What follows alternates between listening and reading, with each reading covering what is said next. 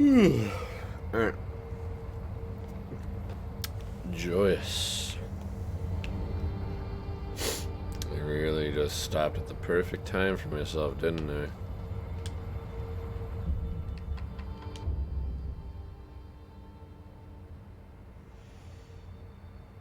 Can't remember if he'll still be there.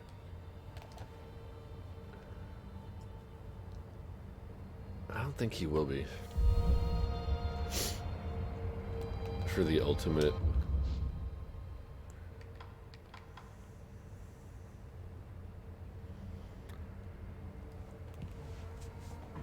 Using, oh, that's the loaded axe, spear, and raven follow-up attack.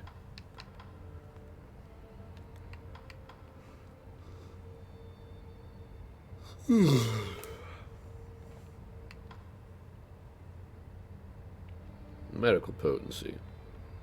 Yeah.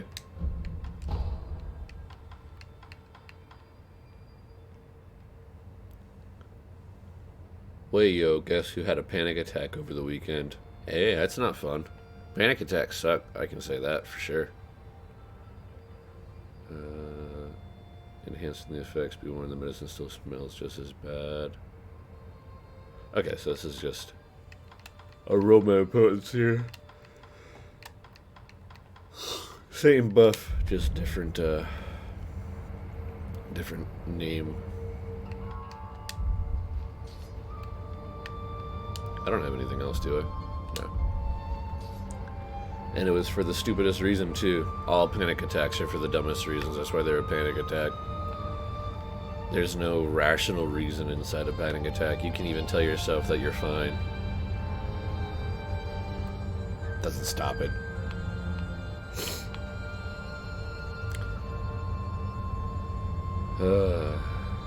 Just waking up and then starting a boss fight, which is not the easiest. I really do hate myself. Alright, let's go.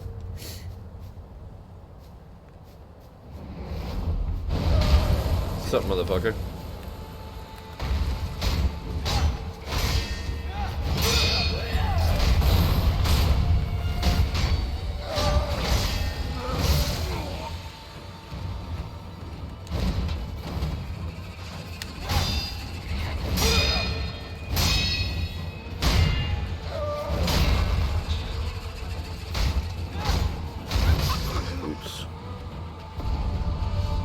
Anywho, I'm feeling like you are near the end of the game again.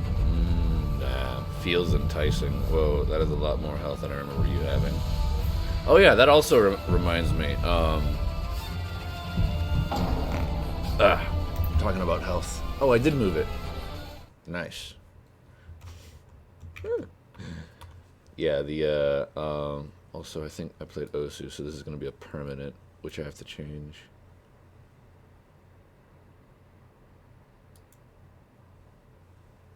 Brain. There he is. All right.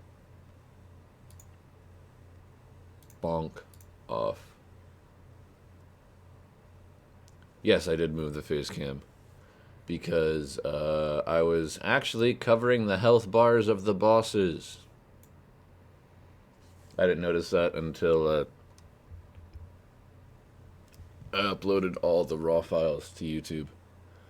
So I guess,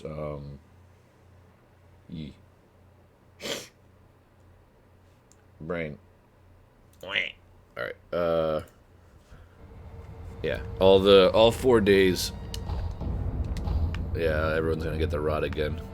All 4 days are, on YouTube now, and I don't remember how long they're supposed to be exclusive on Twitch, if that's even still a fucking thing. Honestly, I barely even pay attention to the terms and agreements. I think each Friday Thursday or Friday, I'll upload both my single player days to YouTube on with the raw files.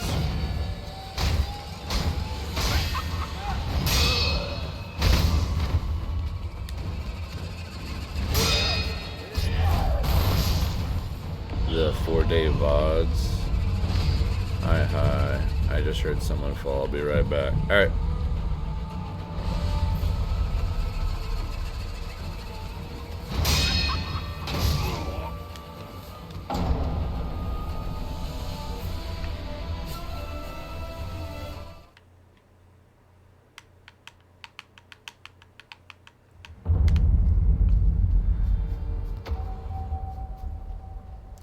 This fight is going to be another 45 minutes of me throwing my face into the boss.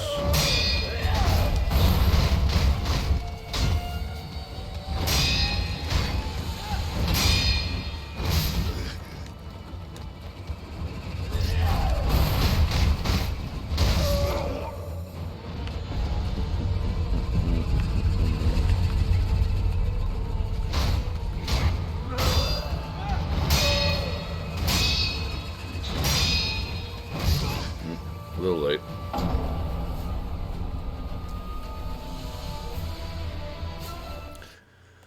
I really should not be doing this if I just woke up. I'm trying to think if there's anything else I can do, and I don't think there is. I think this is the only progression I have right now.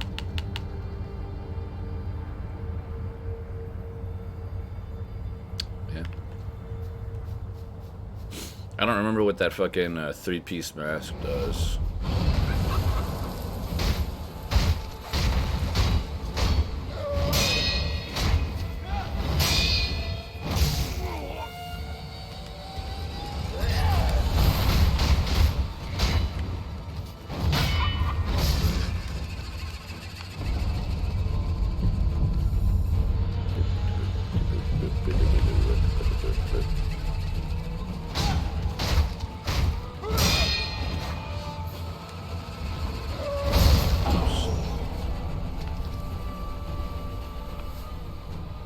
He's bouncing.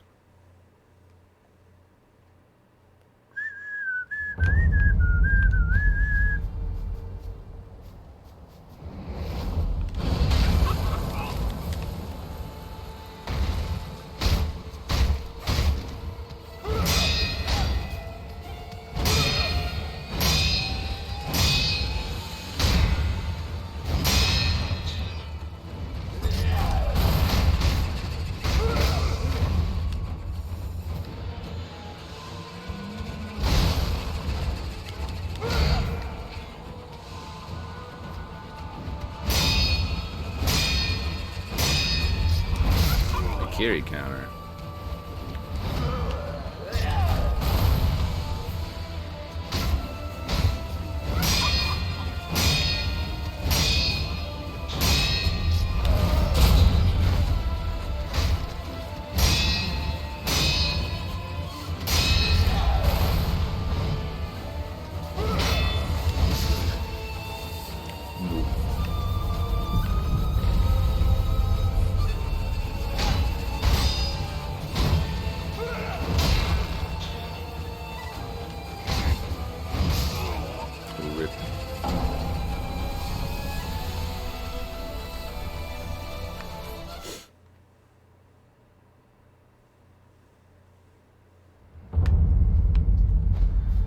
Get him close. I know his posture is doing all right.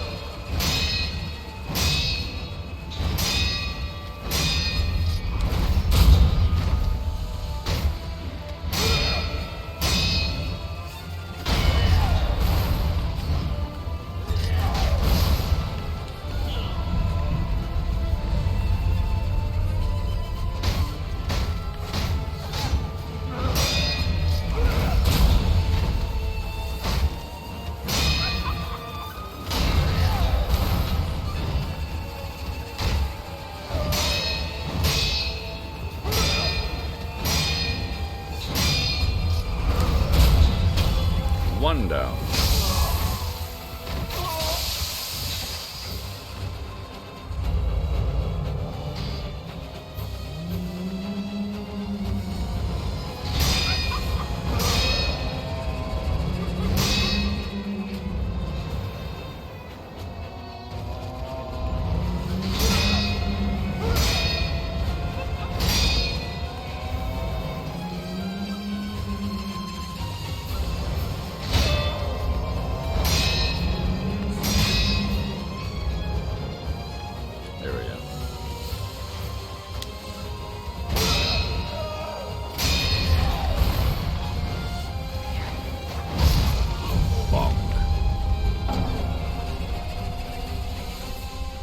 Alright, well, we got one bar quicker than I thought I would.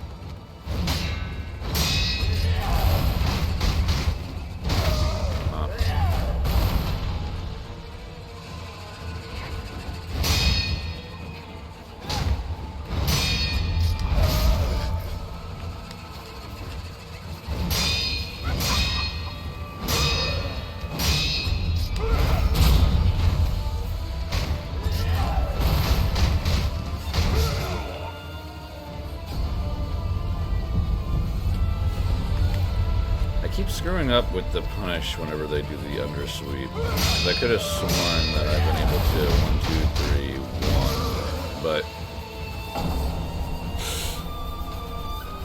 every single time I 1, 2, 3, 1 as a punish, he just hits me on the ground swing. So I guess stop trying to do that. Could have sworn I was doing that earlier, but.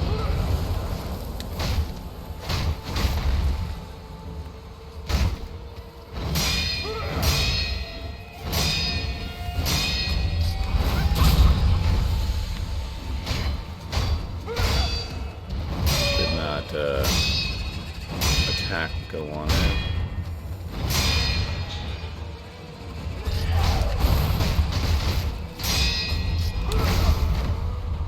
A little late, but I did recognize it was going to carry at least.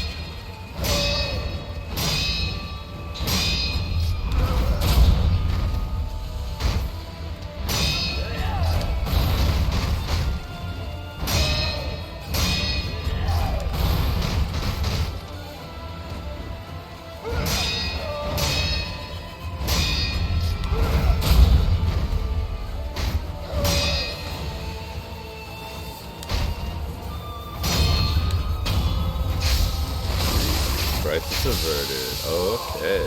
Wow. That's good to hear.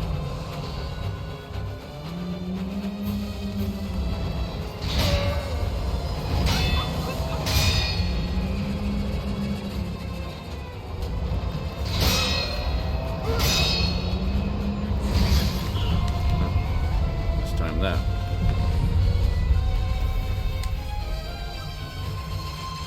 Supposedly drunk mother on her way to bed, trip and fell.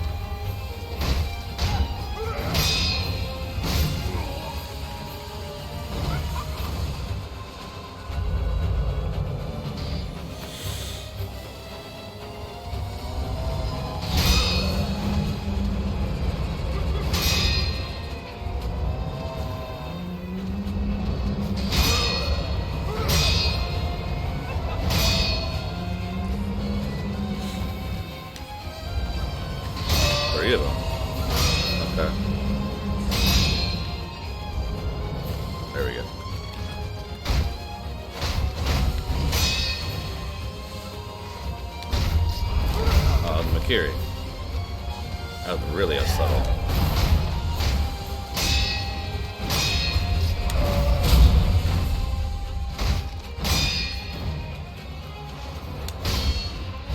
Nope.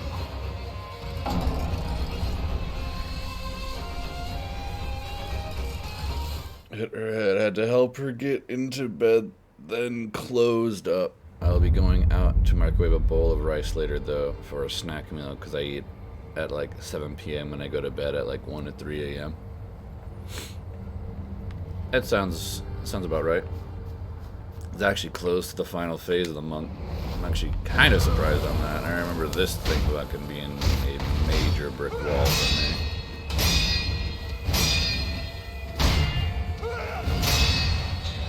Which is funny because it's the first boss that you do after choosing. Actually, it's not the first. Yeah, it is the first boss you choose after choosing the Immortal Severance.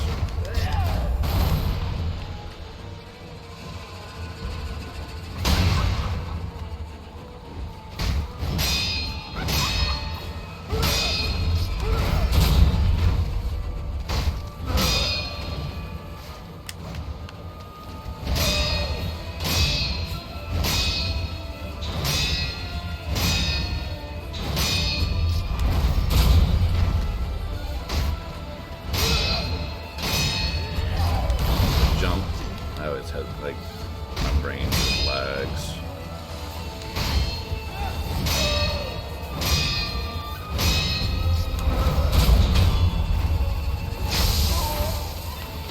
Was thinking about going to microwave one now, but it's only 11, maybe at 11:30 or 12 I'll go get one. I feel that though. Where you're like, I am hungry, but it's too soon. There is such a thing as too soon.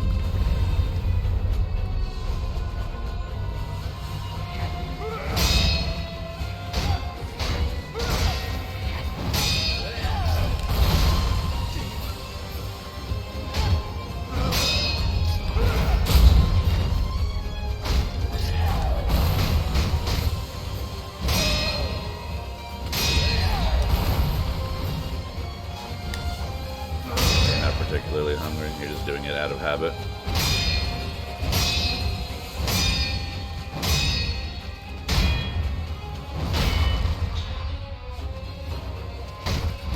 Oops. This is that I find eating fun and I need to gain weight, if you remember from like a month ago. I don't remember. I said how much I weighed. I don't remember how much you said you weighed, nor do I remember you saying you need to add weight, but that does sound like something that my buddy also was doing.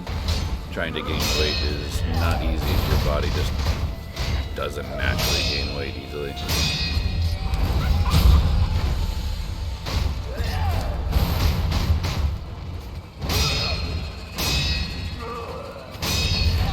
You know, theoretically, one would argue that I also have a hard time adding weight to myself. I am a little chonky, but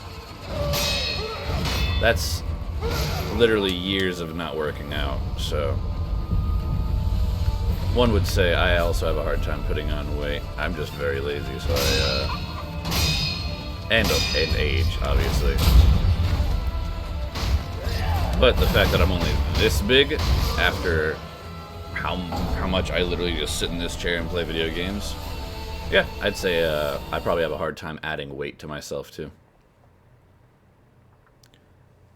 And you expressed you are tiny. I have been blessed with God-like metabolism from both my father and mother, so I'm at a stable 38 to 42 kilos.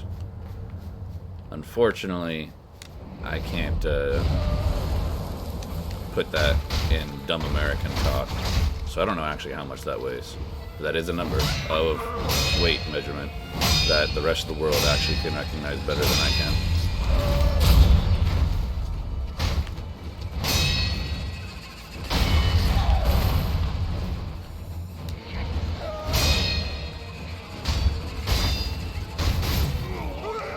40 kilos is 88 pounds. Yeah, that's very tiny.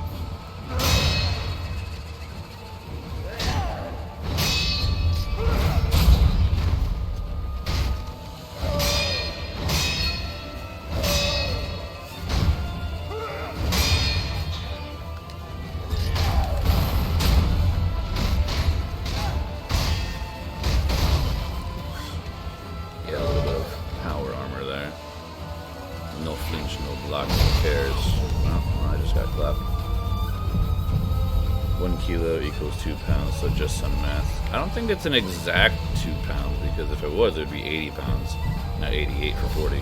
So that's actually 2.4.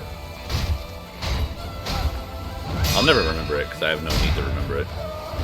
As an American, you don't use kilos. Ever. You could at the gym because they are written on the weights, but it's not necessary because they're 10 pounds, 5 pounds, 20 pounds. 45, I think, is the big bar, right? I don't remember. I don't even go to the gym. Yeah, I get your point. It would be 2.4 if 40 is 88 kilos. But yeah, I get what you're saying.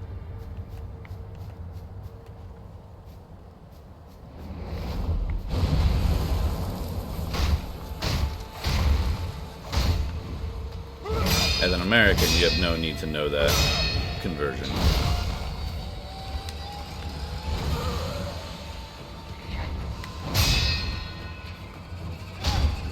It only makes talking to foreign people easier. That's the only thing it does for you as an American.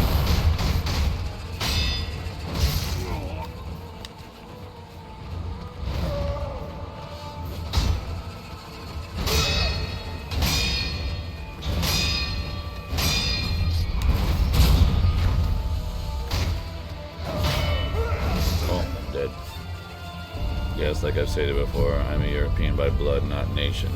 Well, that doesn't matter. You live in a nation that uses the metric system, not the imperial system. America is one of the only countries that still uses the imperial system.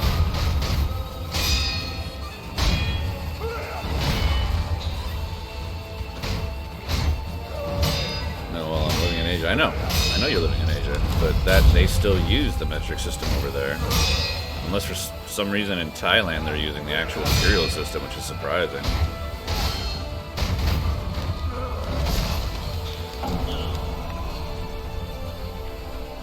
Literally, the only country that uses the imperial system is America, to my understanding. Every other goddamn country, including Canada, uses the metric system. They don't talk in pounds, they talk in kilos. They talk in kilometers, not miles. America is just fucking America. Stuck in its ways and will never change. The only time it'll change is for social reasons, not any other reason. And the only reason it changes socially is because we have the neediest people in the world, so they're the loudest ones that complain.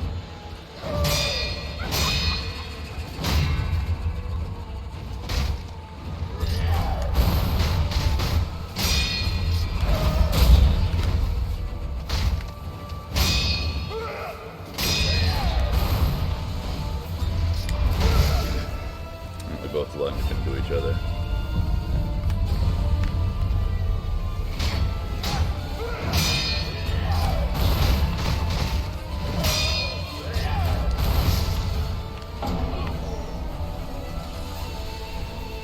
More fun America things.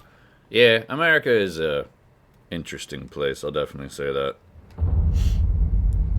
Not the worst place to live in comparison to others, I will definitely say. But yeah, the people here, definitely self-entitled. Not saying people who feel that way don't exist in other countries, but it is the norm here. Every single person is fucking protagonist syndrome, woe is me, playing the tiniest fucking violin known to man, thinking that their problems are the biggest problems in the world. No, you're just the loudest problem in the world. Well, that's not enough.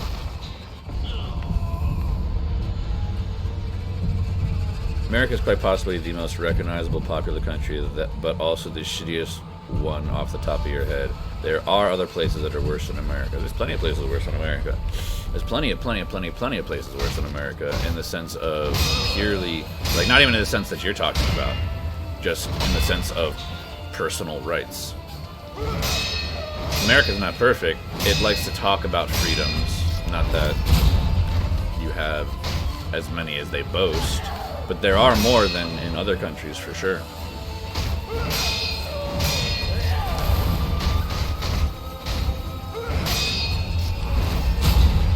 Also, for the time, when America did, you know, get its independence, it was during a time of colonization and, you know, imperialism, etc., etc. So, at the time, yes, we were freedom-based, but now we're just stuck on that notion like we're still better than the world. But that is also goes to the propaganda that America is like, because the people have so much nationalism, patriotism, whatever you might say, which isn't as much as it used to be. It was very much more back. Like, we're talking I've literally watched patriotism basically die, and it's funny. Like, 90s, 80s, 90s, there was a pride in being an American. Now, and I think it was mostly, again, it was propaganda keeping shit out of the American viewpoint, so we didn't actually see how the rest of the world viewed us unless you were an active tourist and you saw that the world kind of saw us as a laughing stock.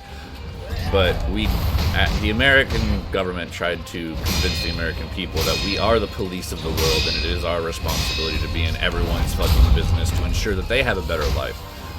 But that's just the propaganda of the American government trying to expand its reaches and influence and save money. Because America has a very, very, very, very, very ugly side that is not shown in the history books. There are books written about it, but it's not shown in our history books.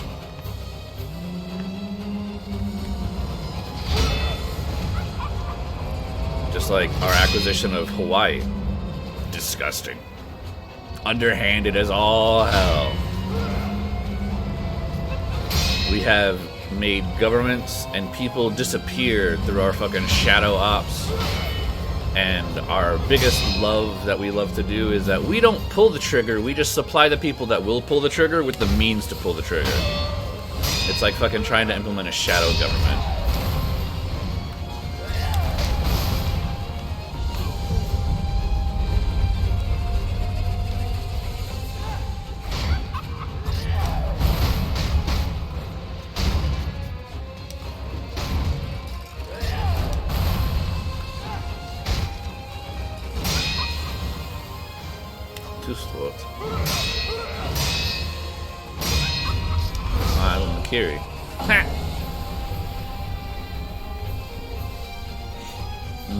To sum it up, very loud and annoying place, but you have to live with it. Well, that's because the people are very loud, and the people are very whiny, and the people are very, minute inconvenience leads to baby rage. That's simple. That sums up America enough. I mean, I think it sums up the world, not just America. I think the whole world is at that point, kind of, just due to how social media is and how connections are and how we like to create fake lives to perceive what normality is, and then we all try and adhere to this fake normality by mimicking this fake normality and making it look like everything's fine. I think people are finally starting to get over that and are more willing to just begrudge their fucking feelings into the world, which is why, like, you know, Twitter's become a fucking crazy-ass cesspool of just constant complaints and fucking shit-talking.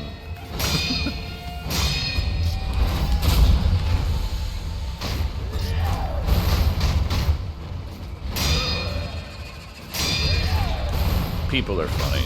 As just simply put, people are funny. You'll never make them happy.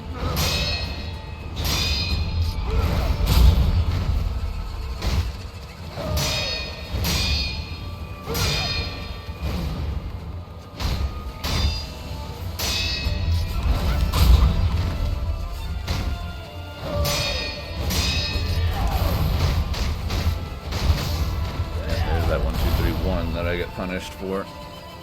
But whenever I don't do the 1, 2, 3, 1, he just stands there and stares at me while I'm not attacking him back. See? That one was fine.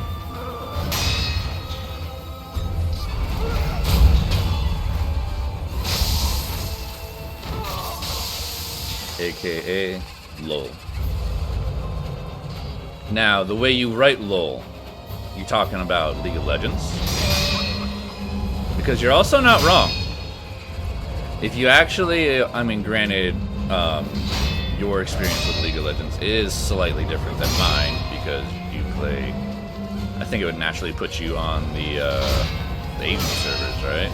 Because of your geographical location. And then even then, if you didn't live in an Asian island immediately off the bat, you would have had EU, which also is a different league. Yeah, League. You know, the funny thing about gaming communities is that I'm gonna go ahead and die. I don't want to waste more of my stocked up revives.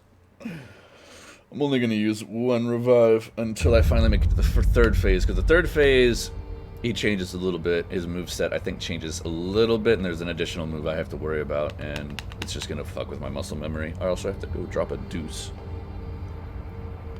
I don't think I have ever met a person say LOL without implying League. I mean, specifically with those caps, yes. But I had to make sure you're not just typing LOL as in laugh out loud, because LOL is an acronym for laugh out loud. Never played League, never will. I have never ever touched that fucking thing. Well, the funny thing is about your complaints about League, and probably the reason you don't want to touch it with a fucking 10-foot pole is because literally the most, like, the internet has dubbed League one of the most toxic fucking gaming communities to ever fucking exist. And they're not entirely wrong about that. But they are also wrong about it purely because every game has a community that toxic. It's just no other game sticks you in a game and forces you to be stuck in that same game with those same players who've been flaming you since fucking 5 minutes in for 40 to 50 minutes. Stuck in a constant progression to where when you're behind, you're stuck behind. And they're going to berate you because you're behind. But you can't get ahead easily because it's a game that works off of snowballing. So the enemy has the advantage while they're ahead, and you're hoping they misplay while you're getting attacked verbally the entire fucking time in chat. Yeah, that's why League is known as the most toxic community. They're just as toxic in Call of Duty. They're just as toxic in Valorant. They're just as toxic in fucking Conqueror's Blade. Now, granted, it's mostly the EU players, not the NA. Just, you literally, one small thing freaks out, they just yell noobs, GG, you're all trash, blah, blah, blah, and then they quit the game. It's fucking hilarious. But, regardless, I have to go to the bathroom. I guess I'll read chat before I leave. Let me see here. That's one of, like, 3 reasons I won't touch it. 1 is toxicity. 2, it'll steal my fucking life if I get into it. 3, I don't think I want to play a MOBA. MOBAs are their own genre. They are their own thing. I don't think it'll suck your life away. Now, granted, if you want to get really good at it, yes, there's a lot of macro play, there's a lot of micro play, and then learning the 150 plus playable characters, their passives, their 4 moves, minimum 4 moves. Some of them have like 6 moves, but you get what I mean. Yes, the learning curve is very large, but the toxicity exists in every game. That level of toxicity exists in every game. It's not just League. It's just League is the most memorable because you're stuck in a game with them for so long. You get shit talked on Call of Duty, all it takes is getting a few kills and improving your kill score. That's easy. Everyone's on the same baseline at all times other than kill streaks. In League, when you're behind, you're fucking behind.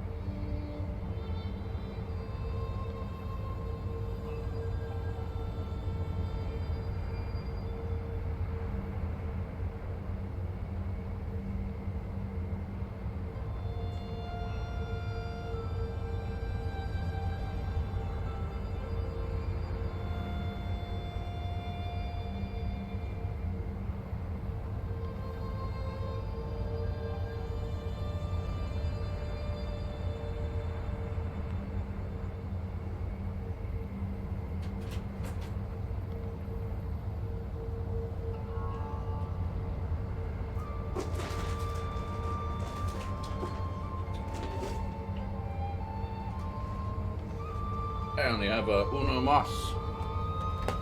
Energy drinks left. Alright. 2 and 3 are basically the same, but is he talking on the toilet? No, I was yelling at you from like other side of the computer. You wouldn't hear me in the toilet. I mean, you would be able to hear me in the toilet, I guess. I'm very loud.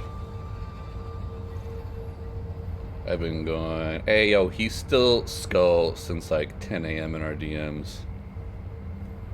Wow. Fun interaction with my friend. Like every 4 hours after the 8th one, he just up and left. He did respond to some, but I can't be bothered to go back and check. So you're talking about... Wait, every 4 hours...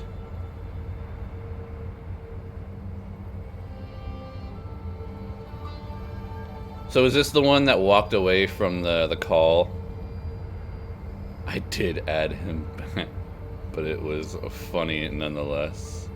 Oh, so you just flat out removed him? I'm confused. While you update me, I'll update you on some TMI. Bruh, I need to eat some healthier shit. My shit is literally black. I mean, not exactly. Like, if you take the color black and put it up to it, it still has a hint of brown, obviously. But that shit is stupid dark and smells like a biohazard.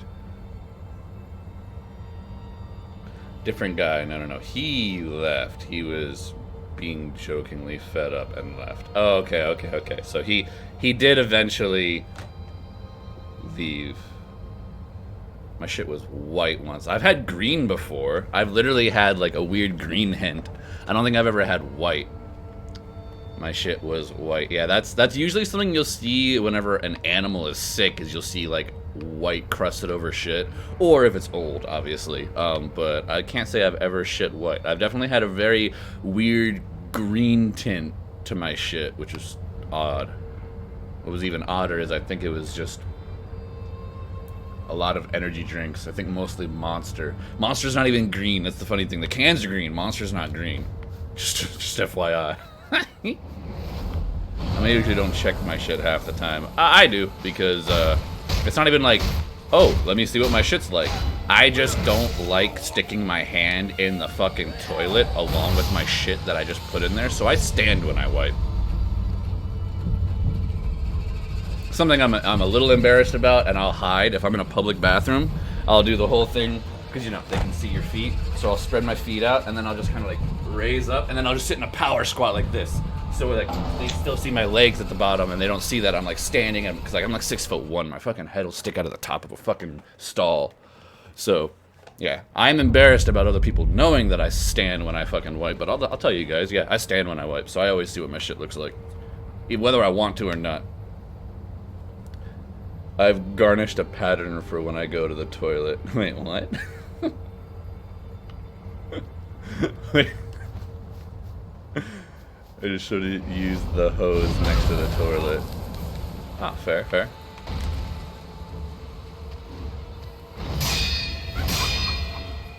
Also, question, because you are in, I keep saying Thailand, and I think it is. I think you're on an island off of Thailand.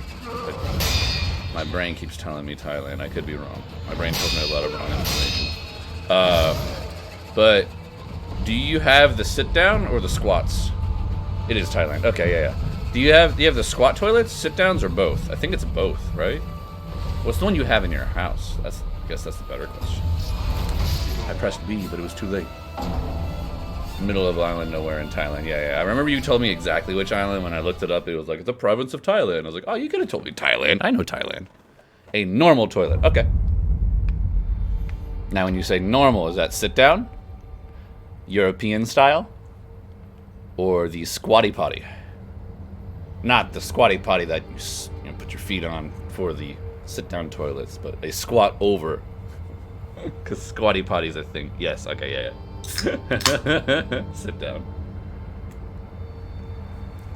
Now, have you had the honor of going to a locale and them only having the squat potties?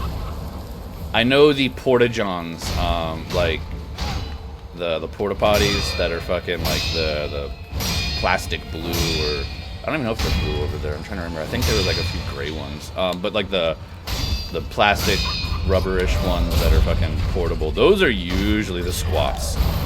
Or at least in Singapore, that's how it was. Can't say I've been to Thailand, so I can't actually say, so I'm curious. In Singapore, there was like a combination of both toilet types, but it would mostly be the normal sit-downs. But all the porta-johns were all squats.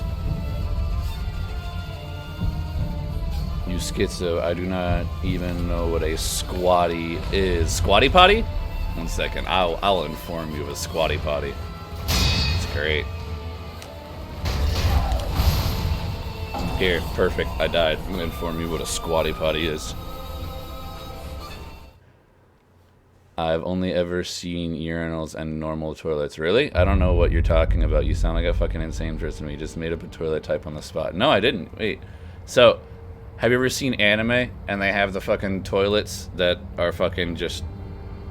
looks like just a hole in the ground? That's it? You ever seen those?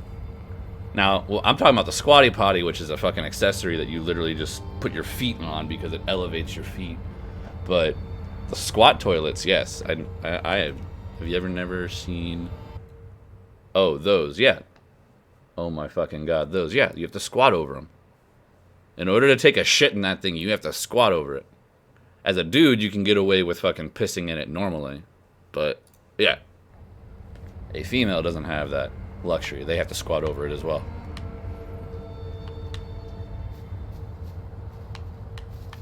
That's what I was asking about. Because you are on that part of the world to where those are somewhat normalish.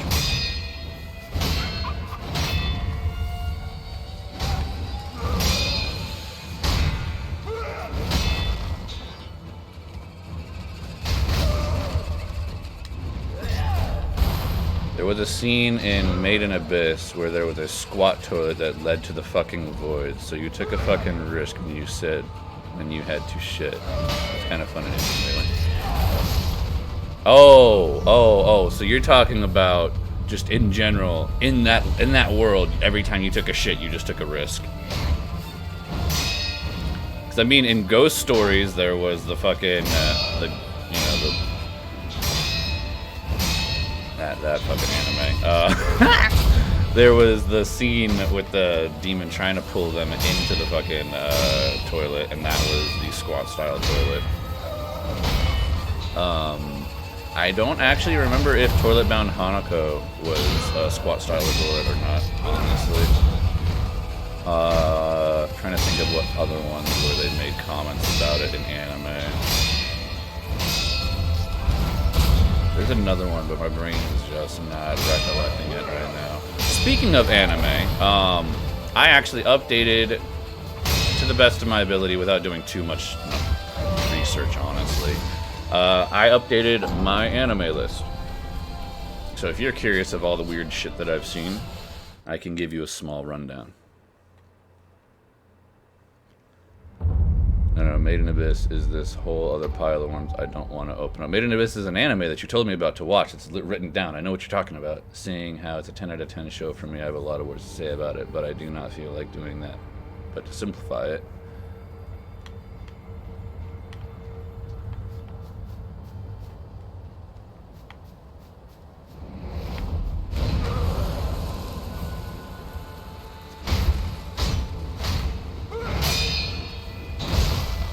too late.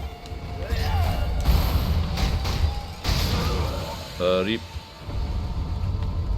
We'll just say nah to that one.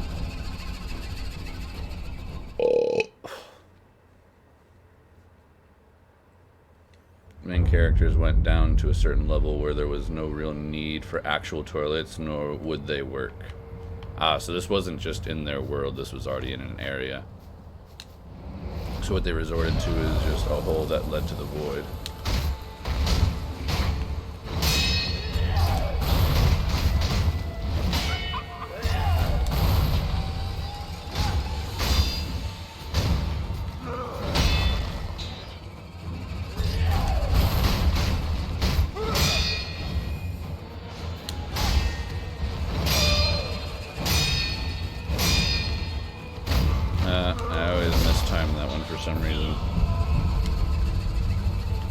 and about that list. What about that list? Instead of saying it out loud, you could always just send me a link. If it has a link. I don't know, I've never used my anime list. Like the actual, like that website, the my anime list that people talk about all the time. That might be irrelevant already because I don't pay attention to real life fucking world events. But way back in the day, people were talking about that. If it has a link to it, I can send that.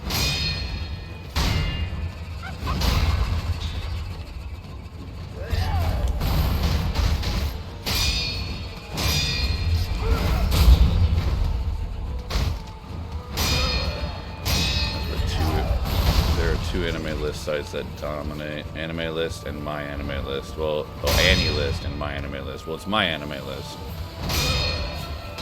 Because I attempted way back in the day to do it, so there's some stuff on there that might even surprise me when I look at it and be like, oh yeah, I do remember that. And then I updated it based off of my Funimation, I don't know why I tried to block that. My Funimation watch list that I was doing before they merged with Crunchy. And then a little bit of like knowledge of things that I've watched here and there. But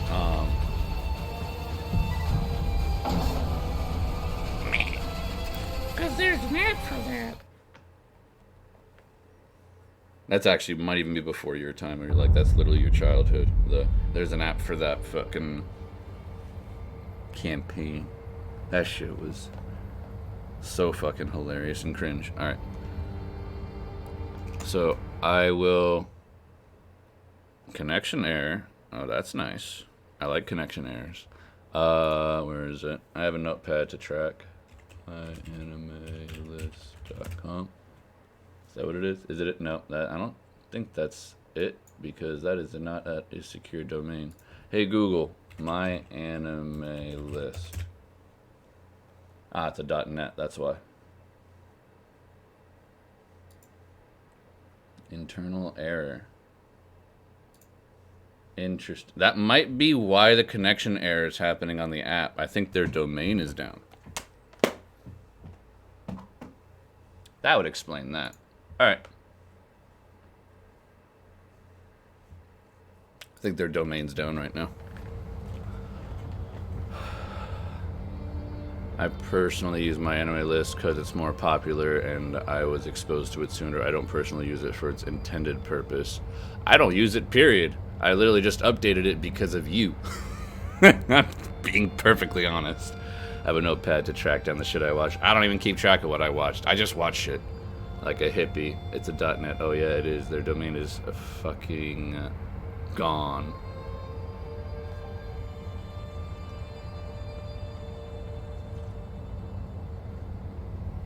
That makes me feel special. Yeah, I have no reason to keep track of what I have and haven't watched. Because the thing is whether or not I've seen it or not, if looking at the art from the show or watching part of a scene from the show doesn't trigger my memory to remember it, then yes, I've seen it, but have I really seen it? I couldn't fucking hold a conversation about anything about it, and it would all be new to me when I watch it, so, like, I don't know. Me having a list is just to show other people. Other than having conversation with me, at least, I think that's what you're doing it for. No, it's literally to show you what shows I've seen, because you've asked me what shows I've seen. This is the only way for me to answer it. I tried to even do it last time, but one, I didn't actually switch my monitor capture from the game capture, so I was just talking to a fucking screen without you seeing what I was looking at. And then I just, you know, there's too much shit that I've seen since I attempted to do that stupid list thing even back in the day, which failed. I never finished it.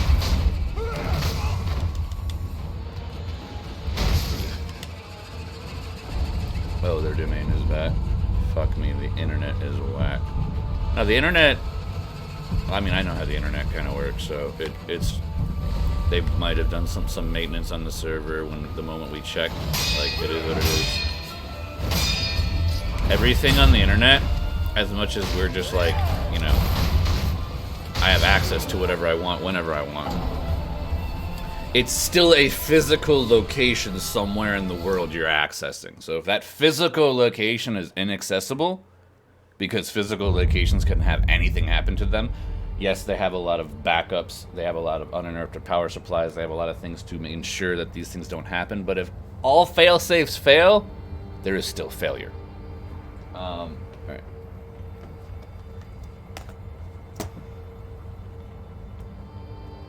Because it's all dependent on what they're doing. Yep, loaded just fine.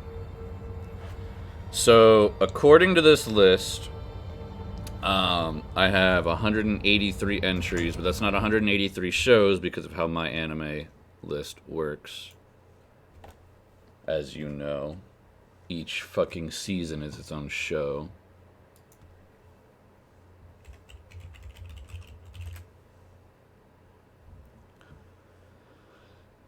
Login. This is the part where my memory is gonna fail me.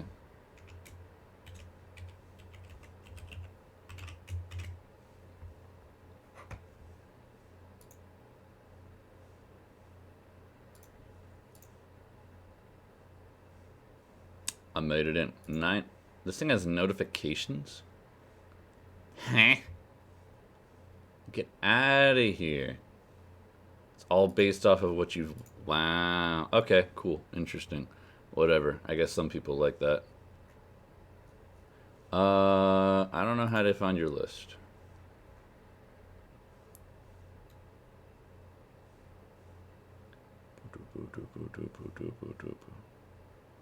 I don't know how this works, but I'm just gonna do this, and I think this works.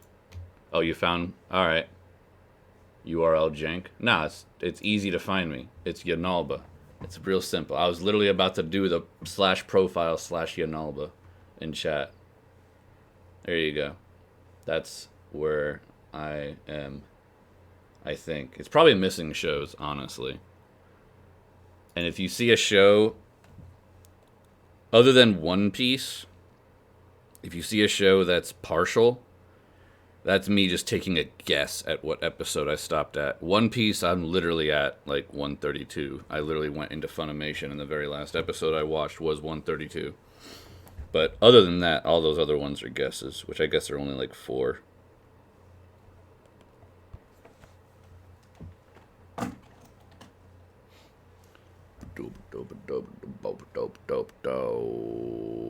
Wow. Currently watching Index 1. Yeah, right. No, that's just... I'm not currently watching anything. Don't use their terminology. That's just what I've watched. I have seen, like, the first arc. Maybe even 16 episodes of Index. This is not a status. This is a... what I've watched.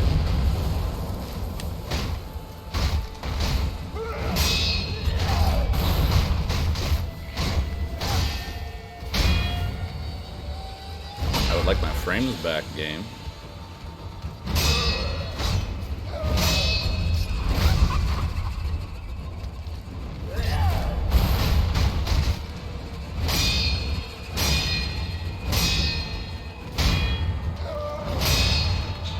Because if I actually gave a shit about my anime list and actually kept track of what I'm doing, the currently watching is actually a show you told me to watch.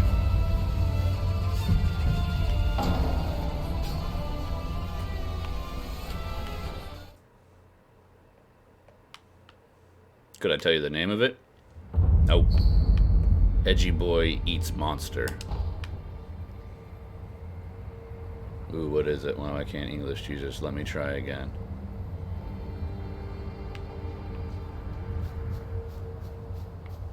Ooh, Ari Furita? Yeah, something like that. Some weird name that I wouldn't be able to remember. I've only watched one episode, but yes, that is currently what I'm watching. Other than rewatching Gintama.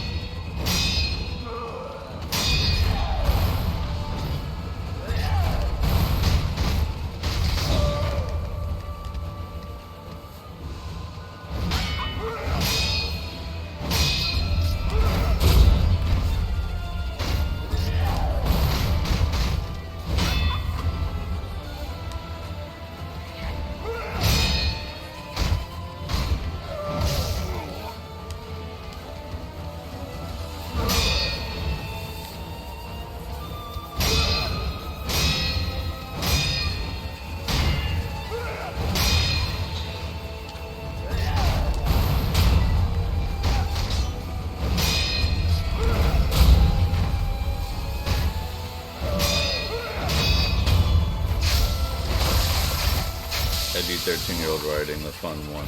The one thing I can say about Artworth is that its soundtrack is jazzy as shit, and you don't see that a lot with anime, so ayo. When I think of jazzy anime, my brain immediately thinks Cowboy Bebop.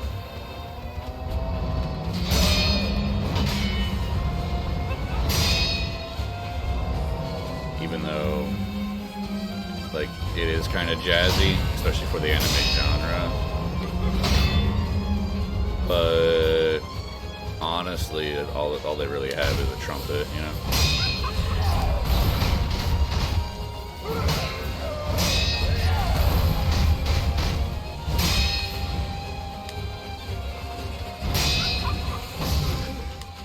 The opening track definitely has a jazz feel to it, but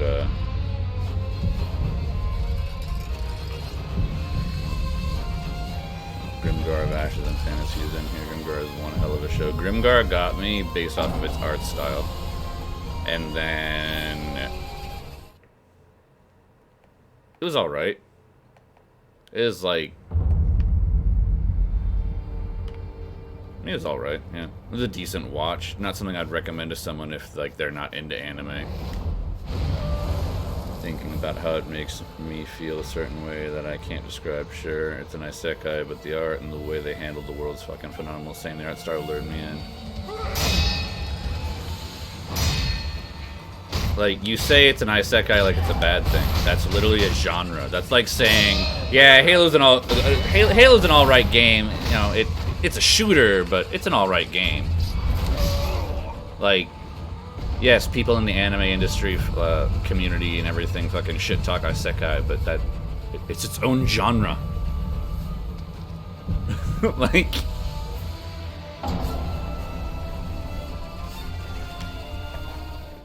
it's literally like saying, yeah, Sekiro's an alright game. I mean, it is an action RPG, but I mean, it's a pretty fun game.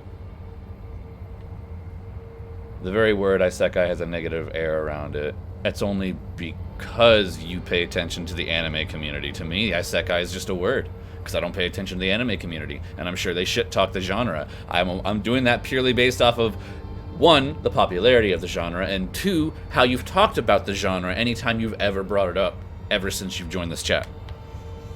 I don't know if the community talks shit about it. I don't pay attention to the community. I don't know anything about what the anime community talks about.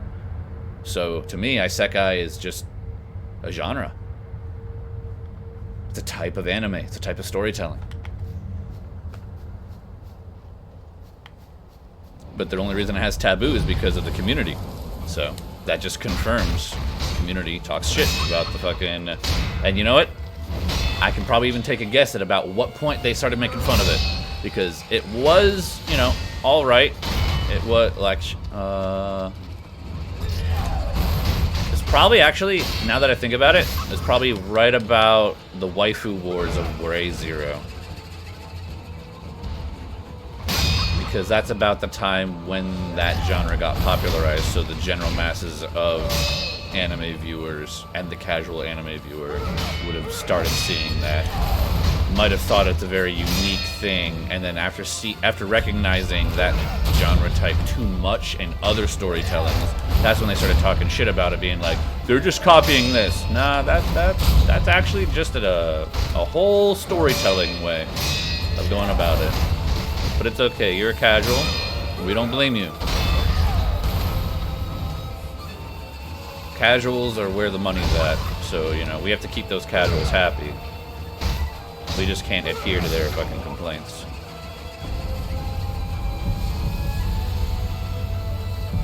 The whole reason why everyone shits on isekai is because 98% of isekai sucks, so any actual good ones are praised to high hell.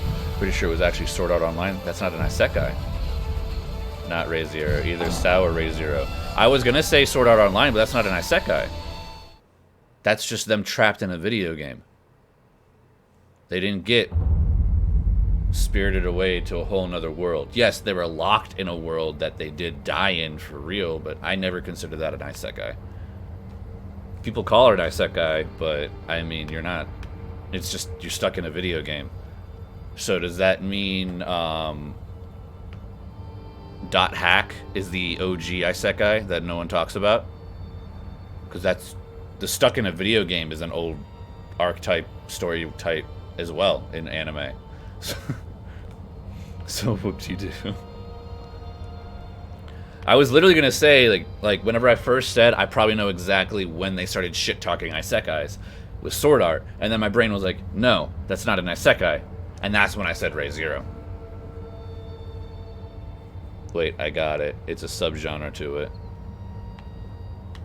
What? Getting stuck in a video game is a subgenre to isekai?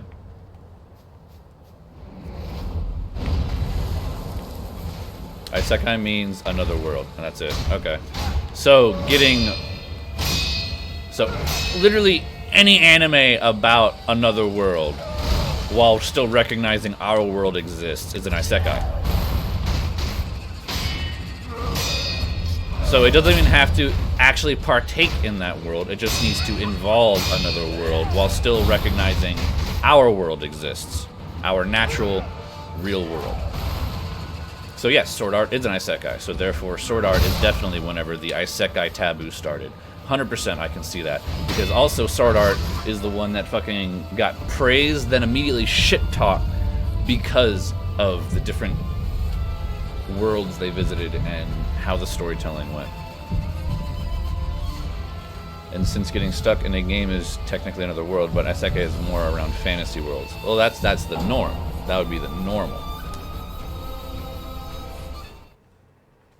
But if isekai just literally means another world, any storytelling that involves a, baseline real world, the standard thing that we know, and the confirmation of that world and another world is an isekai. That means this stupid fucking little... That's another show that I technically have seen that I forgot about. That'd be funny to add. It honestly felt like it was an anime adaptation of an Otome mobile game. That's what honestly what it fucking felt like. But it was like this chick and her grandfather made a deal with a fucking devil or or demon or a spirit, and she can see spirits, and she's not really like scared of them, and she has to work to try and pay off a contract of her being owned or married to a fucking Oni or some... It just had fucking Otome game vibes all about it. But, like, that's technically an isekai as well, because it confirms the existence... I mean, I guess technically one would say it's an isekai anyway, because you were started in the world, then you get pulled into another world. But just any show that has the confirmation of our world, the real world, and their world in it is an isekai. To that definition.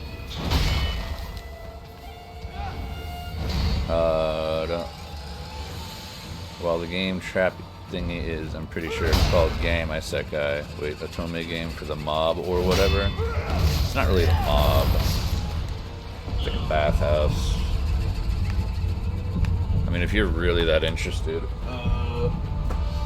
because I am not actually into this fucking sacred bunk fight. I knew this was gonna take a while. I made it farther than I thought I would, but I am not that awake. It has been an hour. Brain. Oh yes, Funimation. I don't think it's gonna be in my history anymore, so I actually don't think I'm gonna find it, because I don't think I added it to my queue.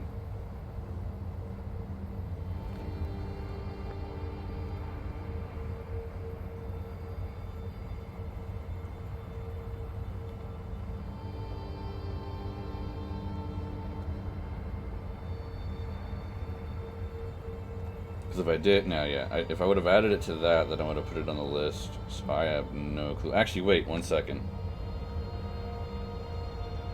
Are you... Yeah, you're no longer what you used to be, so...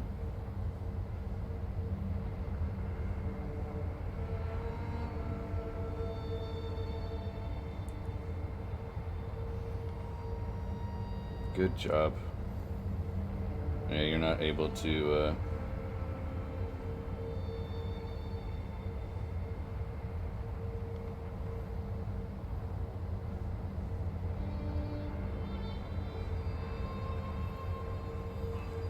There's no way in hell I'm finding that. Okay,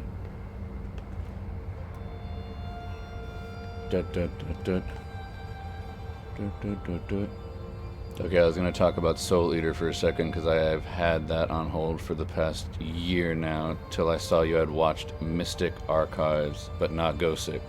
What's Mystic Archives? And no, I've not seen Gosick. Not to go, oh, you need to watch this, then this. Oh, you can say that all you want, because I didn't. But it's surprising how both Mystic Archives and Gosick are, from what I've heard, one of the same show, but I've cried to Gosick, and the Mystic Archives just looks weird to me. Are you talking about Tsubasa Chronicles? Because when you say Gosick, it makes me think of fucking that one art style that and Tsubasa Chronicles is like the only show I've really seen in that art style, because it's also like Blood Sea was based off that art style. Clamp, there we go, the Clamp art style.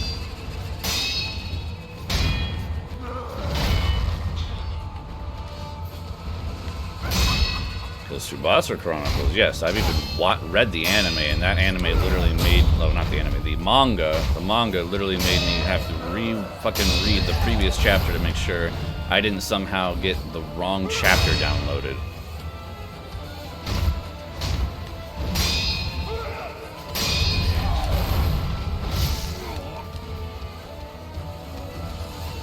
Yeah, no, Gosick, that's the name, that's it.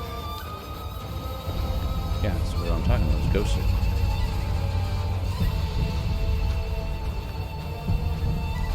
I don't know what you're talking about anymore, because I'm obviously not thinking of the right anime. I'm going to type in Gosick, I'm going to see exactly what I'm thinking of, and then I'm going to say, no, that's exactly... Oh no, I've seen Gosick. That is the show that you're talking about. Oh, wait, no, Mysterious Chronicles Archives, okay. Maybe I haven't seen Gosick. That's the same character from that show, though, that you're talking about. Yeah, and by Mystic Archives of Don Talion. Yeah. Now I know what you're talking about. Yeah, I just... That goes down to me finding random shows and watching them. That was a random show that I found and watched. I don't do research.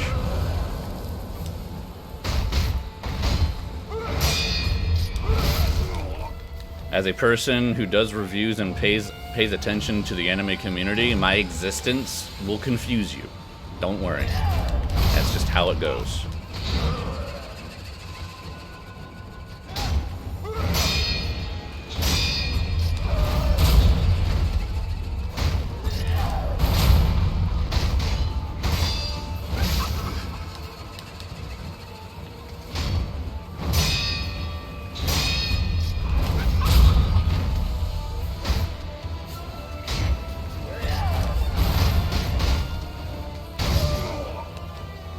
Fair enough, since we're still on the topic of these two, I'll quickly add my part to Gosick.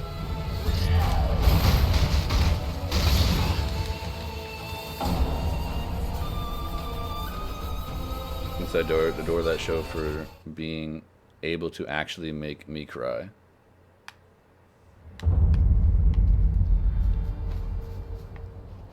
I could tell you the very first thing that ever made me cry, ever. That was an entertainment medium. Ever. Like, we're talking, like, I was, like, probably 4 years old. And I can tell you, the second thing that made me cry.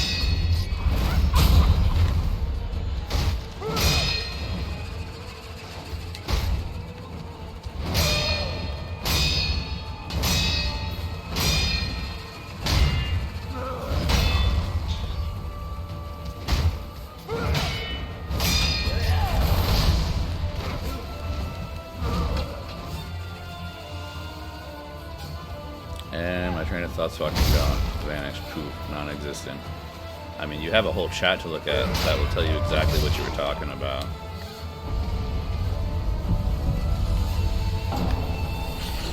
I don't think I'm beating the Divine Monk today. Honestly. I'm just not in it, really.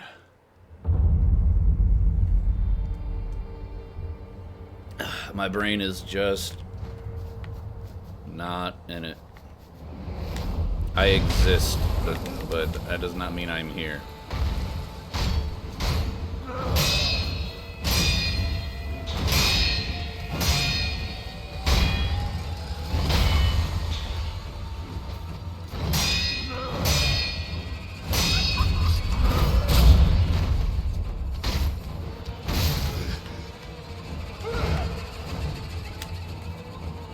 I had a big lineup to start talking about Ghost, and then I immediately forgot it. Thanks, memory. It'd be that way.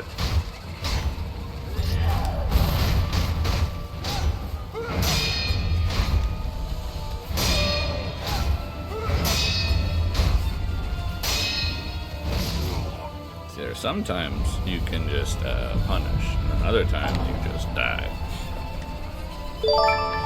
Oh, hello, Ellie. Thanks for the follow. How goes you? Not what I expected to show up.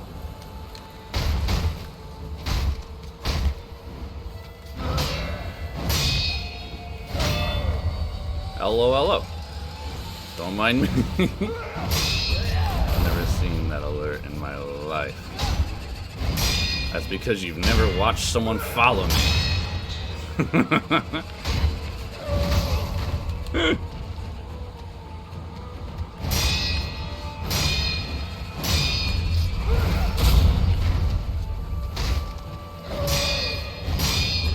Just to show you how much of my channel grows.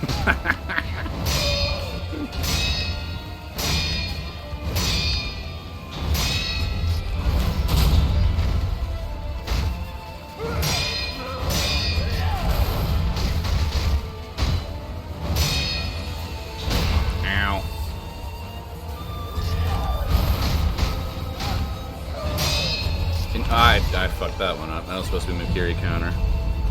Just stalking my friends. Yep, it'd be that way. Watch me promote your stream in the server. Ah, nice. Beautiful. Aw, yay. I mean, yay! Okay, looking at your things here, wow, you've seen literally all the versions of Stay Night, Dean, and Ufotable. I didn't even know that they were made by different... Oh, and Apocrypha. Yeah, Apocrypha was alright. Their Babylon series sucked, in my opinion. I've also seen Apocrypha on hold, on hold for a month. Yeah, it's not bad. It doesn't live up to the storytelling Fate had in my heart, personally. But I also kind of didn't realize that they were just a fucking goddamn ecchi studio. So, like, you know, bad on me for falling in love with a really cool conceptual world that's actually just, like, ecchi. But, you know, I thought the storytelling and the concept was really cool from Fate Stay Night. Fate Zero was fucking ridiculously good storytelling. Unlimited Blade Works was alright. It definitely, for anyone who didn't play the actual games, I didn't even hold forward on the joystick. Thank you, game.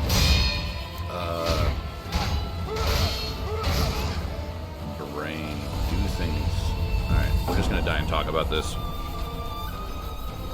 You mean Grand Order? No, I mean Babylonia. Which does come from their Grand Order game, but Grand Order also, I did technically see that one and done, if it's just an OVA, and that was meh as well. Jeanne d'Arc and A1 doing it, which meant the animation would have been awesome, and the animation is awesome, however, I somewhat cannot stomach it for more than like 3 days. So,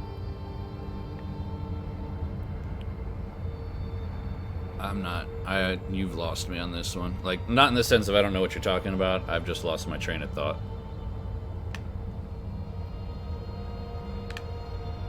Fate has a really cool world, but very overly sexualized game that got less sexualized by the anime adaptation, which then got repopularized and resexualized through their gacha game.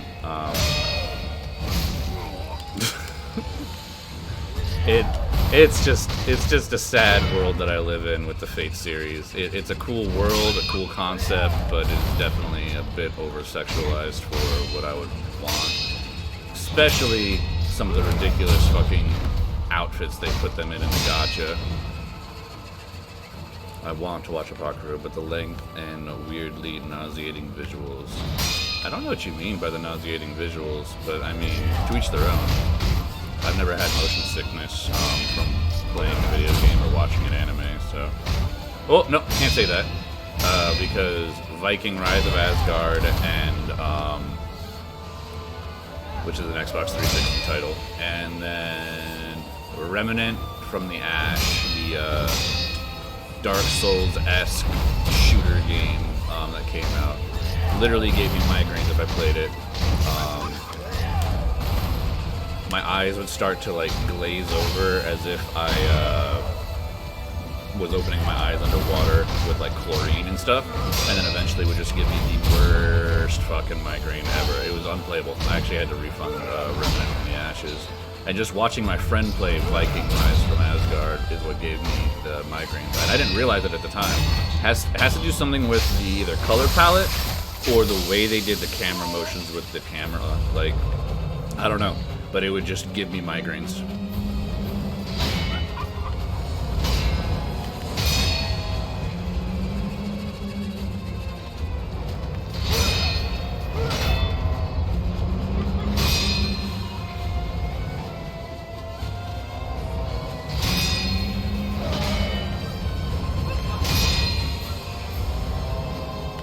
Come over here! Pop. I poked you.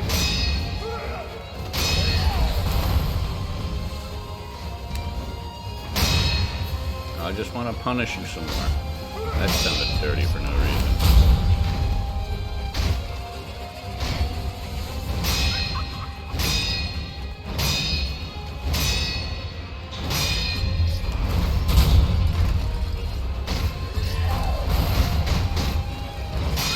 You're hitting me. Oh, my brain lagged there for a second. Glad I didn't get hit, but I also didn't punish him.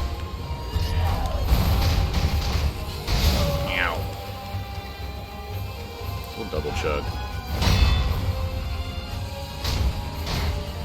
This one might get to Final Fate. Motherfucker. Bonk. Bonk. Bonk. Oh. You're gonna do it 3 times, right? You're not gonna just bait me with 2, right?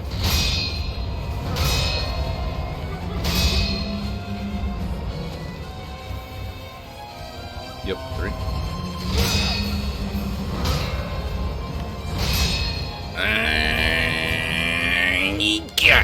Got it once. More than once, hell yeah. Step it.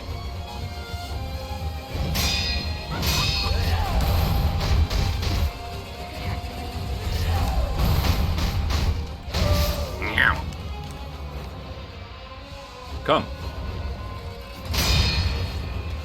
Do it again. Alright, final phase. Did take about an hour. This is what I expected. Come here, you centipede of fucking doom. I don't remember your new thingy that you do. That's your old move. But I think there's like a grab, like... Nope, that's a jump. Respawn. Yep. Oh, shit.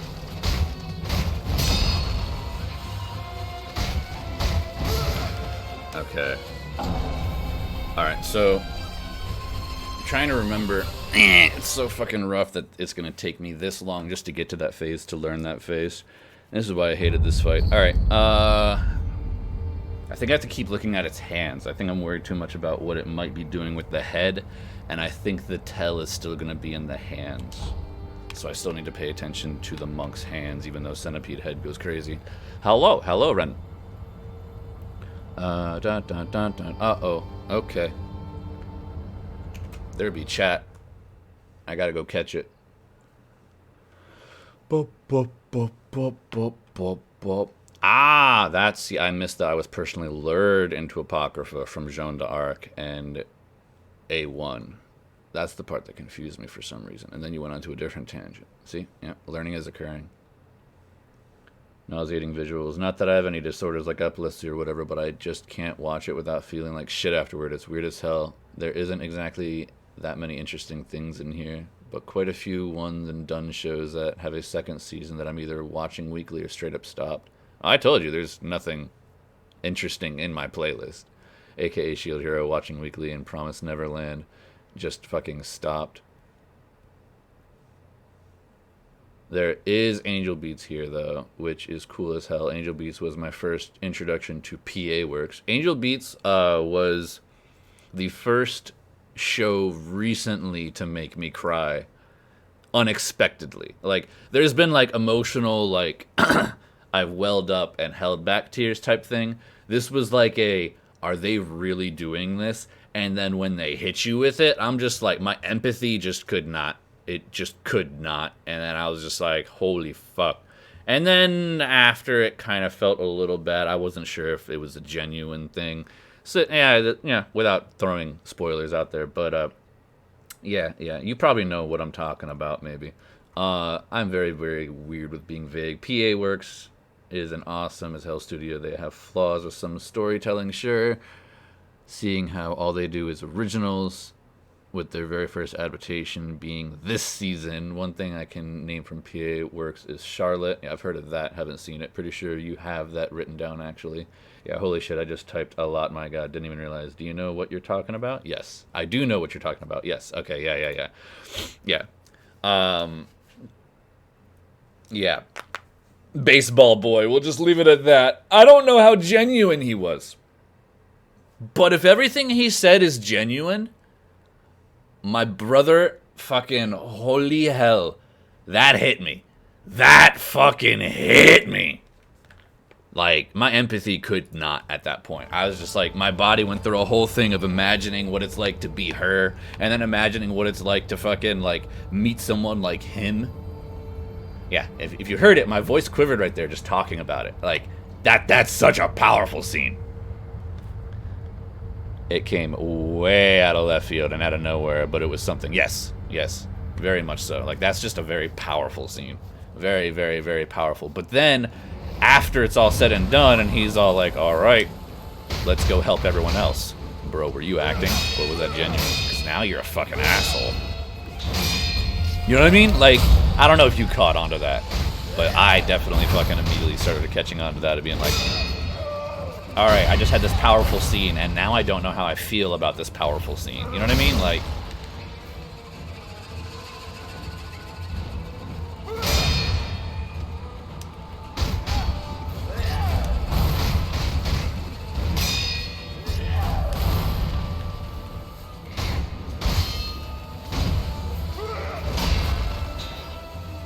Monk boy,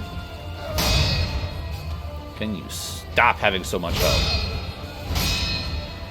I think there are things I could be doing to increase. I mean, 1 prayer bead. I think I only have like 2, 3? I don't think I have 4 prayer beads completed. I'll check after this if I remember. Oh, I fucked up. I don't know how the fuck. Okay, that one did fuck up. The more heartbreaking thing, though, was that there was a special that's on afterward of what happened. Well, it's more of an alternate ending, which makes more sense to me. Are you talking about an after credits, or are you talking about a standalone OVA special? Which Otanashi, the red hair guy, is the council president now, and the students gossip about him waiting for someone after he lectures and talks to an awakened person. A standalone afterward. Oh, okay.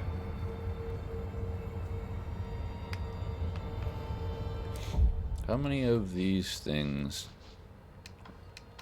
They're complete. Complete, right? Yep, I only have the 4th prayer necklace.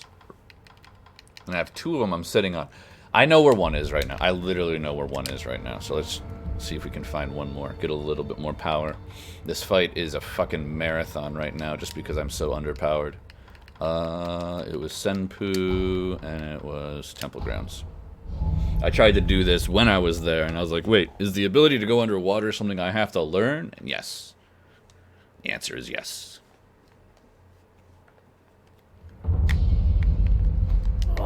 Oh, shoot. Here we go. Dive. Give me the bead. Give it to me. Thank you. Is there anything else down here, or just the bead? You need to stop throwing your statues away in the lake. Like, I get it. They had some sort of imperfection. They're made of stone. They're heavy. They're big. They're hard to get rid of. Just toss them in your fucking lake. Alright, we're done. I have to find another. Bop, bop, bop, bop. I see Dorarara in here. I've been thinking about watching it. It's pretty hard. You talking about Corrupted Monk? Corrupted Monk's a fucking bitch. I specifically remember Corrupted Monk being an asshole. Wait, is there a bee down here with the monkeys? I did not go down Monkey Hill. I will say I definitely didn't go down Monkey Hill, and I think at the edge of the bridge there's an item for me.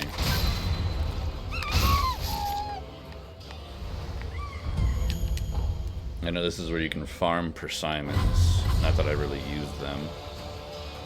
But I think there is an item down here. Come here. Monkey man. Monkey man.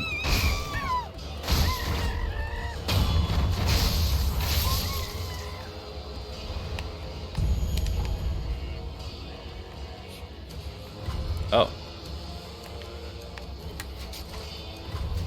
Don't mean to disturb you and your friend. I thought I had like 5 things aggro me up there. Oh, there they are. Now you're showing up. Yeah, I didn't forget about you. Come on. Come. Monkey man.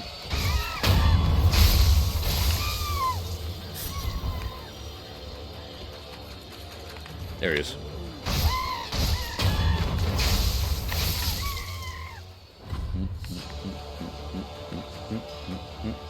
Seeing how sort of long it is, and I have no idea what it is about, is something not exactly most learning. Well, the thing about Dorarara is that it's literally just slice of life.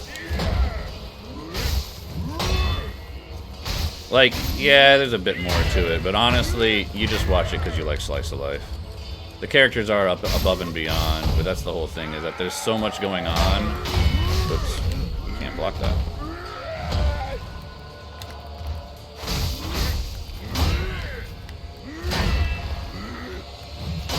Too soon.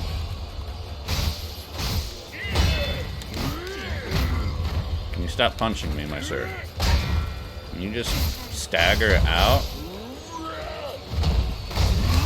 Can't parry that. Okay. Just stagger out, thank you. Okay. I've seen both Mob Psycho seasons in here as well. That show's fucking incredible. One of the things I remember is how the fights kept getting crazier and crazier and crazier. It's fucking nice, nuts. Yeah, Mob Psycho is pretty fun. Mob Psycho is like the epitome of like controlling your rage type thing, because that boy is more powerful than anything. And he's just, you know, constantly trying to gauge and control what he can. Nope, it was just a heavy coin purse. And these are the guys that are supposed to ambush you and you're able to farm back there. Actually. Which makes me think, is that farming route open now to me?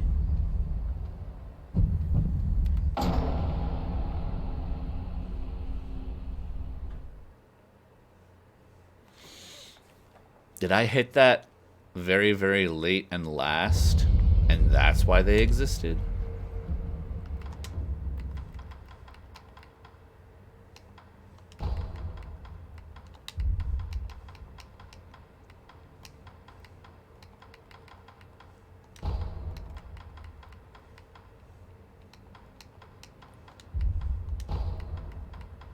No, not me, but it's the water, but This is Mob Psycho 3 this October, by the way.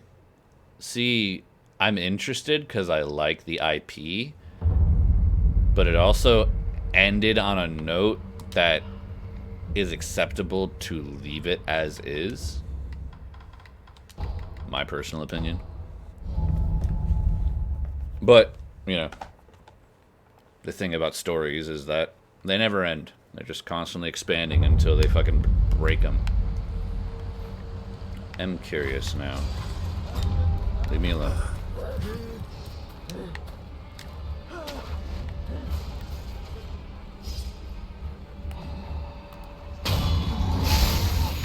Mob Psycho 3 is where it actually ends.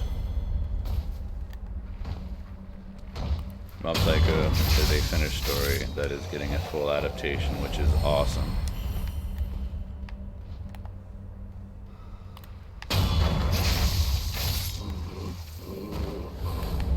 Yep, there we go.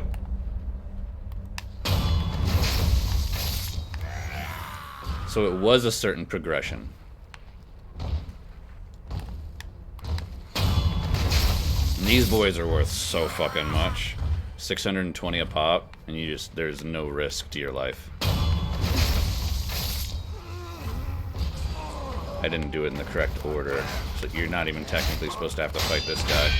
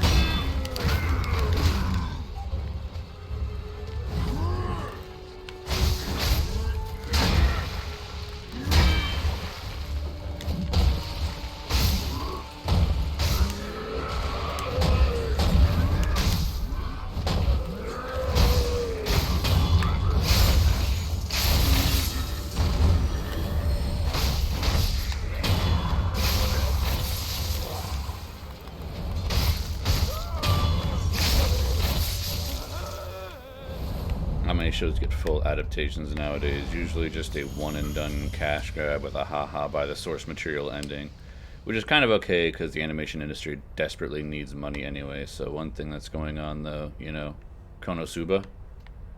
No. And if I do, that sounds like a an old show that I watched about weird machine gods, but I don't think that's the one you're talking about. After 4 years of asking for season 3. Well, see, the thing about anime is that you're only able to do what you have funding for, you know? So if there's no demand, there will be no animation. You do a one and done, you see what the ratings are like, and then that's it. If someone doesn't decide that they want to continue, then they don't continue. Random ass studio that's almost completely new to the scene just buys rights to the IP and is making both season 3 and a spin-off. The amount of money these guys are about to make is fucking insane. Yeah, but that's the thing about money, is that it takes money to make money. The thing about all these animation studios, about all these people, like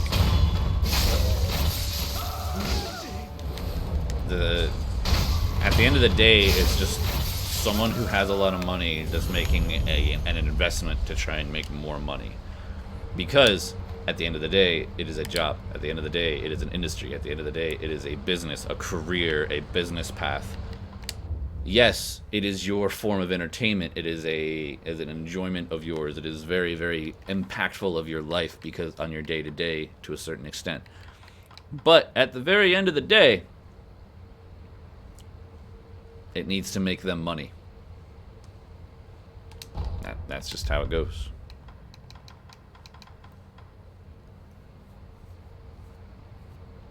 Yeah, but this is a very obvious win if they do it right, and from the looks of it, they will. Well, they can fuck it up. There is no guaranteed win in life. There is no guaranteed win in life.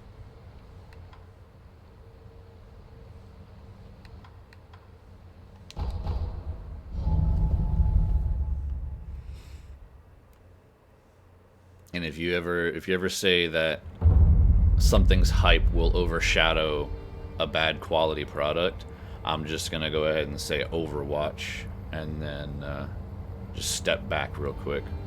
It might not be a game that you ever paid attention to, but Overwatch was so big, those developers thought they could do whatever they wanted and they wouldn't ruin the game. They were very wrong.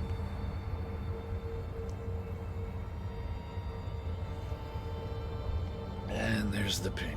I'm just gonna ignore that mentally.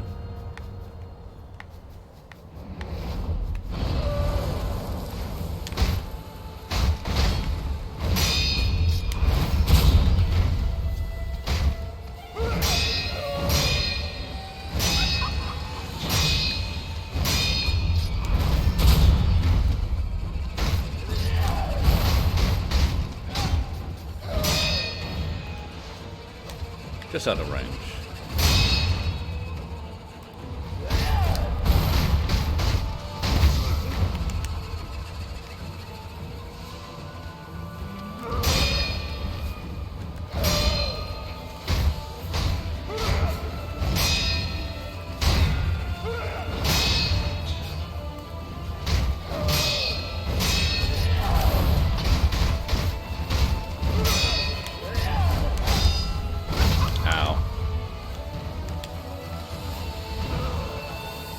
Mistakes were made.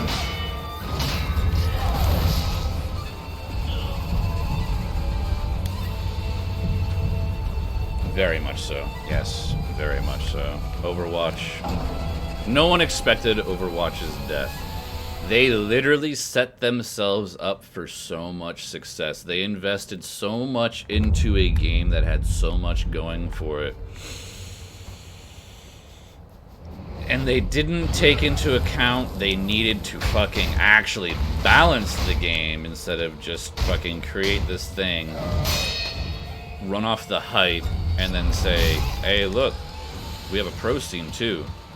They didn't patch towards the pro scene. They didn't try and fucking make the game more enjoyable to watch. They tried to hide behind the fucking facade of, oh, we don't control the meta. The meta doesn't exist. Motherfucker, the meta exists. The meta exists because there will always be the most efficient way to go about something. There will always be the easiest way to be efficient with the least amount of potential mistakes because human error exists. The meta will always, always exist in any game. Ever, unless you homogenize a game so much that every single person is exactly the same and uses the exact same weapon, and then therefore the game has no flavor, no life, and probably will die. Is it possible to have a game that has no flavor or life? Yes, it is. But it's very, very hard for it to sustain itself, especially in today's market.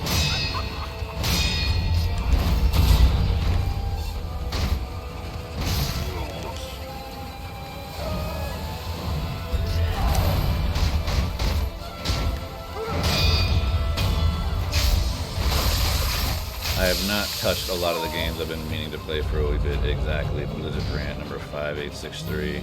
Oh shit. He synced you always sword claims.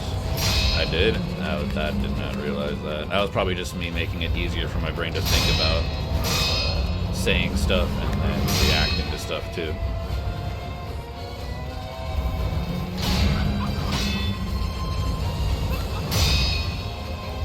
They had a great game going for them. Now, maybe with a new development team, not that the whole development team's new, but at least a new lead. Nothing wrong with Daddy Jeff other than the fact that he didn't know how to actually create a game that was competitive. He just wanted to make a game that was accepting of all people.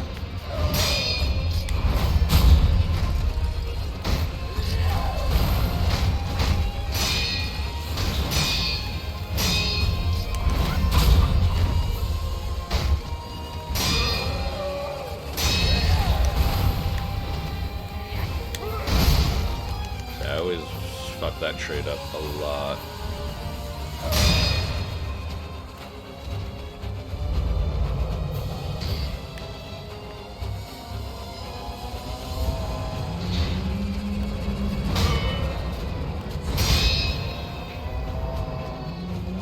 Three times, right?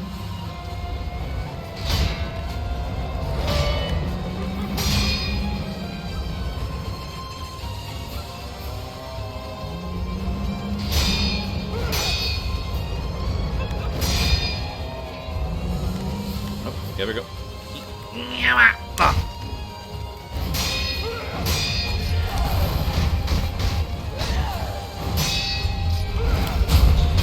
Here we go, phase 3. I remember 2016 like it was yesterday, YouTube overplaying with Overwatch content, and it looked genuinely fun, and it was just a vibrant community with loads of actual good videos. For instance, Blizza, Gaza, and JT, all on my top of my head. Never heard of that person, but that also literally just massive game. I mean, Overwatch is just a massive game with millions of different fucking, like, casual enjoyment, community, weird fucking little mini games, the pacifist plays, fucking community content, you name it, the fucking hardcore players. Like, Overwatch was just this massive thing. It was kind of, it was, in my opinion, almost similar to like the old school WoW excitement, except in a first-person shooter, arena, arcadey, hero shooter type thing. And then they came out with the Overwatch League, and then they came out with all these things, and they actually got the cities, like the actual fucking cities, like a big fucking leap in esports. It's like each city had its own team, fucking, and then they just fucked the game. They started just doing stuff because they wanted to. They wanted to add more stuff. I guess they were trying to bring in more player bases by bringing out characters that have no business being in the game. Like, in my personal opinion, Doomfist destroyed the game. It ruined the game for me personally. It required CC out of the game even more so because he could come in and kill 3 people and get out for free, essentially. They brought a fighting game character into a shooter genre. I don't think it fits, personally. There's a lot of issues, but yeah.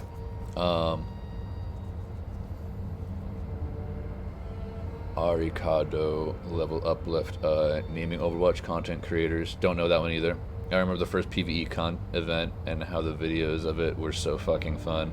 The potential they had. Yep, they had potential. They had a lot of potential. They had so much hype, so much popularity. They could have, the sky was the limit, and they decided to hinder themselves by ignoring the base requirements for a game.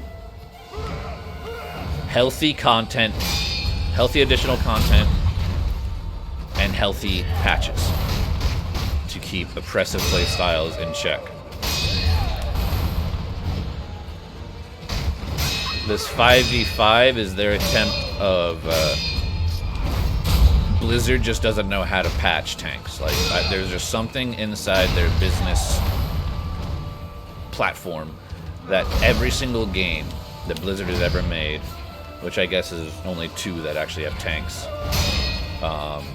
Overwatch and WoW, tanks have just always been overstated. They don't do the role of a tank because they understand that if they, keep them down in damage, then they're not going to be fun and engaging. So a tank to Blizzard is just someone who deals damage but has more health.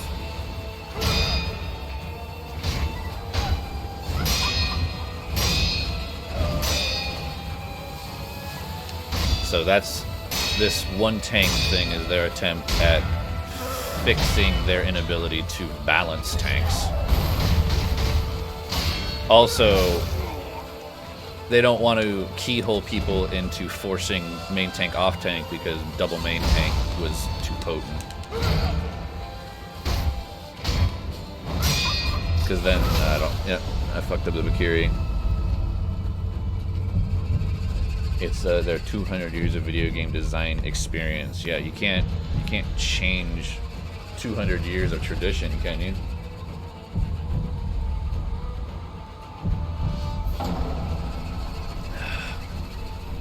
Gonna lurk for a wee bit. Alright, no worries, hostage.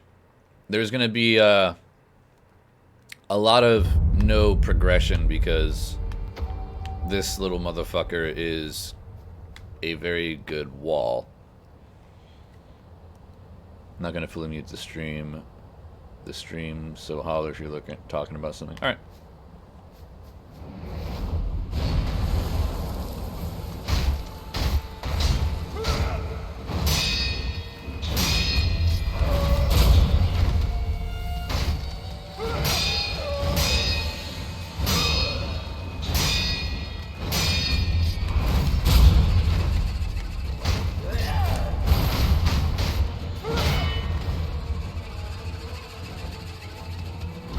Oh, he didn't do the jump.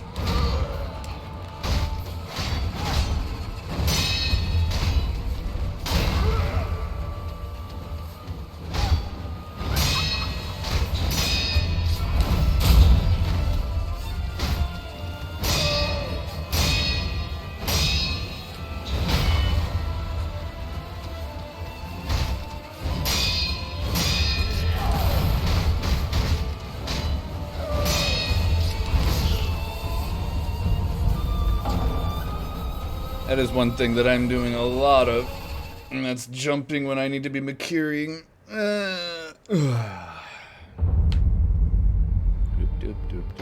How do we holler for you? Just scream loudly. Do we just yell, help me, I'm a hostage? Specifically Alba, because again, I'm not fully muted. Anywho, off I go, whoop.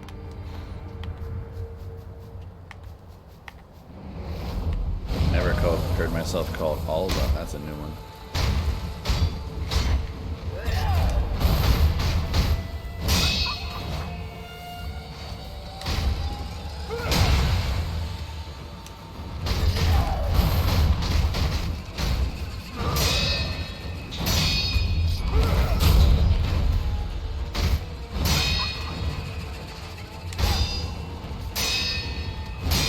Block it. Yeah, bitch. Come here. Who do you think you are? I am.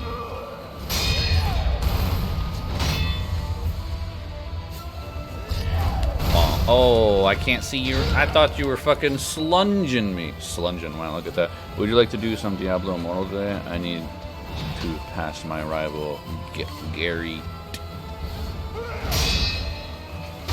I didn't know Gary got trademarked from Pokemon, and he's your new rival. I mean, he was your rival in Pokemon, so I mean, why wouldn't he follow you outside of Pallet Town, right? Professor Oak was a bitch anyway. His nephew obviously went through a rebellious phase. Slunger. What? Oh, was that my fuck up of words? Yeah.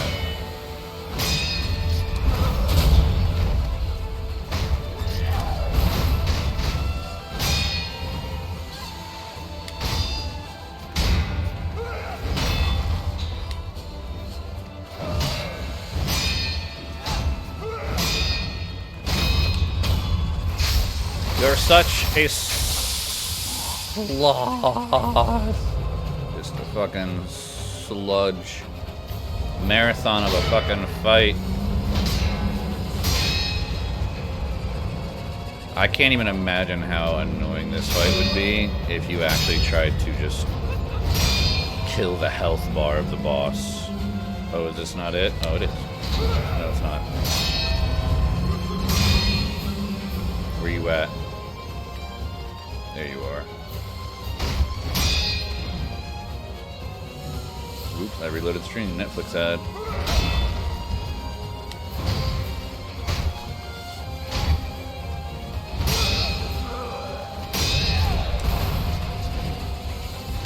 Bad. I always do that. I need to stop doing that.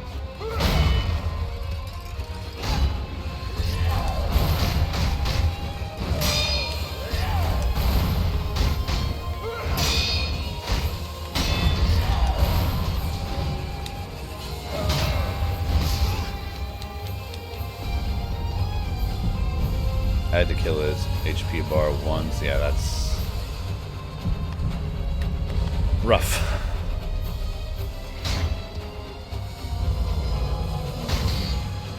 I think I actually had to,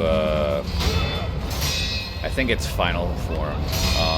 Whenever I actually beat it, I might have actually health barred it as well. Like its third form, last health bar. I think I did just play extremely, extremely fucking, like, cautious.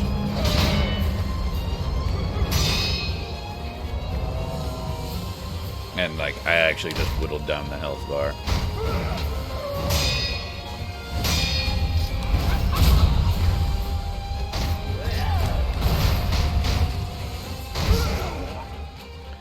Hesitation. Yeah.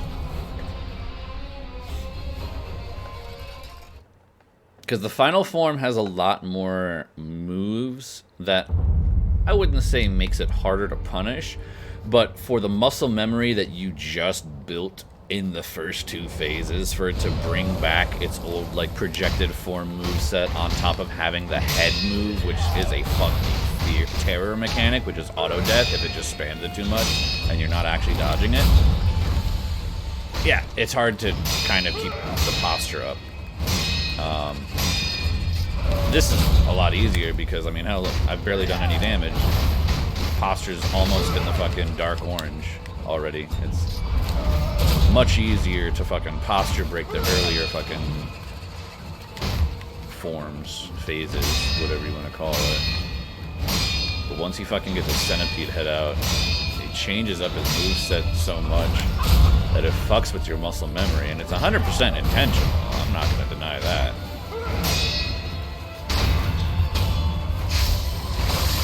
Most of the people will. Yep. Hello, yes. Could you please inform the monk man that turning into bird mist is considered cheating in the rulebook? He is disqualified and you get the win. Well, this isn't the...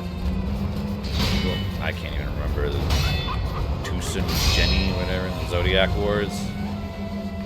You know, they didn't disqualify the rabbit. I don't think they're disqualifying the monk. I'm sorry, centipede head? Yeah, give me a second. You just got here, so you haven't seen it. But here, let me actually not fail this fucking boss phase and show you the final phase of the fight. Now, I say let's not fail, and I fail.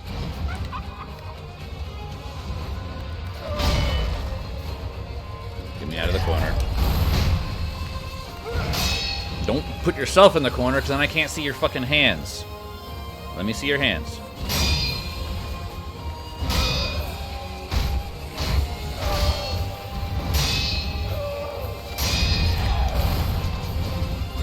Nope. Wait, what? Hello? You can actually... Okay, cool.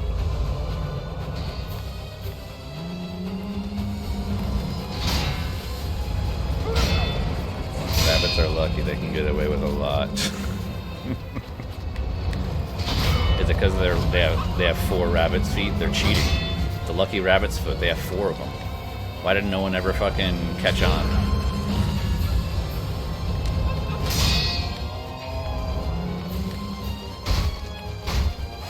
Spawn camping.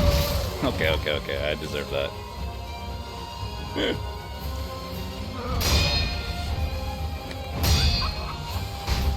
But they also deserve it for having such a fucking large health bar. Uh-oh.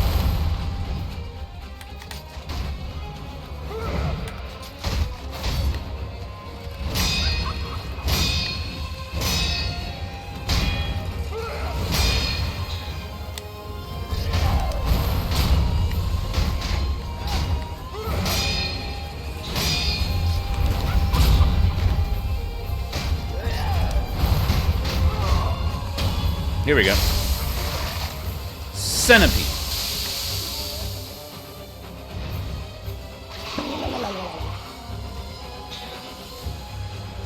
See?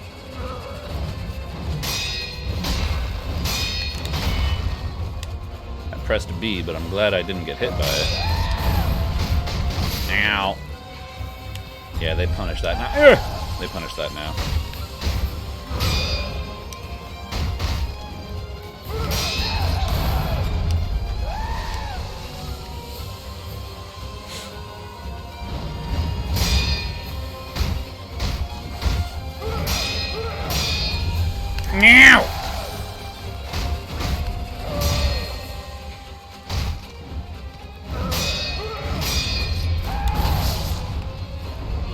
I go fucking it all up.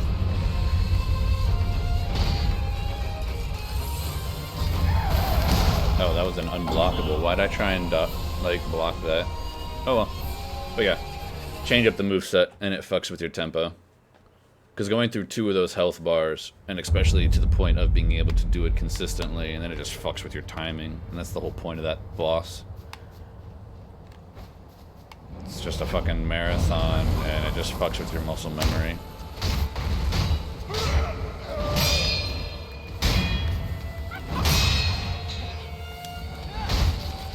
And then you trying to get to that point in the fight is going to make you make mistakes because, again, it's a marathon, it's not a sprint.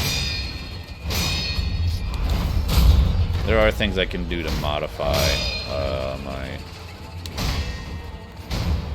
which I am probably on the verge of doing.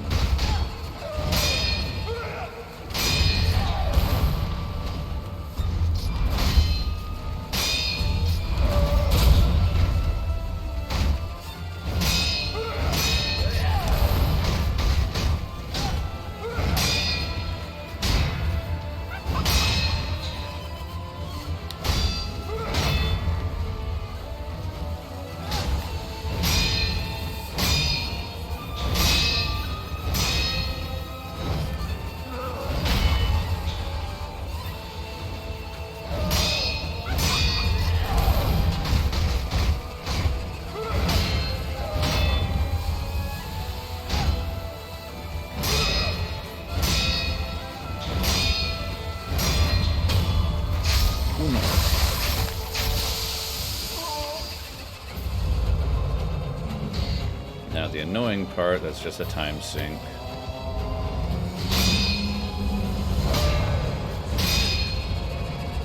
One more time.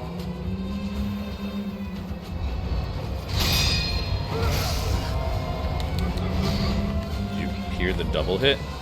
That was one swing. How'd I hit twice? Oh no, there's a third!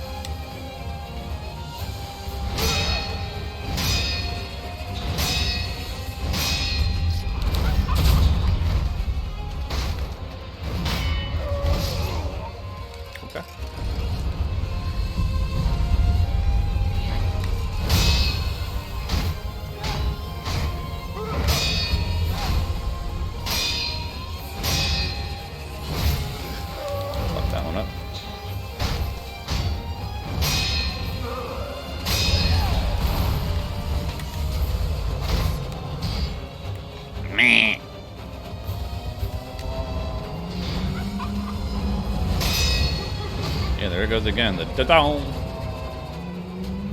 That hitbox is a little questionable.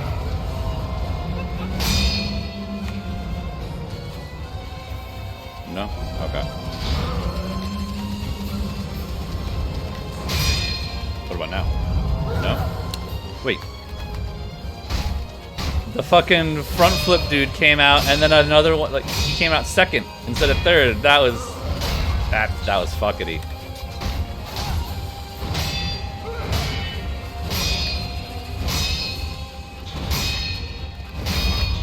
Okay, Centipede. 3 gorges and a revive. Technically 2 revives if I really wanted to.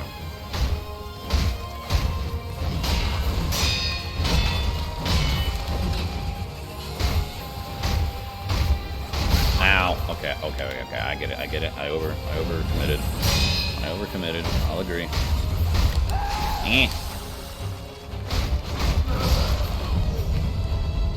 You right.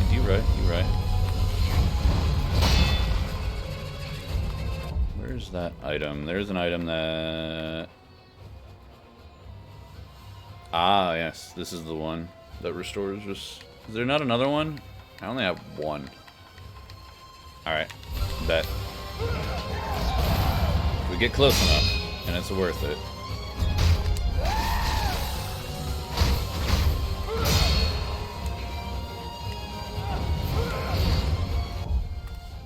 one for terror. Poison, poison, burn, terror. Ow. Didn't matter. Okay, I'm done lurking. We'll come back, and from my lurking I witnessed someone making fun of someone for having depression. Yes! Yes, that exists. It exists very much so. I've had that happen. It's like the dragon tier. The dragon tier increases resurrective power. Does that mean I'll get an additional revive?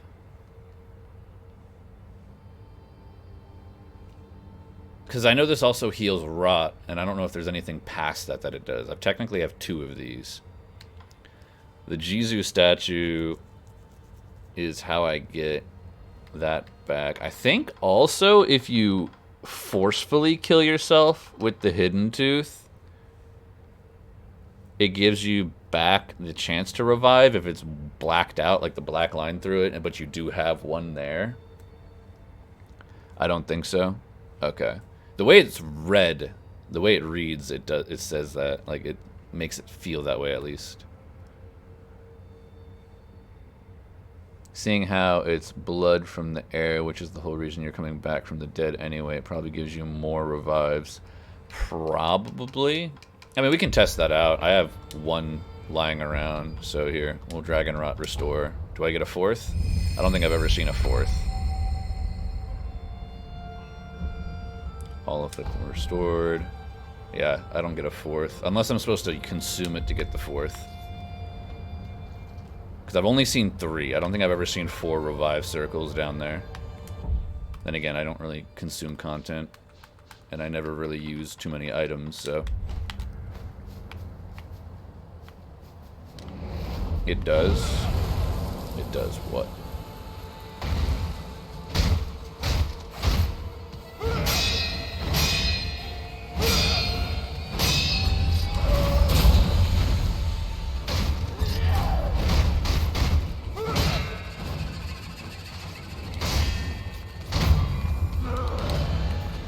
Yeah, I haven't.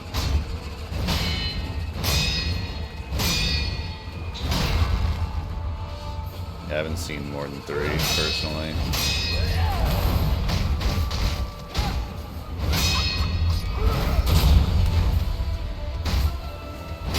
Okay, I looked it up and no, only 3.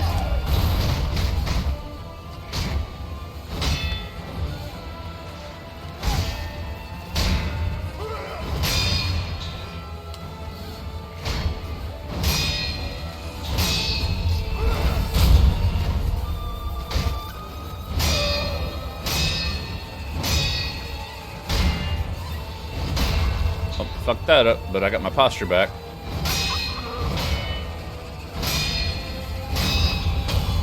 That is the one decent thing about if you fuck up and you do posture break yourself. If it's on the final swing, they don't generally have the animation to punish. They're in their punish animation, so you just kind of awkwardly both stare at each other while you're both punishable.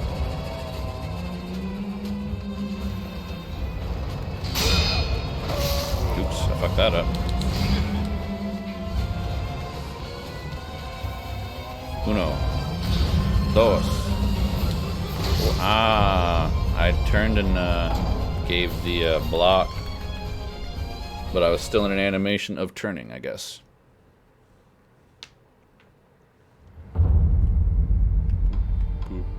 Oh, I do have the sugar on there. The only 3 items you need in the game. 1 second, be right back.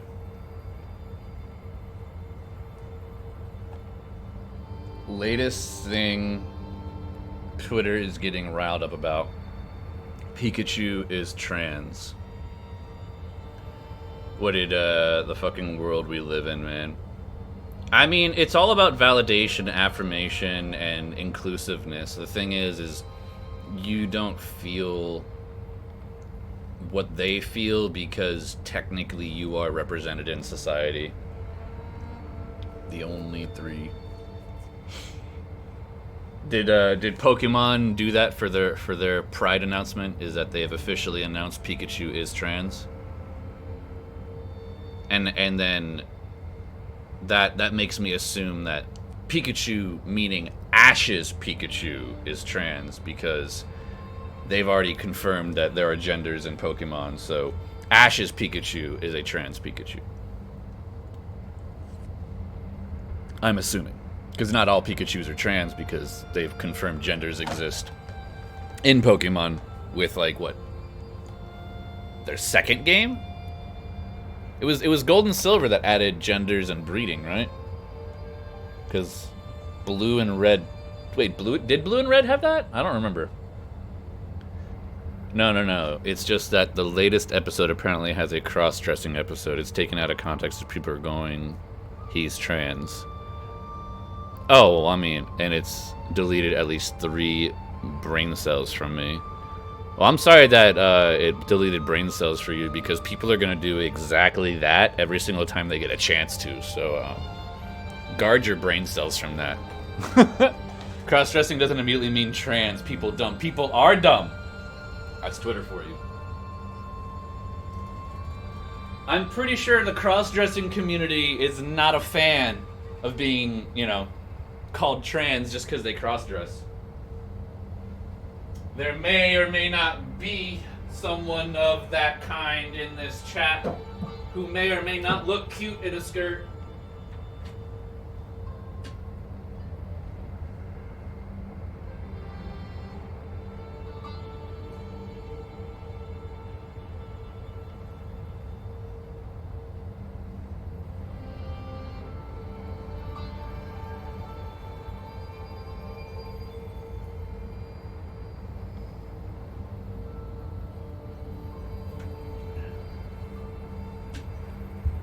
Energy drinks and making you have to pee too much. Leave my name out of this. I didn't say. I said there may be someone. You're the one that brought your name into this. Maybe I was talking about myself. Do you know if I've ever tried to cross-dress? The answer is actually yes. On the topic of cross-dressing, because this is what is happening now. I had, like, weirdly long shoes before that acted like stockings, and I fucking rocked those. That's badass. You said anytime they get a chance 3 times. Oh. Look. I wasn't even talking about the cross-dressing at that point.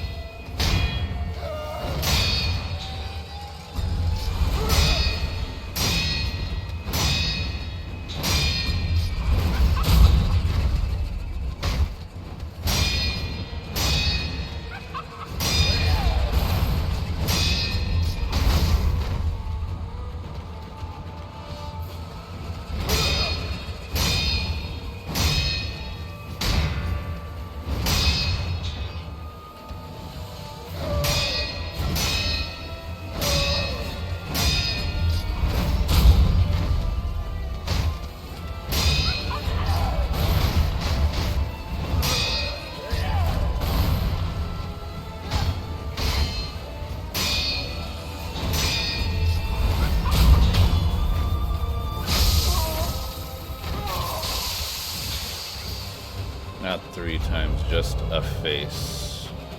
How did we get from haha Souls-like ninja game to fucking cross-dressing? Because I will talk about anything. I mean, I say that, but I don't talk about politics because I think politics are a fucking joke.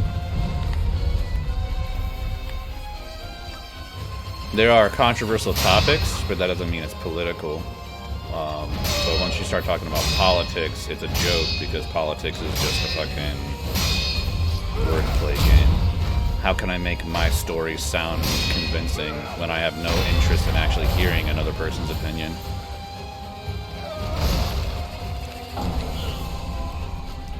Talking politics is just like talking to a brick wall. And I talk to myself inside my room by myself plenty, so I don't need to talk about politics with another person.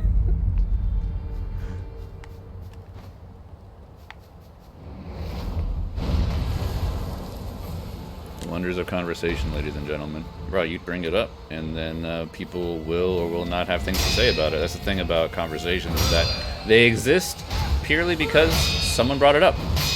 Now it takes a certain group of people with an open-minded mindset and the ability to not get triggered, because there are some triggers that, you know, regardless of what goes on, you're going to get emotional. It takes a very, very, very specific kind of, like, coping, probably even therapy on the subject itself, because, you know, triggers are a trigger for a reason. They enact a chemical reaction and make our body go into an extremely defensive, defend your life mode in a way, or just angers you. You know, it could just be, you know, an emotional thing where it strikes an ethical and moral chord in your heart, and you see moral injustice.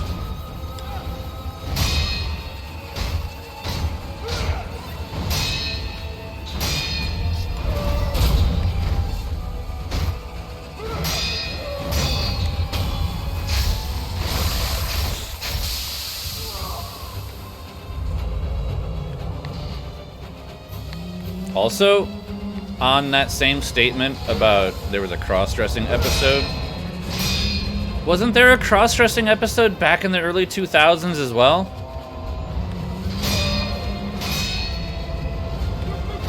Like, we're talking when Pokemon was still fucking new, before fucking Ash ever fucking, you know, met Giovanni. And back when the Elite Four was still fucking trying to steal Pikachu left and right.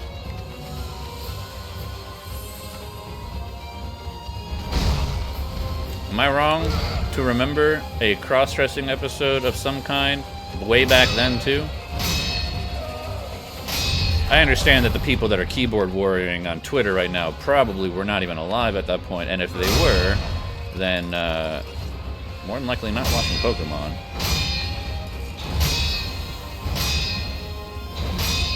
But am I wrong to remember that?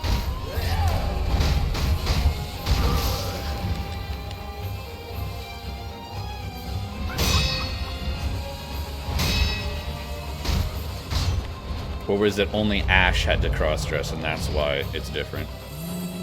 Because I swear they've put Ash in fucking female's clothing multiple times before. Honestly, no clue. I want to say Ash, maybe not Pikachu, but Ash has been in a cross-dressing episode before.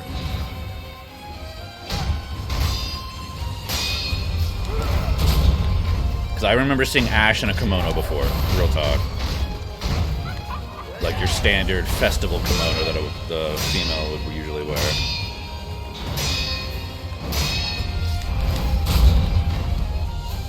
Like if you had your standard little festival episode, the thing that you would see Misty in, Ash was also wearing. And I think even Misty made comments about it and helped pick out the outfit for Ash.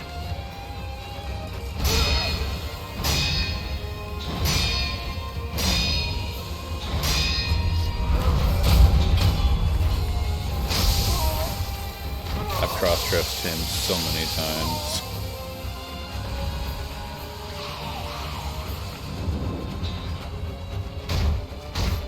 Team Rocket helped, actually. Really? So I'm not crazy to remember this, right? This is me not just talking out of my ass. This actually happened, right? I do remember seeing Ash in a kimono, right?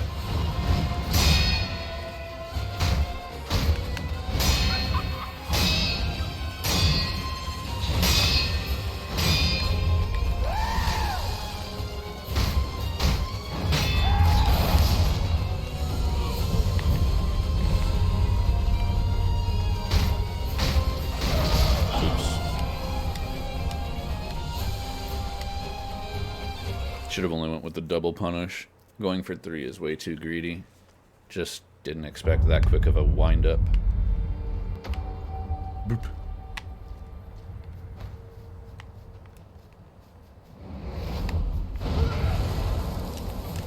Like, it's obviously not worth it to try and, you know, go against Twitter's will, because hive mind is still hive mind. Because if you try and bring up the fact that this isn't the first time it's happened, then they're going to try and say that you're, you know, transphobic and this and that, because that's just how the world works. But, you know, that is technically a little ammunition for anyone trying to say that. If you're just like, bro, this ain't the first time that they've cross-dressed in Pokemon.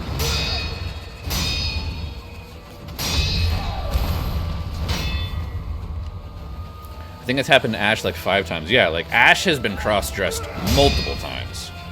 But maybe this is the first time Pikachu fucking finally dressed up with him. I don't know. I doubt that there is a lot of very, very solid argument behind the Twitter fad going on right now. It's just Pride Month and there was a cross-dressing episode, so now Pikachu is trans. Praise the world. Nothing wrong with that. Pikachu wants to be trans, be trans.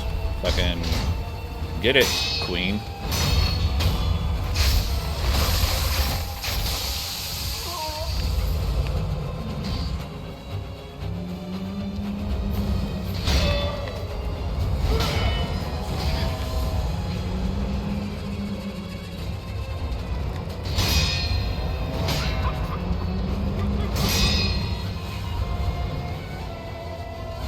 I mean, what's not cute about a yellow electric rat cross-dressing?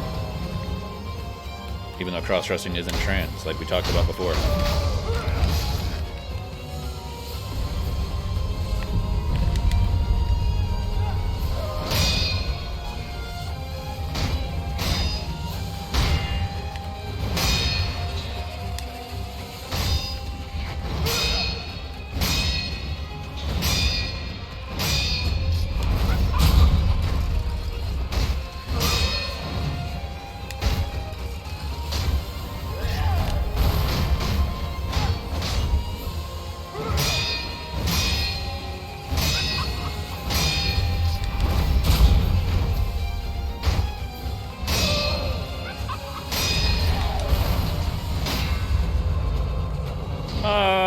Motherfucker! Why you do this? This does nothing to your posture, and when I fuck up, I hurt myself because I'm foolish.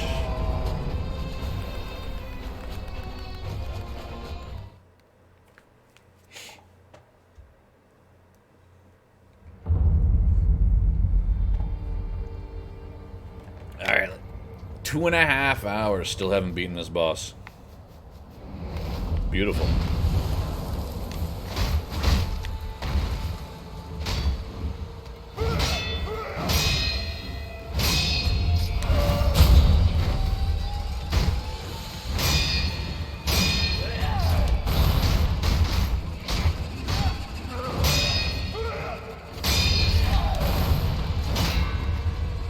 I don't think you can perfect parry from... I'm dumb. I don't think you can perfect parry from midair. I think you will, if you are midair blocking, you will always be forced to posture break. Which means I can't follow with a forward jump on that. Beep bop beep bop boop bop beep bop beep. On another note, I just found out 2 voice actors I know married 2 years back, and people who simped over the bride are getting genuinely angry to this day at the groom. Swear to fucking God.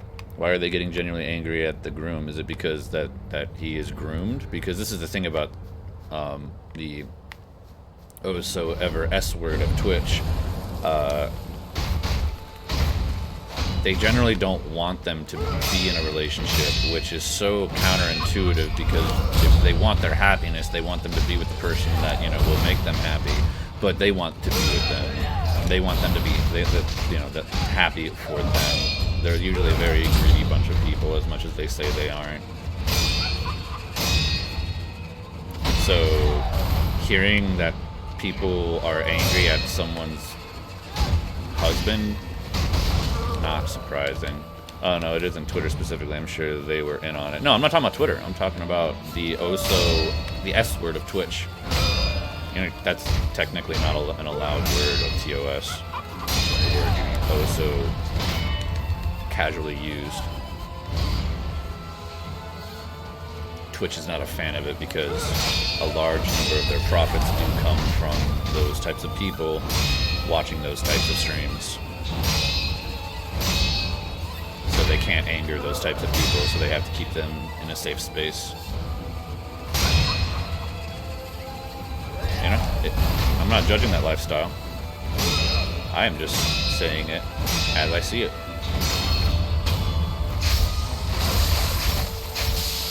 But just the anime community in general, I'm probably too brain-rotted and stupid to get what you're saying.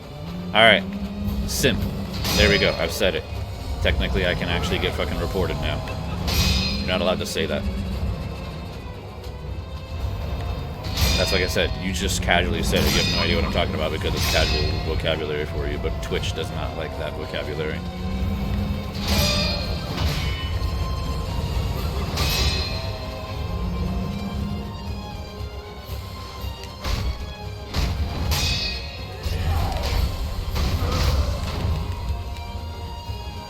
Oh, wait. Oh, that word. I got it right before you said it. Oh, there you go. It's so casual for you, you don't even realize you use it, but that is not a word that is looked upon well in this platform.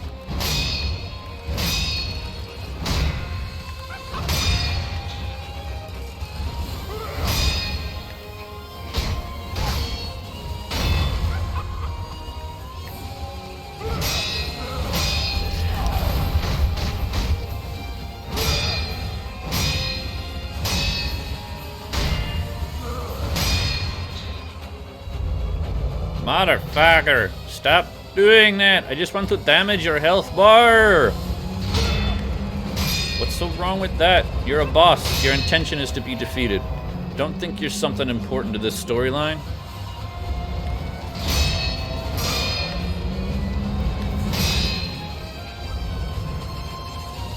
Nope, we're not done. Are we done now? Hey, what's up?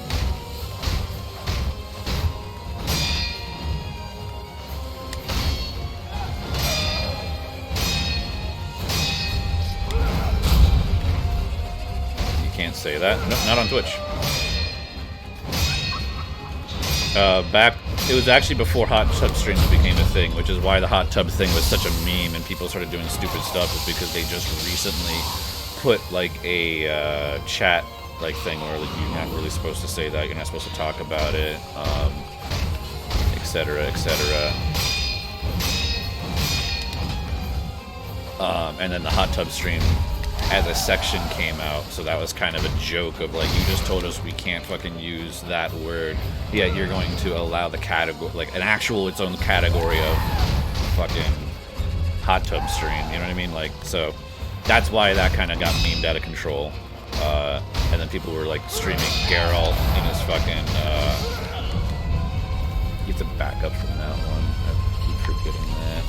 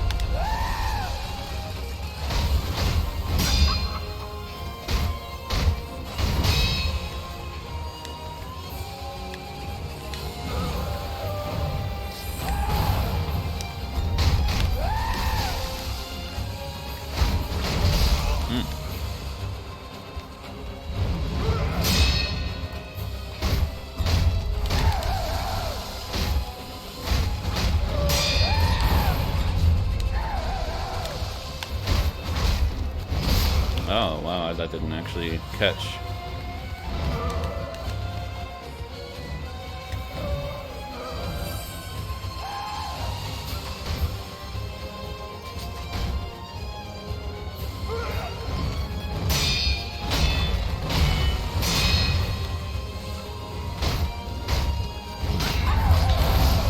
Sedge. Can't tell if you're going for a posture health bar or a posture kill. Trying to go for a posture kill at all times, but that the posture on the final form isn't really affected, and I think you are low-key forced to go for a health kill on the final form. Most of the time it's HP on last bar. Yeah, oh shit, I was meant to go microwave that rice I was talking about earlier. I'm gonna go do that. I'm actually hungry. Give me a minute. No worries, I thought you did that earlier. That was a close one. I ran out of healing and made too many mistakes. That quick down punish. I could have sworn I fucking pressed the block in time, but maybe I was still in an animation of something else, or maybe I really was. There's my brain lag right there. Maybe I just did have a little brain lag and pressed it just too slightly slow, which is unfortunate, but real close last time.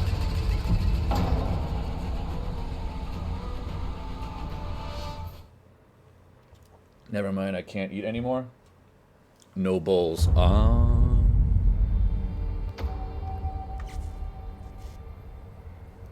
You could clean one just for this specific moment. That is a very, lazy / selfish move because, dishes need to be done. But you could specifically clean just one bowl. Rinse it out. Let it dry for like 10-20 minutes. You don't even have to. You can just take a fucking, cloth or fucking paper towel to dry it out internally. And then you have a bowl. I will not lie. I've done that before. Dishes need to be done. I'm hungry in the moment. I'm like, I'll do the dishes later. Spoiler. They don't get done later. I mean, they do. They obviously eventually get done later because they have to get clean. But by the later that I mean in my head is after I'm done eating, I'll just do dishes. No, the last thing I want to do is fucking anything after I'm done eating. For some reason, eating puts so much fatigue on my body. I mean, there is technically no reason. The two things that your body gets fatigued on the most is generating body heat and digesting food, which is why you cramp when swimming. But yeah, no, my idea is after I dirty this bowl, I'll just do all of the dishes. Nah, no. I definitely just go lay down somewhere, watch an anime, do something that takes 0 effort, fucking sit there with fucking food coma for a little bit, and then I'll come back and do it. But I never do it as intended, which is right after I finish eating. Never do it. Even though I know I will never do it, I even tell myself, I'll just do it after I eat. It makes you feel good to think that you're going to be productive immediately. But then you also know that you're not going to be productive immediately. You're just convincing yourself that. Don't punish me that way, you fucking bitch.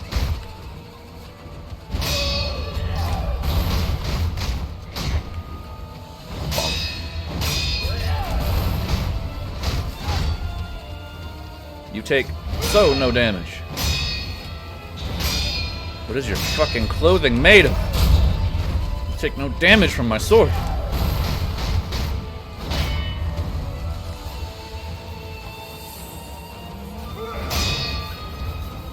Bonk.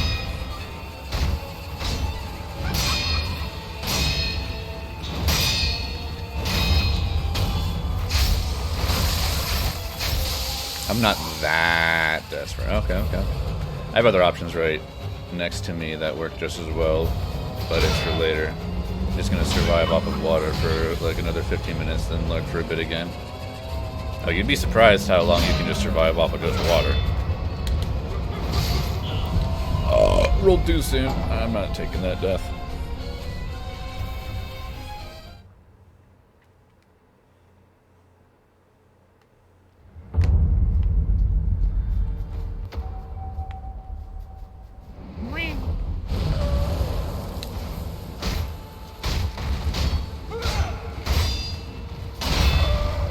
What's up?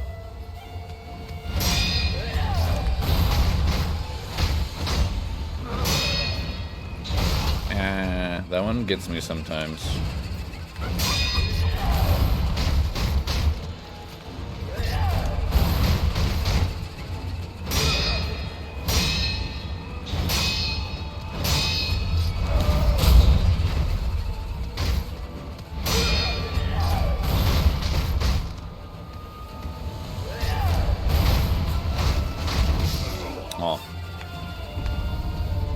Holy shit, drinking water amplified my stomach growl. Sorry, I'm gonna go eat this now. Be right back. Says not that desperate. Is that desperate? No.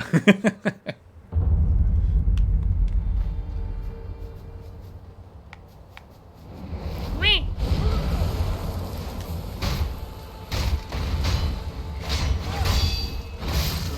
But I block.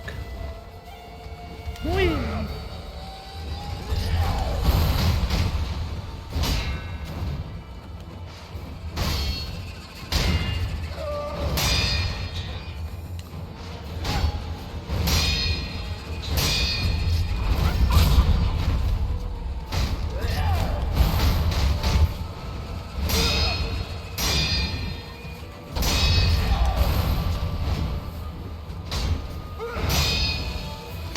like you in this corner.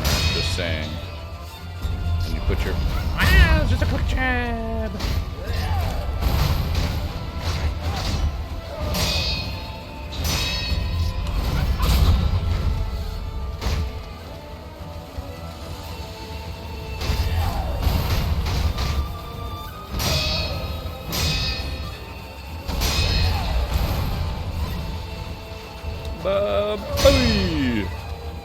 Come.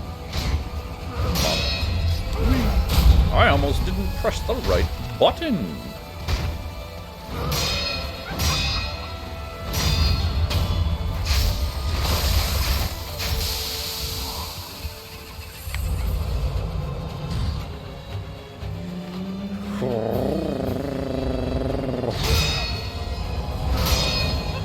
I didn't see that one coming in for some reason.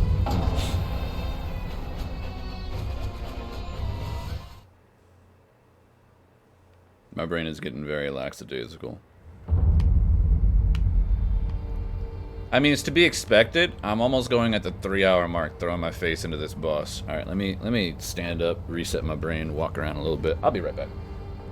Reset mentality. The fuck is this? You're not a real person. All right, continue.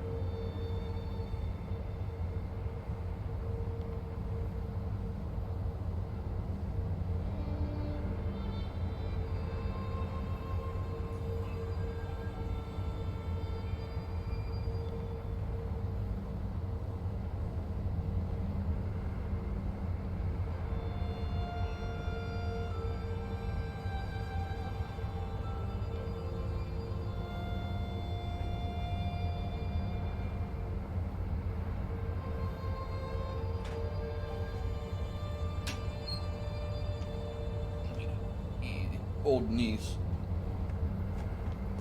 Oh yeah. Alright. Now. Let me see. Can we beat it before the 3-hour mark? Can we actually kill this boss?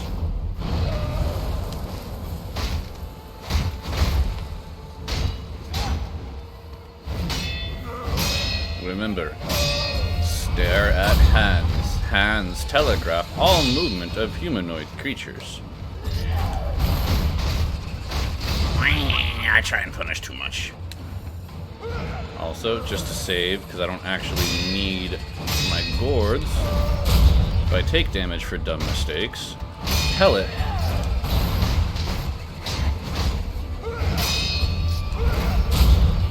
I'm gonna go for a bit. Alright, thanks for hanging out, Ren. Maybe, just maybe, I'll have this boss beaten when you return. And by return, I mean tomorrow.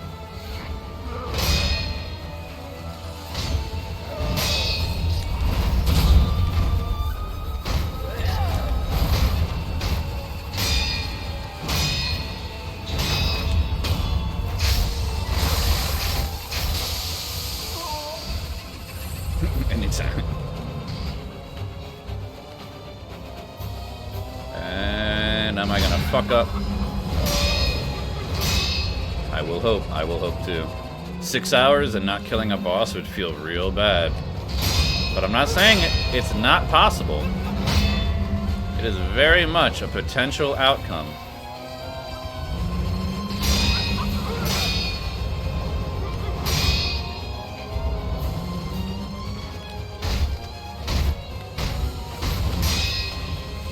Whoops, wrong button.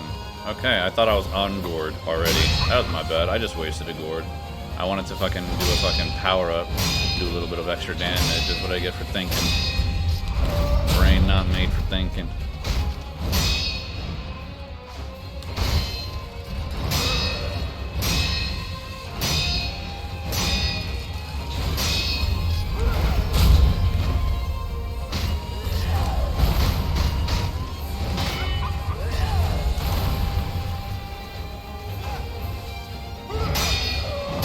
just out of range. That was very sad.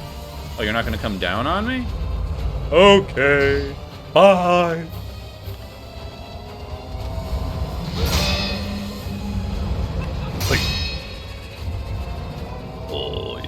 Oh, bah, bah. See, the funny thing is, I know that they're just shadow clones of this person, but for some reason, this motherfucker just gives me Guan Yu vibes when he's fucking coming at me in shadow form. I'm just like, I don't know why. Oh shit, I always fuck up that one. Oh lord.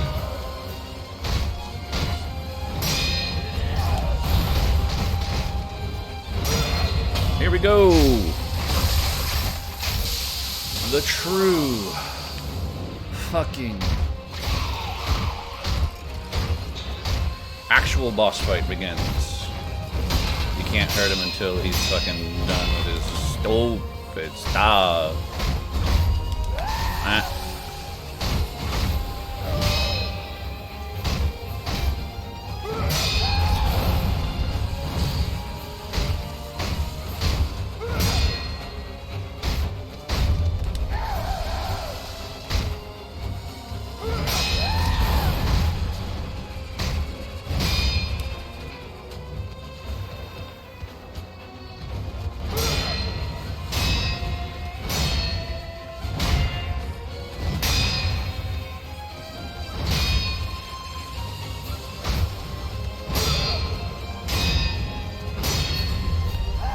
I pressed the wrong button. Don't actually have time for that right now.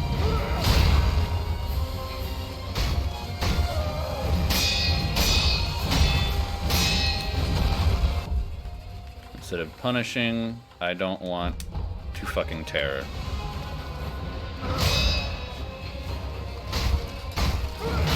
That would feel the worst.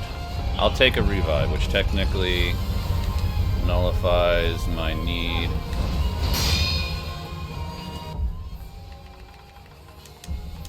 Let's hug this statue. There we go. Oh, it gives all of them back? What? Okay, interesting. That is not the interaction I expected.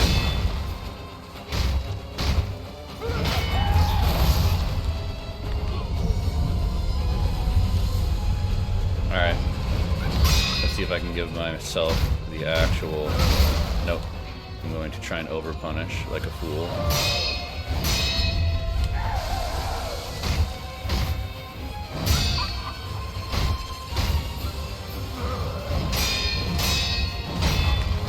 Unfortunate timing. Alright. That was an interesting interaction with the statue. So how do you just...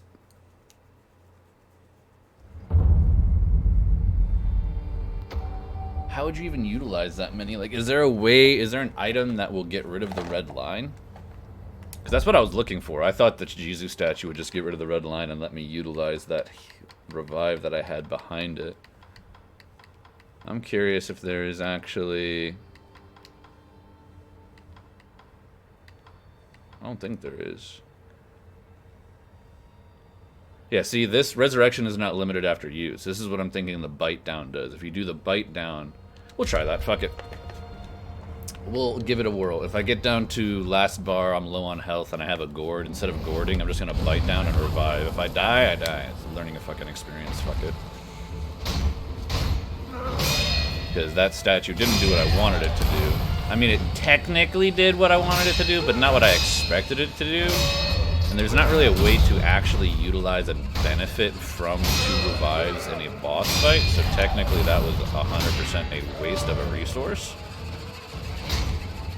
I mean, I also potatoed pretty hard with it and approached it too aggressively, knowing that I had an extra revive.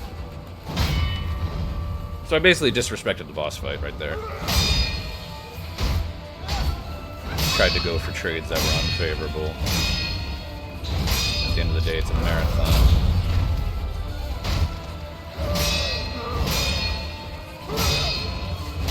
Knowing I had another revive, what I could have done is gone for damage instead of the pacifying agent. Not saying that really fucked with my tempo, but that was free damage that I could have put on them.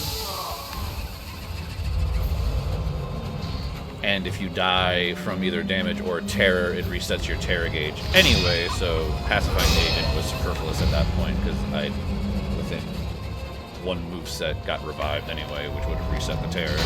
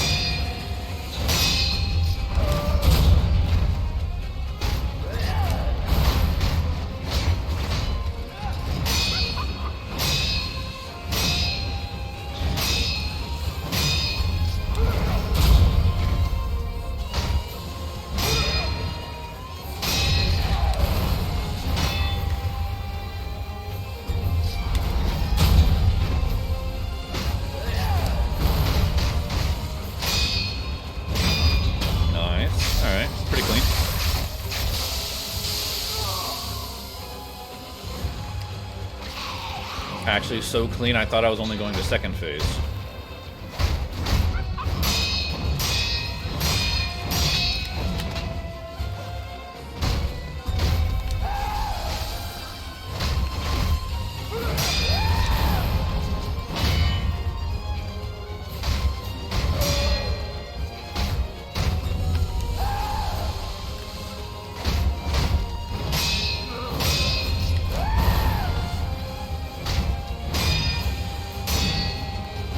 They don't want me. Oh, that was my fuck up.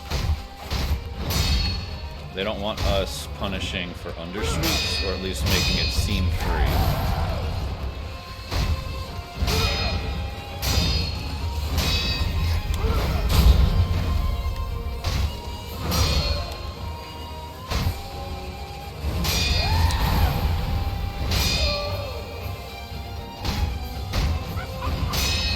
Oh, I fucked up. Up, back, gourd.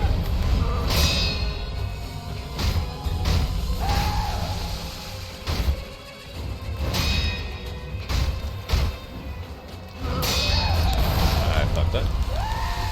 Gourd, double gourd actually. That was another undodgeable.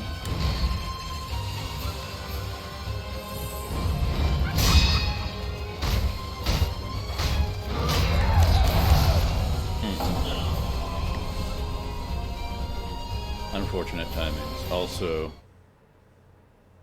kept hitting me with same thing. Very aggressive on the heel. I'm getting them close though, so definitely not going to be a 6-hour no boss kill, but might be a few more attempts.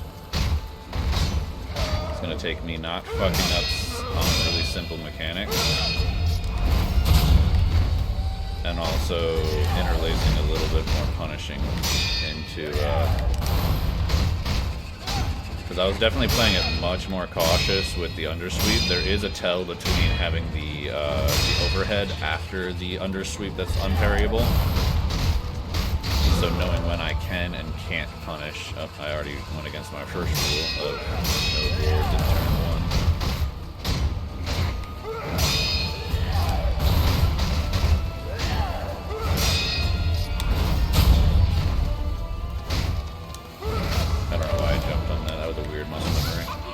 Yeah, I'll take the reset.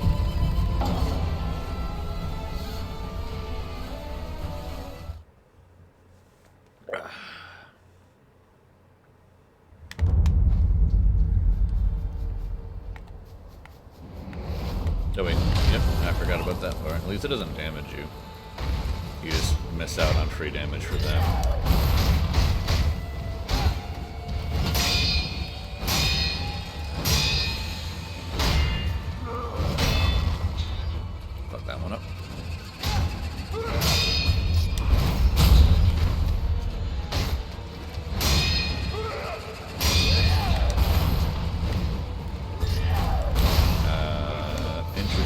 Memory.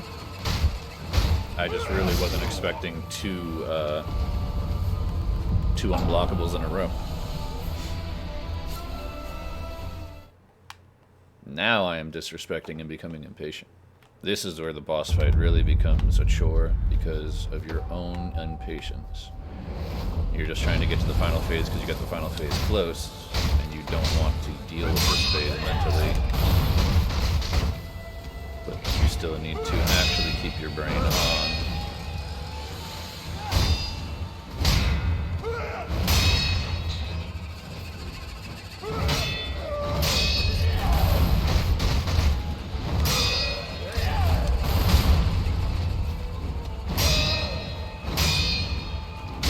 Also getting weird muscle memories from a different game going on where I see him doing this sweep and there's no like red mark. Instead of parrying it, my brain's like jumping.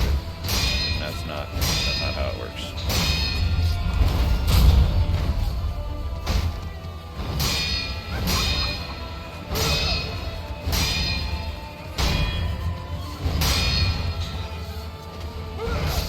Oh, I guess the second attack did go through.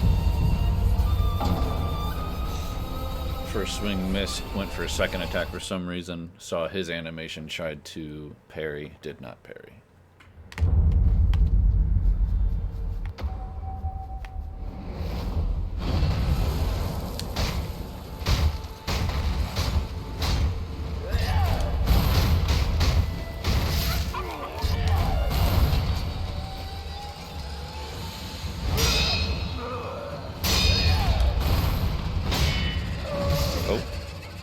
There's a follow-up. Did not know there was a follow-up with that one. Usually just disengages too far. Maybe I shouldn't try and stick the distance there. Maybe I should just let them do the jump attack back in.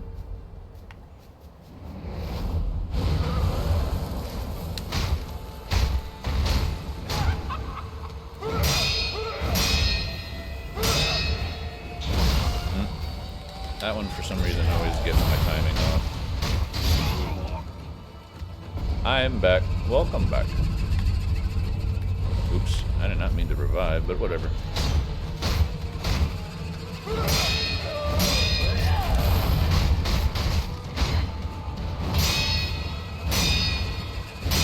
Got boss real close, and then boss got aggressive as I tried to mentally figure out how healing was gonna work.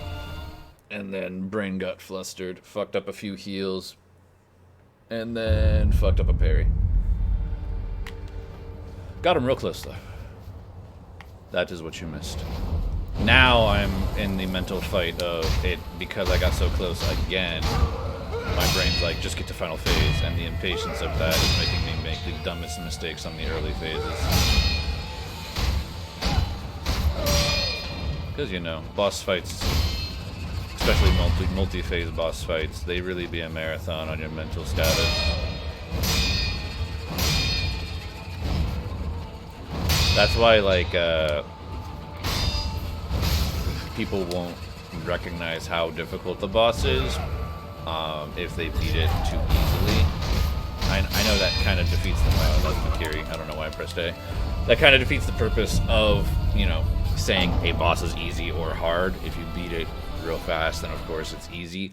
But part of the difficulty in these bosses that, you know, people don't just cheese through is that they're actually designed to fuck with your muscle memory. They're designed to fuck with your habits, and the earlier phases and the later phases have different move sets.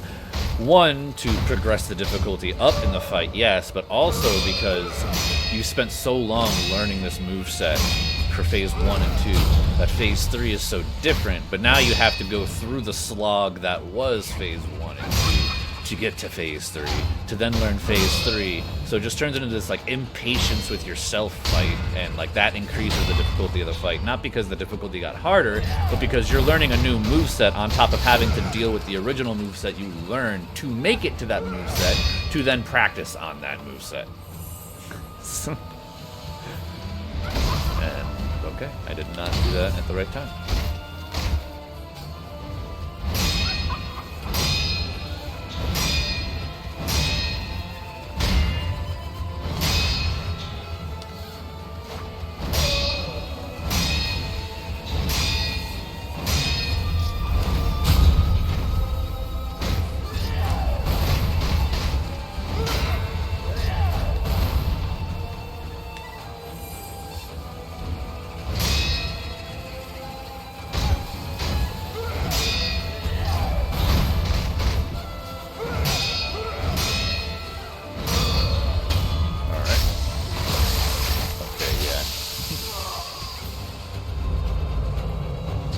It's like it's common knowledge in the sense of, you know, this boss fight was easy, so that's why, you know, I didn't die a lot on it.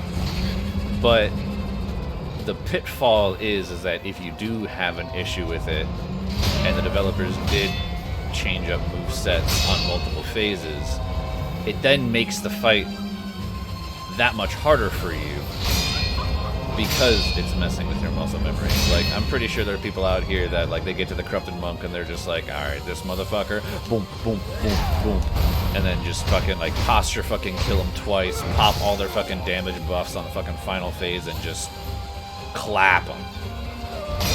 Like not even a fucking, you know, forethought. Because, to be honest, the posture phases aren't that hard. If you know the moves and you know the move set, and you have a little bit of practice and you're patient and it's fresh and you're actually concentrating, yeah, it's not that hard. And then you get to the final phase, and it is more of a health bar fight than it is a posture fight. So at that point is when you'll actually want your damage buffs active.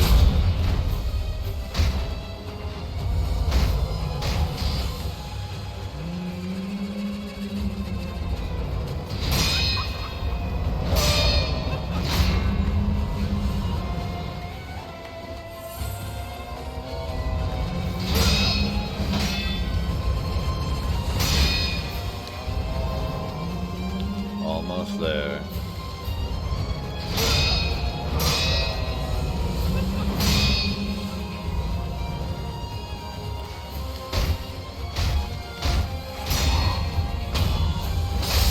Okay, and watch they boost everything. I'm feeling a lot better now. Hell yeah.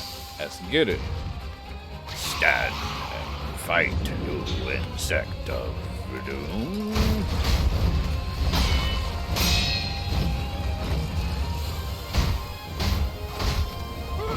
Oh, that downward, I always fuck up.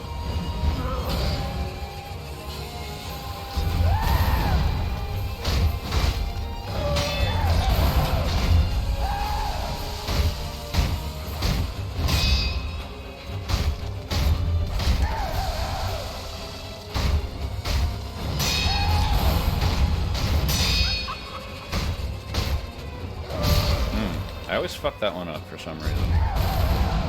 Ooh, just under.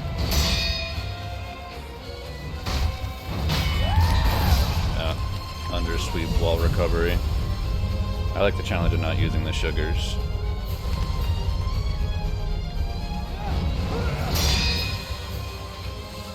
It's just, this is the thing with the sugars. Oh, I fucked up.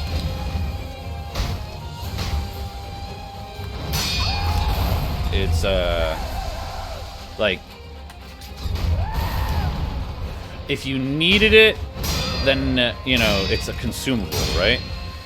So you could have wasted it and not done what you needed, right? And then in that same regard, because it's a consumable, if you didn't need it, then you wasted it by using it. Like, it... So it's really, like, hard to really validate using a sugar in my head unless I'm just like, alright, this fight, I just want a little bit extra damage in the forefront. Because the sugars don't last long enough. Okay. I love it whenever you don't punish whenever I tell you to do it. It always happens whenever I go to do dashes, and then I get one shot with the downward.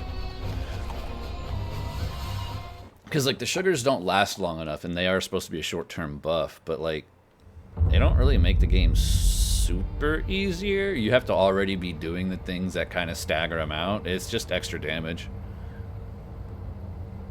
Anyway, story of today is I spent a good hour just vibing to my playlist on shuffle, like doing nothing else, just sitting there bopping and singing, if I can, to songs on shuffle for like an hour. It was super fun because I was extremely lucky and got a lot of the better songs on there. See, that's right there's my life.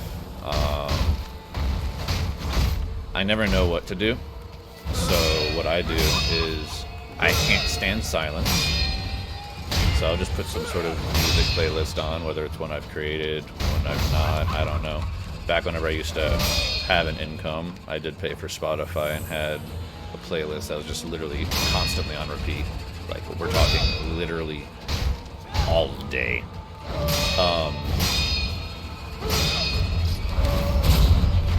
that's just basically what I do, because silence is my enemy. I can't stand silence. But I also don't know what the fuck to do with myself, because that's just the ADHD anxiety part. Everything seems boring and a waste of time before you even give it a chance. It's really hard to convince yourself to do anything. Which is why I have to have like predetermined purpose before I do something. Oops.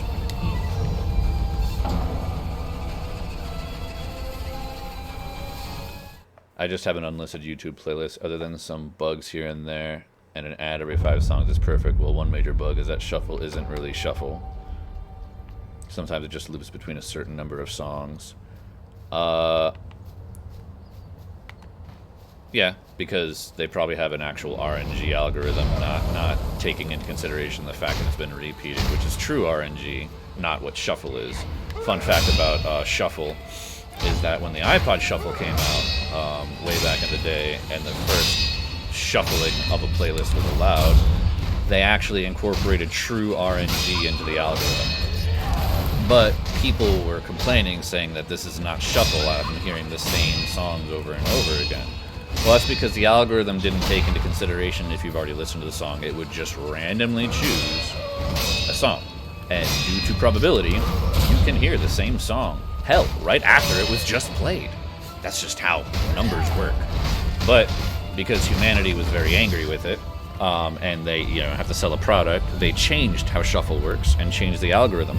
So shuffle is not actually random, as much as you'd like to think it is, because it originally was random, but people hated it. No, not like RNG based, just straight up would not go through other songs, just loop between two. Yeah, it's probably just an algorithm issue on the playlist for YouTube. I'm just going on a tangent about RNG.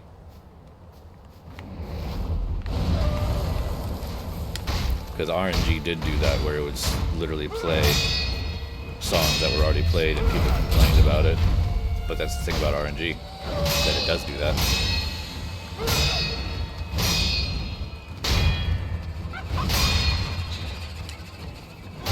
Just another one of those things of, no, do what I mean, not what I say. Humanity is full of that. Do what I mean, not what I say. Do you want random? Okay, here's random.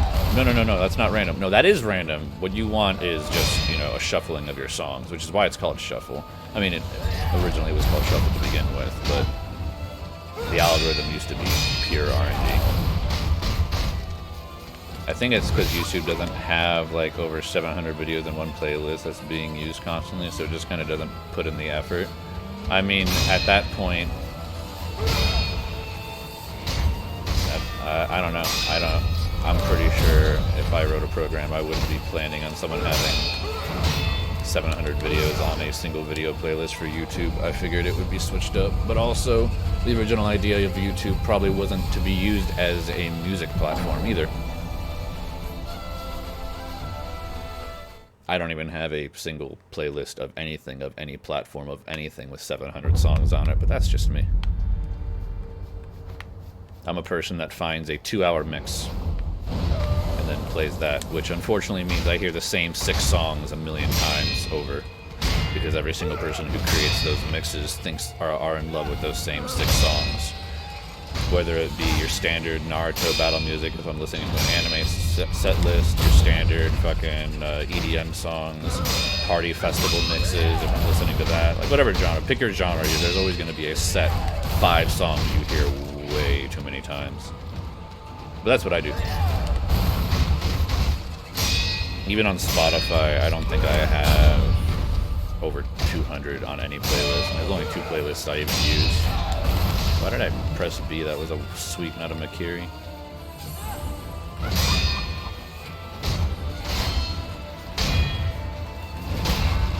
I also don't utilize platforms the way a lot of people do. I'm a person that doesn't like footprints. I don't use public platforms. I don't like this whole me putting my raw VODs up is a very new thing, because I usually don't like footprints. the easiest way to put it. There's really no other way to describe it other than leaving a footprint, because I don't like leaving any kind of existence that I existed. If you look in the past and try and figure out what the hell I was doing, you wouldn't be able to. And if you looked into it or found that's a big issue with myself, is that because I'm this way, if I'd like make any kind of like notes, I write the note in code that only me in that current time would fucking understand. And I'm sitting there like, all right, I might have meant this, I might have done that. Maybe this pattern meant this. It's fucking so stupid of me looking back in the past and trying to figure out what the fuck I was trying to do with myself. It's just an internal thing. Like those shows that you told me about, they're just written in a very random, like the names are there, but it's not shows to watch. It's literally name of show. Couple lines down, name of show. Couple lines down, name of show. In a different fucking format pattern, like if I am writing horizontal, I'm now writing vertical. Different name of show. Just all they're all on the same part, same area of the page, but there is no explanation. So if I just look at these, they just look like random names. 86, fucking art, from Make from the Abyss, like. Just because I know they sound like anime names is the only reason I even know they're shows that are meant to be, hey, go watch these later. I literally write shit in code to myself. Even when I was trying to keep track of weekly goals, I had a whole fucking weird code thing where I would like basically make a check mark or a line in a certain pattern and a certain color, and that color represented me doing a certain thing, so I could visually look at it and see how many times I've done something productive based off of what color is there. And then I would need a legend to be able to fucking like decipher it if I haven't been, using it consistently enough. So like, so dumb. But that is the shit my brain does, because I hate leaving footprints. Has to do partially with the anxiety and PTSD and all that other fun jazz.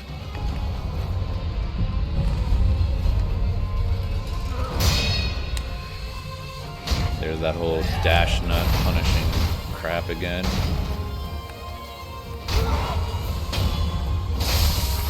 Boop, boop, boop. Thing is, over like 60 of them are unavailable now, and I have no idea what they were. Ideally, they'd make the system scalable, but probably just don't think it's worth it for the rare cases. Yeah, it's probably, at the end of the day, money game. Is it worth the infrastructure? Is it worth the time? Is it worth this? Because you are probably the 1%, if not lower than 1% with that size of a playlist.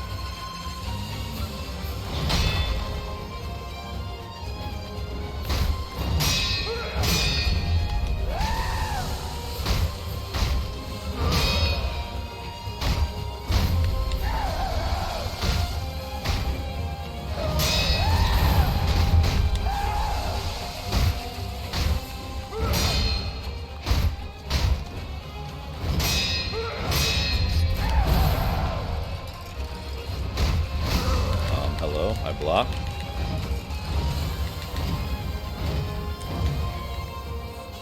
Double chug. Okay.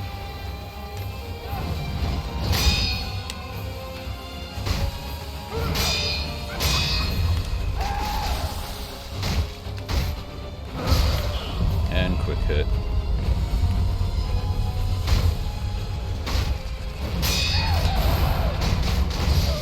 There's the downward.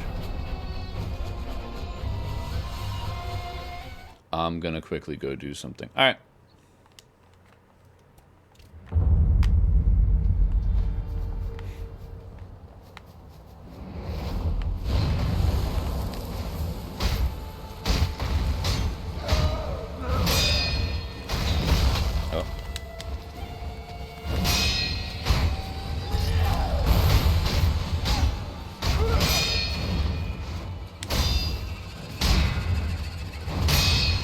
You block is annoying. I don't have any.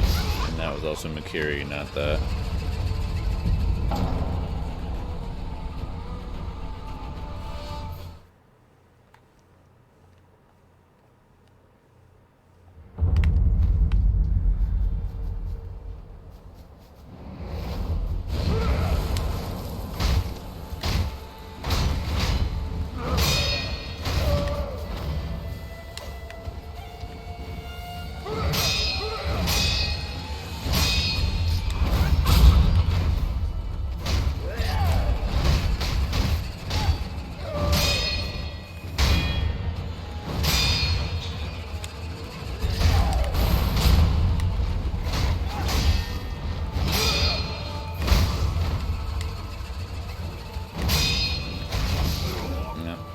fucking time doing the exact same thing.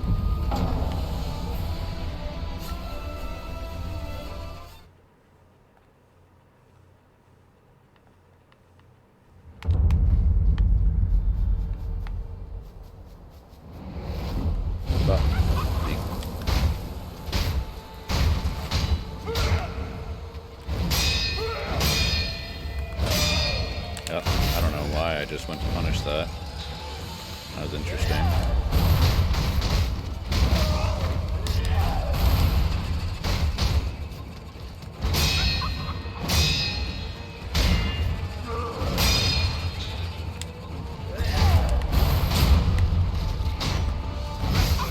I don't know why I'm trying to overpunish. It is. Oh, I know 100% why. It's an impatience thing. But I don't know why I'm getting so impatient when I just had a whole fucking rant about how this is a patience fight.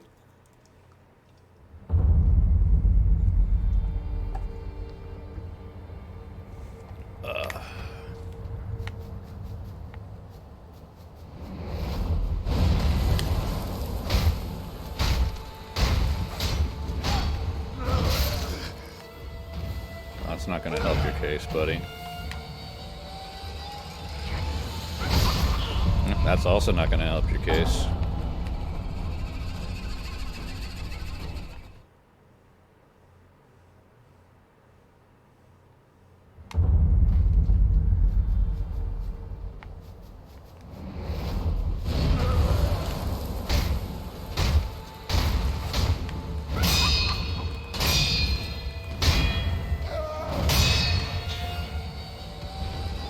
The diplomatic approach. There's no diplomacy with this boy. I don't even know why he's trying to stop me from getting in here. I'm just trying to get in the divine realm. Why he's trying to gatekeep us over here.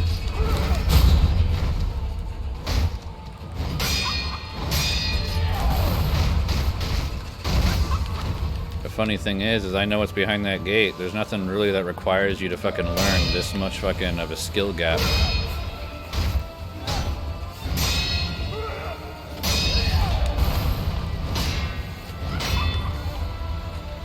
See, I even told myself, why do I even try and follow and close the gap when he does that? He has a follow-up that I almost rarely see, and when he does do it, I'm over-punished.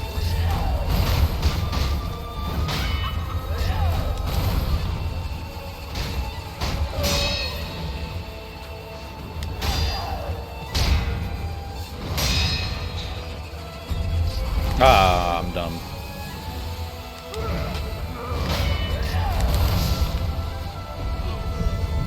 He's a AA bridge troll. You didn't pay his toll. Well, there will not be tolls of trolls. We shall not do this. Abide by Yold.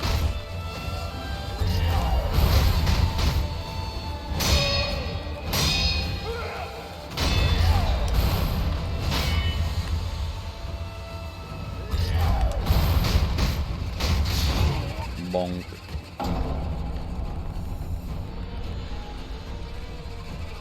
He bounces.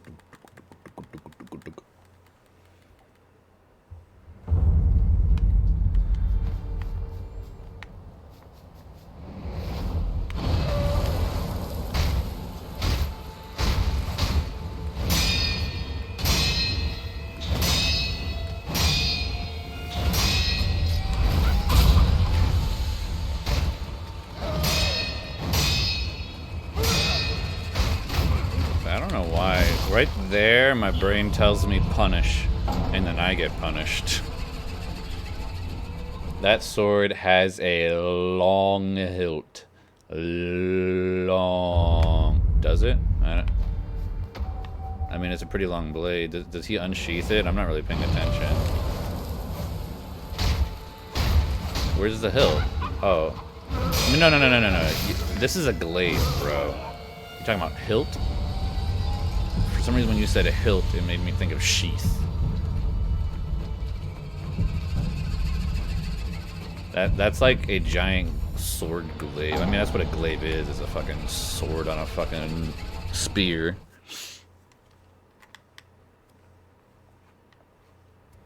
Essentially.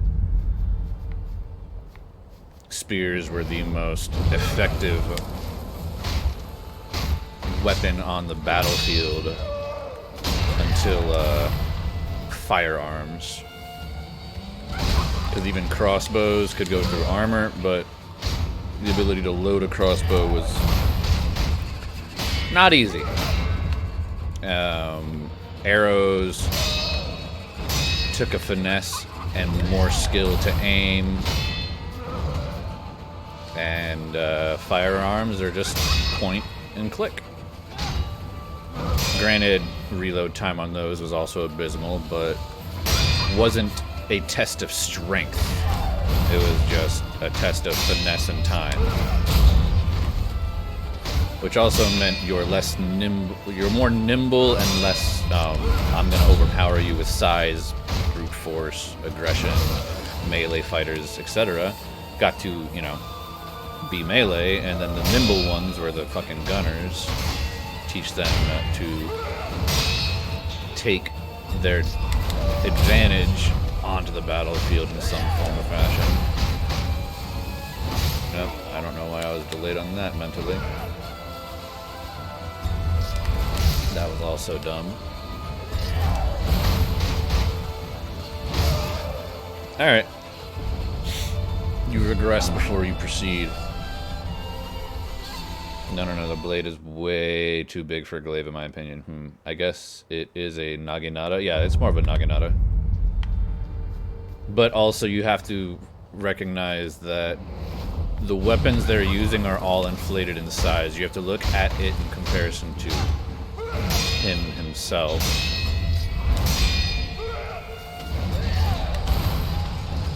I didn't jump. Okay, just had to double check that my buttons were working. That was really weird.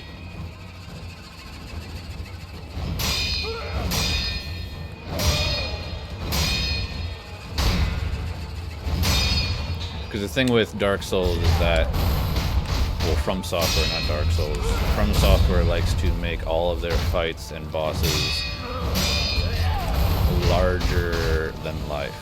Like, even whenever your enemy is a humanoid in Dark Souls, they are not in any way, shape, or form your size. Now, in Dark Souls, some of the arguments were they are giants, and they tried to make that argument.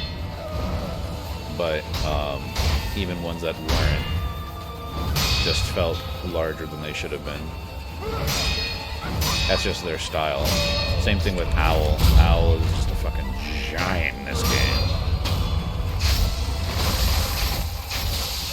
I'm looking at the blade in comparison to your sword, and it's just like the blade is the size of your sword. The blade is the size of my body. What do you... That blade is literally the size of Sekiro's entire fucking body. That is a 7-foot blade, my dude.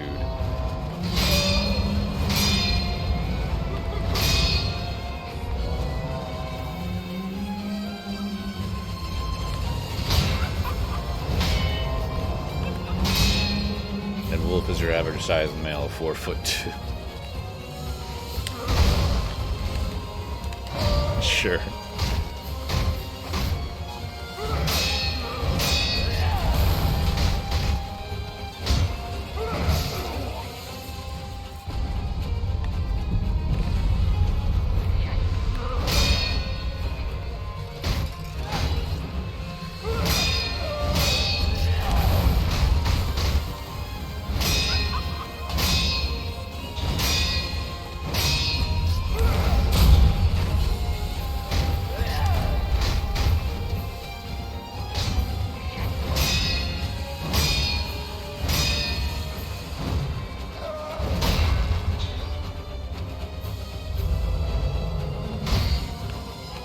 Slowly starting to feel both sleepy and brain rotted. We'll get you some sleep then.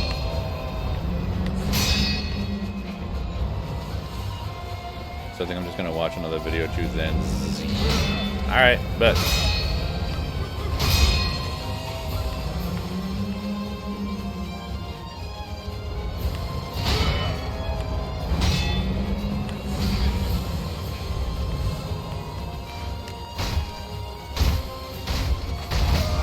Overgreed.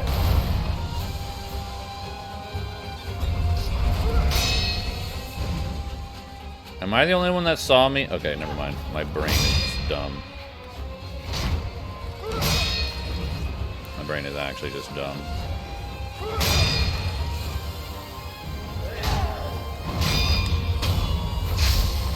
Can't tell. Me going GG is snoring. Yee. I know what it is. I don't know how to make the noise of snoring through text. That is the standard going to sleep sound.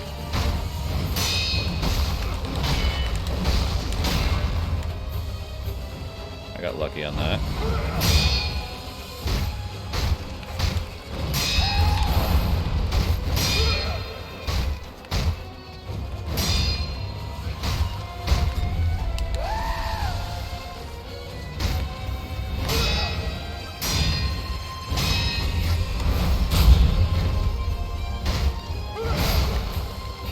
That one always catches me.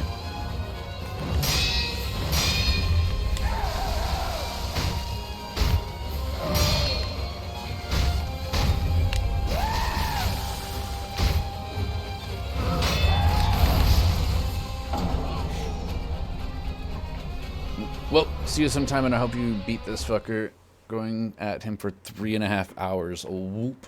Yep, 3.5 hours, indeed. There's a chance 6 hours might hit, and I still won't beat him. But I guess that also goes to show how many forms of brain damage I have.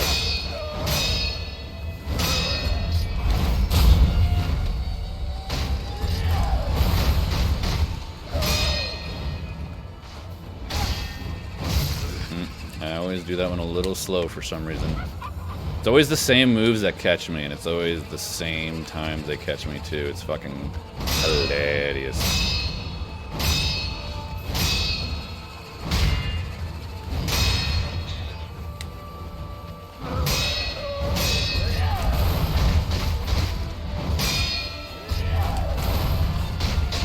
No idea how that didn't hit me.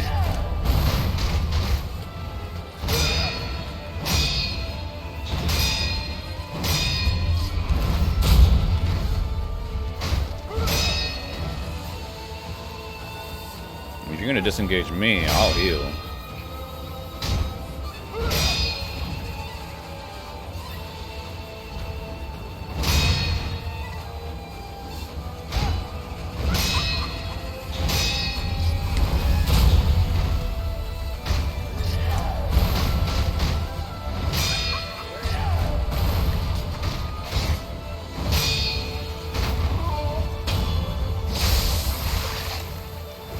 Come!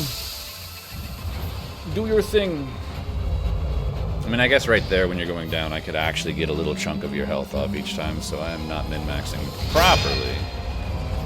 I'm also shrimping real hard. My posture goes to shit the longer these fucking games go.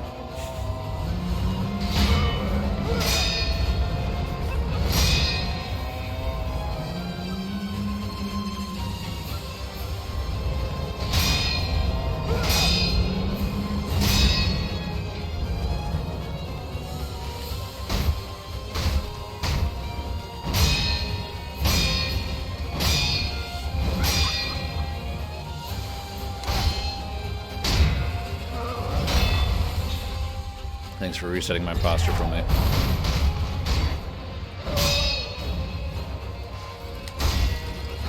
Oh, I see. I'm always like... There's like a internal fucking hitbox where like the whole stick becomes the hitbox, not just the blade. Okay, interesting. I was late on that one. And so when the blade, it hits me before it's sweeping at me. That's what it feels like, at least. I could be very wrong, but it only really ever catches me whenever I'm too close.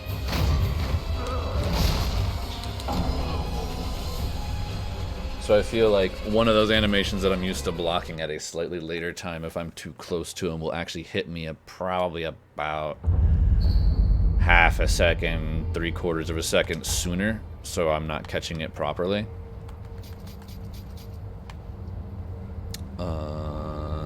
Yeah. That's what it feels like anyway. Could be wrong.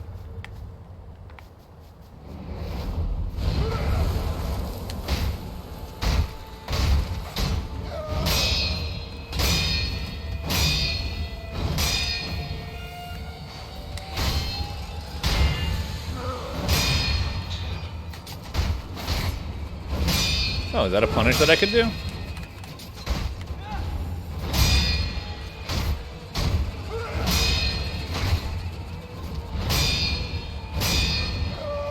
Is that just a more fluid way to gap close?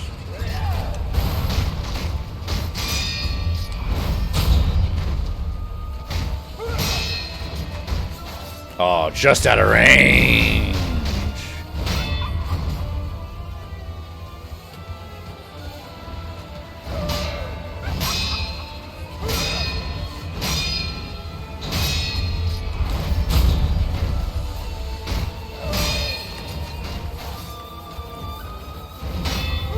Oh, okay. Okay, I fucked up there. But I do like how much quicker that puts me there and how much more reactable I am in that situation.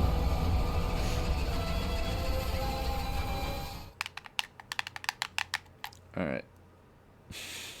Looking at that fucking time and knowing this is literally where I started the stream. That's hilarious to me.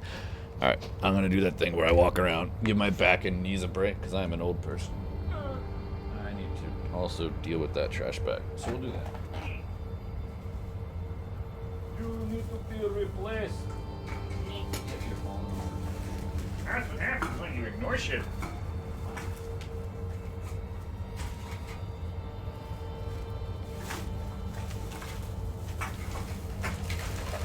Can I slide one more can? Yes, yes, yes.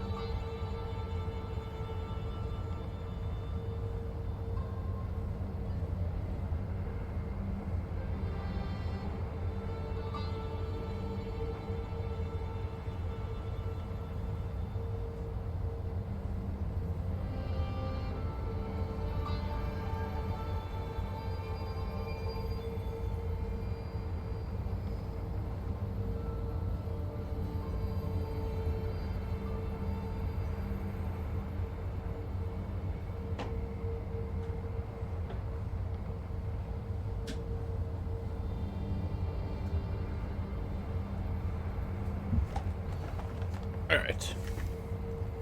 Through trash. Hydrate. Oh no. Hydrate. Want to do any Diablo soon? Gotta get dailies out of the way.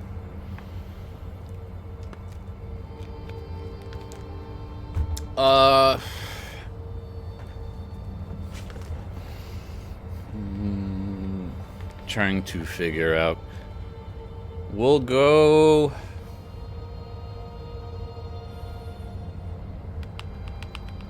We'll go to the 4-hour mark, and if we don't beat the boss, yeah, fuck it. I guess I'll do some Diablo. I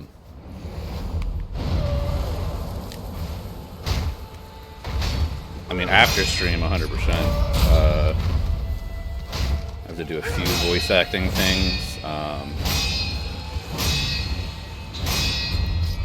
I would say theoretically I can do those whenever, but I know for a fact, unless you're going to be taking an afternoon nap here, before the, late night party starts showing up, then I could. But I know for a fact if you're staying up all night and then when we start playing Diablo, I'm not going to voice act anything.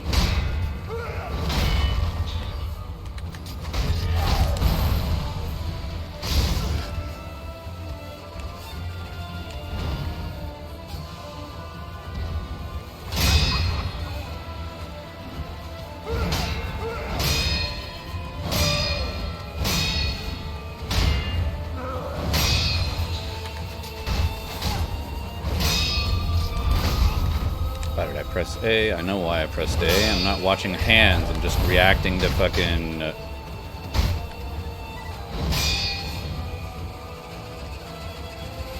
UI. If you watch the enemy's hands, when a red thing shows up, you know what it's gonna be. You did it again. You were watching the hands that time, you fucking dumbass.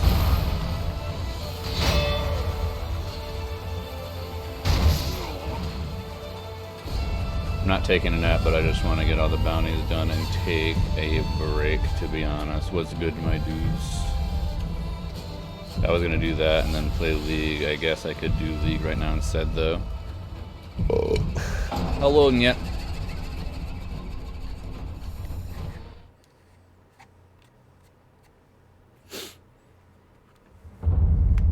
I theoretically should probably just stop on this boss and just go ahead.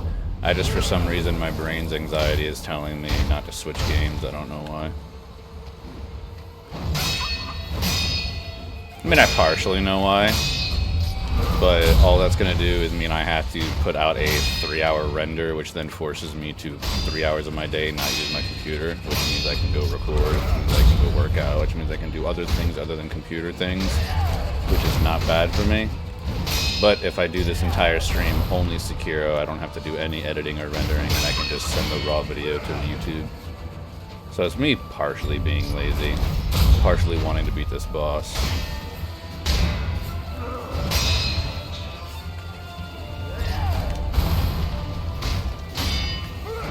Nah, this time.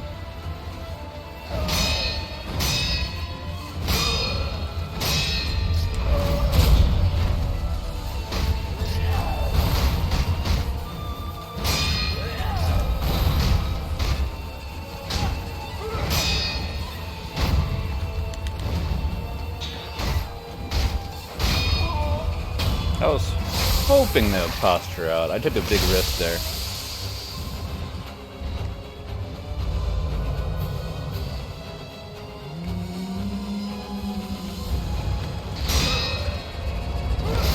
I don't know why my brain...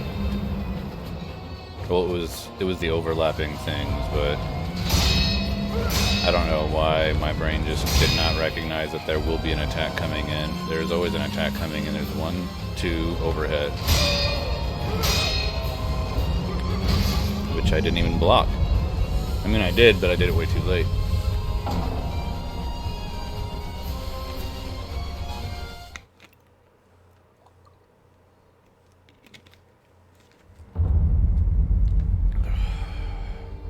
Speaking of Diablo, fucking finally hit 60 this morning. Hey, you beat Garrett to 60. And you started after him.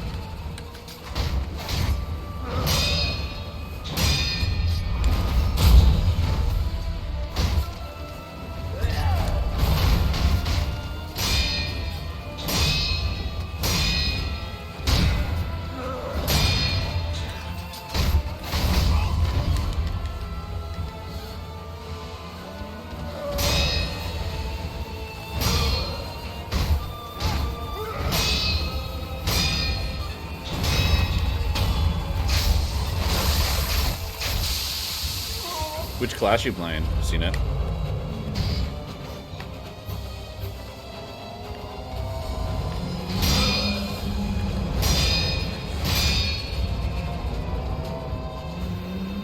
Necromancer? You and Chance both. Maybe you guys can compare builds.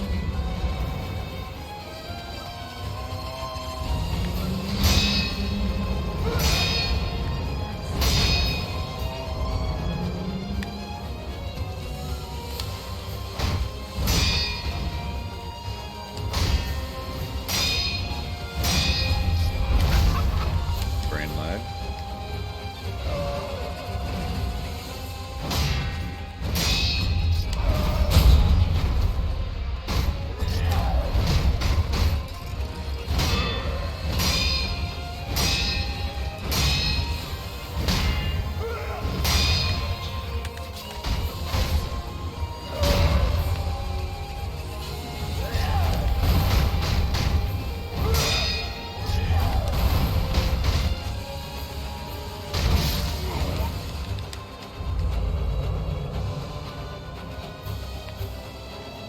I've got Spooky Grim Reaper for Skelly Mage.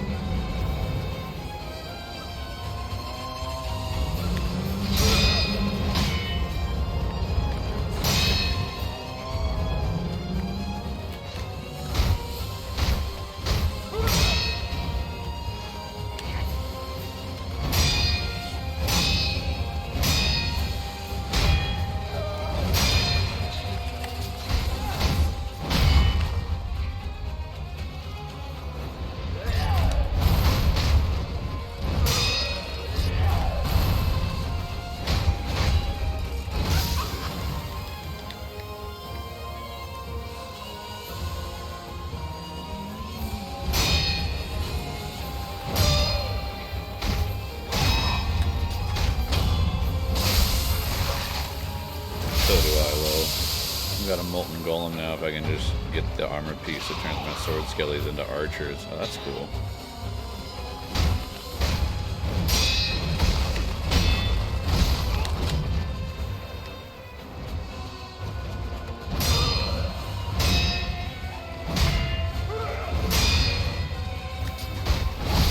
Oh, you have a follow-up now to that? Fine.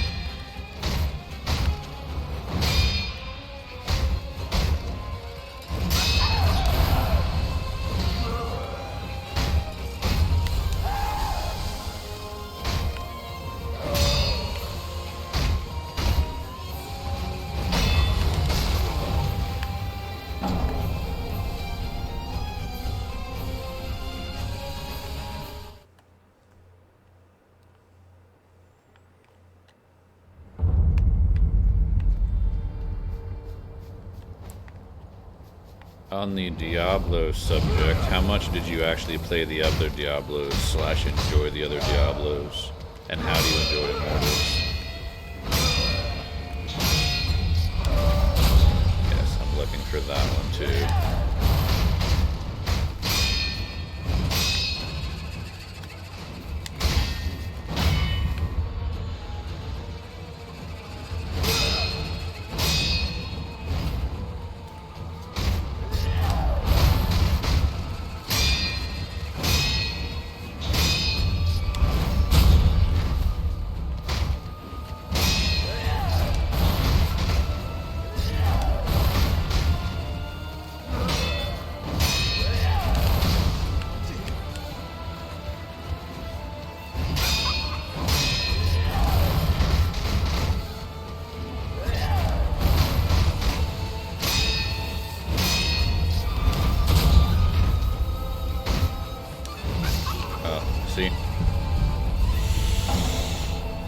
that long sweep without the unparryable notification. I always get caught by that when they do it, the spam the unparryable way too much. My brain just sees wide sweep and thinks go jump, and that's where you're dumb.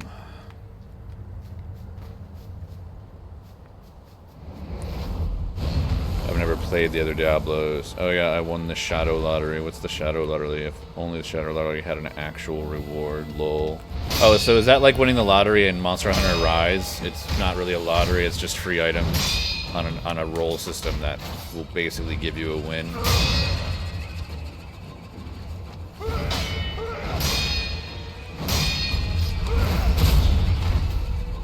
If you're on Dry Step, you could join us. I would say yes, but the people he's playing with, I would say no to. Or at least specifically one. There are not many people I would outright avoid, but one of them is. Can't trust them.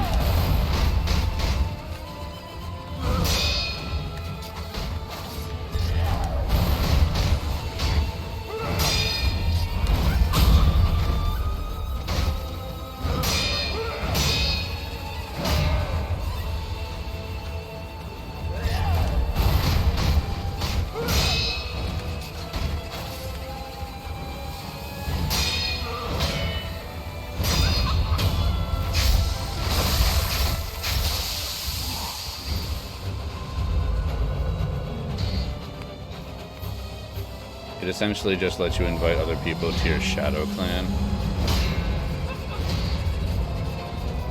Huh? The reward is a quest to get the Shadow Signet or some shit. Oh, you can actually get... I thought you could just actually fucking cheese that one with like auto spam and not get staggered out.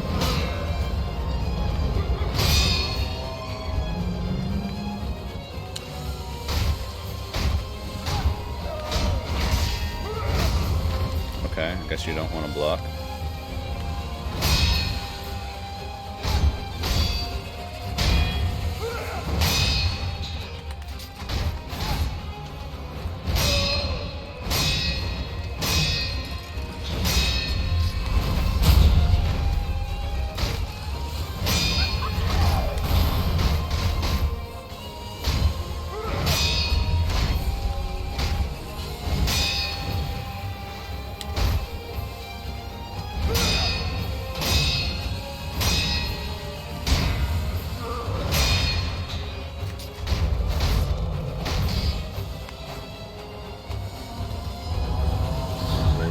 To get the Shadow Signet or some... Oh, the fuck?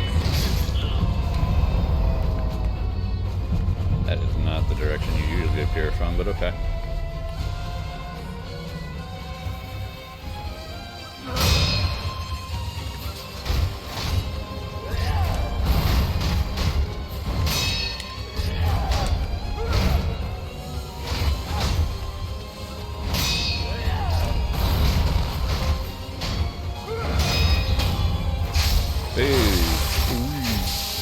Which you need more of to make a Shadow Clan or something. Yeah, I'd rather not bring Beard over. Yeah. I don't think Beard would want to play with me if he even heard my name, but Beard, just like not even about what he did, it's more just that personality type is a bit unpredictable and very emotionally driven, so I'd rather just not play with it. It's not even about what happened. It's more just that personality type doesn't mesh with me.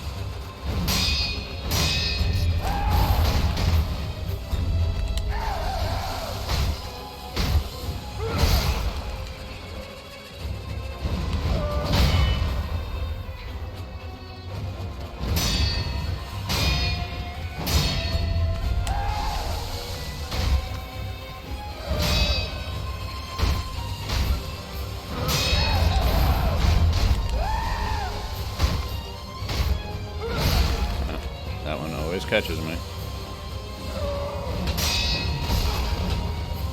Alright, cool story.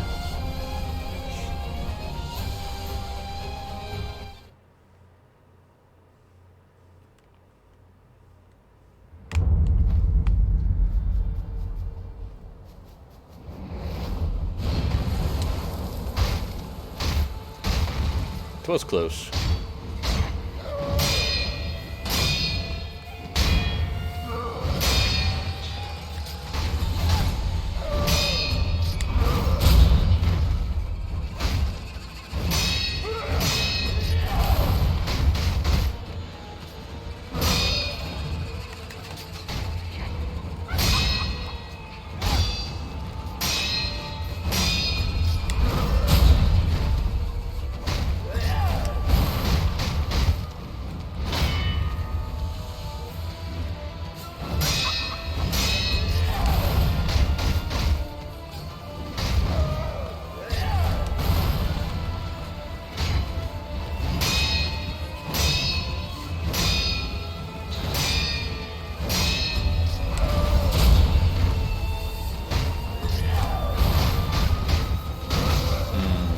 Gonna be able to actually stagger it out. That's my bad.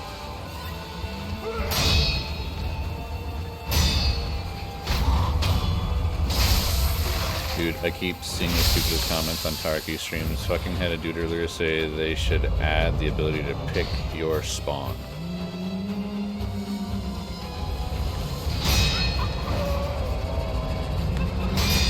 Then it would just be people, whoever loads in first, picking the closest spawn to, like, the fat loot that they're looking like. I understand the argument, and I understand the ability to fucking better plan for a raid, knowing what spawn you're gonna spawn from, which then guarantees what extracts you can utilize. In the sense of planning, and in the sense of, argument of real-life battle sim. Yes, in real life, you would know where you're entering, where you're exiting from. All these things would be already known, so yes, in that argument I can agree, but at the end of the day, this is eventually a video game at some point. You know what I mean? The people that are going to be exploiting the system don't view it the same way you do that are arguing for it. Or maybe you are the person that wants it for those same reasons that I'm saying would be exploited. You know what I mean?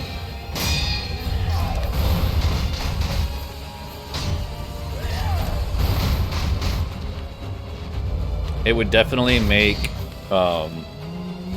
ratty players more successful at ratting because they don't have to worry too much about the you know, early spawn peaks, getting a bad spawn, being literally right in the middle of like PvP central, you know, stuff like that.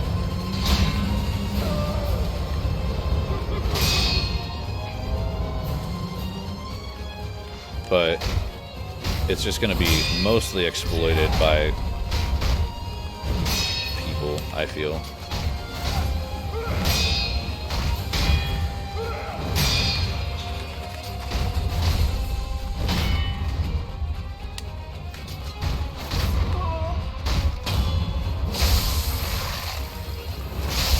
Exactly, like, I get where they're coming from, but I feel like some of these comments are just spur-of-the-moment things. Yeah. But also you have to think about, all right, what in video games recently had that? It was Blood Hunt. They're probably playing Blood Hunt as a BR, and they're like, man, being able to fucking pick this, why can't I do this in fucking Tarkov? Because some people literally do view Tarkov more as a Battle Royale-esque game. Because technically in tempo and in how the PvP works, it is very Battle Royale-esque. It's just doesn't require you to wipe the lobby to win. Now, people do try and wipe the lobby, you know, it happens.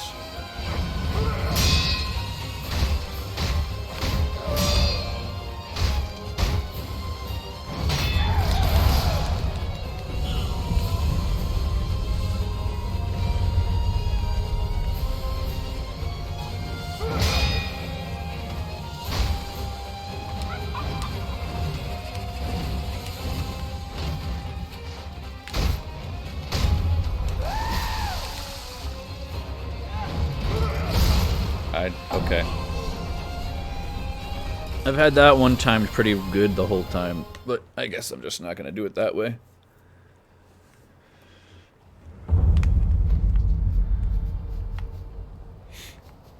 Because sadly, the person that's arguing on, what is it, would you say, Tarkov streams. Okay, so it was a dude watching a Tarkov stream, which makes even more sense of where my comment's coming from. It's not even like a catered Reddit comment, it would be like they're literally just a gamer that won't think of the real life aspects about it, will argue the real life aspects about it because now that they've made the comment they want that to be implemented. But the reason it was brought up is more than likely Blood Hunt's mechanic is one of the first battle royales that you just pick a spawn, opposed to you have to drop down and fight over loot, or, you know, whatever the mechanic is to get into your location. You literally just spawn in. Swear when you're taking and playing you do, when you're talking and playing you do better. Yeah, that's because I'm not I'm concentrated on the conversation, and I'm purely on muscle memory. Sometimes muscle memory screws me, like that one right there where I jumped where I didn't need to jump, but I did block in the air, which helped. Rambling distracts me from myself. I am my own worst enemy.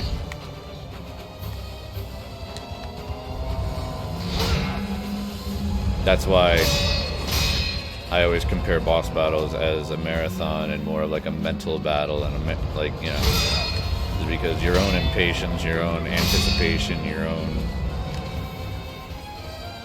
just mentality is also part of the fight. Don't think it's ready yet. Oh, it is.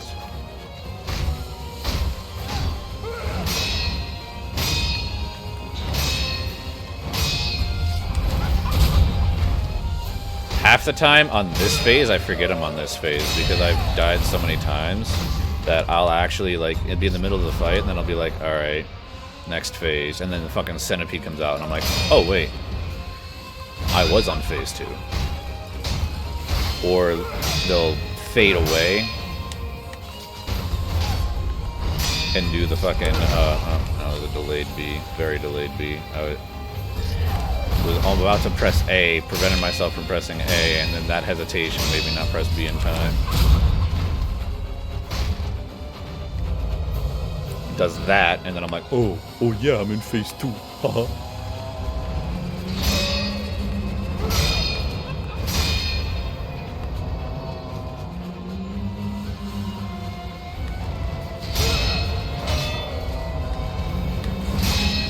Also, theoretically, I've already beaten the boss.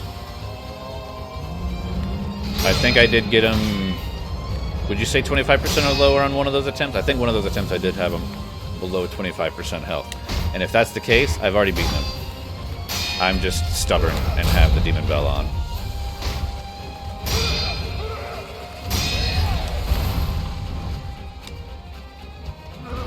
I blocked that, but okay.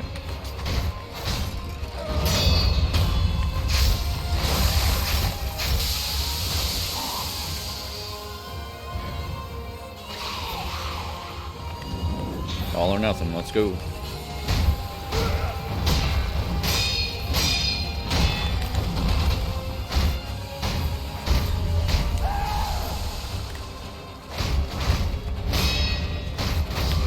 Overgreed.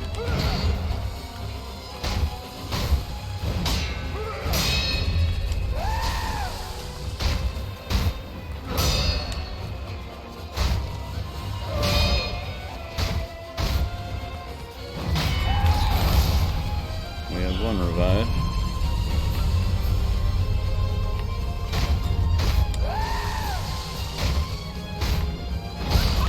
And then I fuck that one up like I usually do. For real, you have. No, it's my own issue of being stubborn. The Demon Bell is my fucking is my downfall, honestly. It just forces you to do the fight for longer without fucking up. Like, I take the Demon Bell off and I use a sugar, especially the fucking, do I have any more of the fucking super ones? Yep, yeah, the fucking Yashiruki or Yashariku. One second, let me actually read this for a second. Yashariku. There we go, Yashiriku's sugar. Yeah, this fight would probably be a lot easier. I mean, I'm already doing it to the point of, like, I'm having to not get hit once majority of the time, so me fucking reducing my vitality is not gonna be that big of an issue. I just need to mentally take note. You can't fuck up. Like, honestly. But, yeah. technically have beaten the boss. I'm just stubborn as fuck with this Demon Bell. It's the same issue that I had with my first playthrough.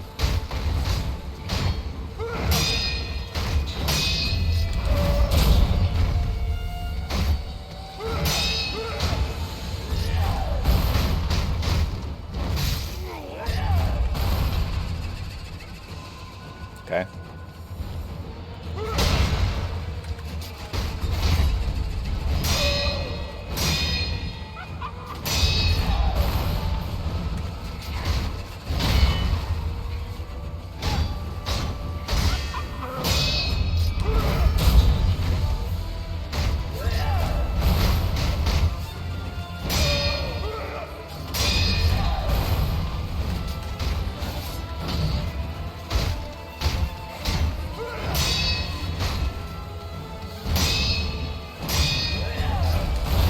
That was my brain doing the lag again.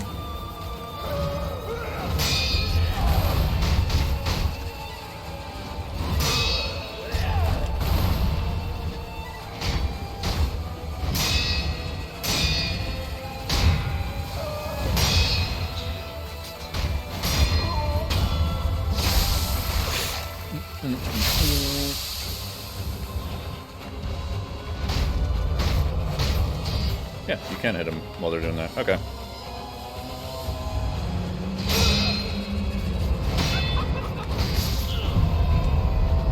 I guess I do this just because I've been at it for literally 4 hours.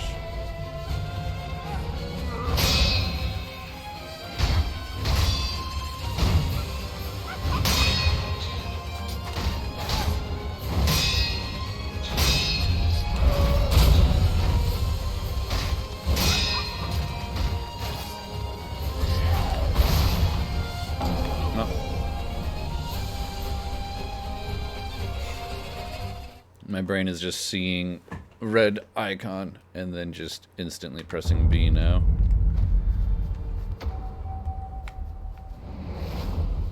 Mentally, it is just probably definitely fatigued. There's no way I'm not fatigued on this.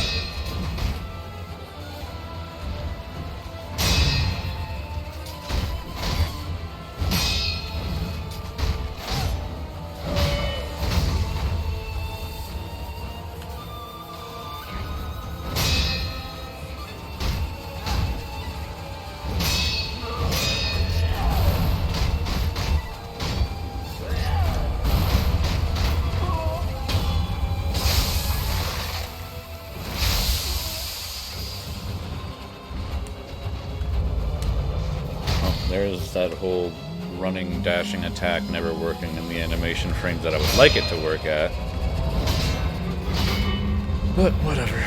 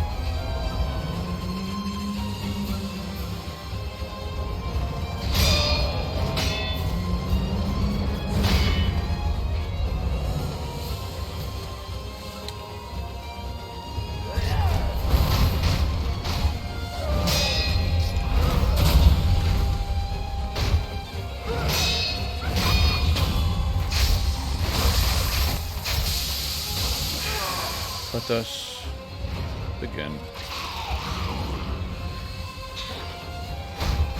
No, didn't time that right.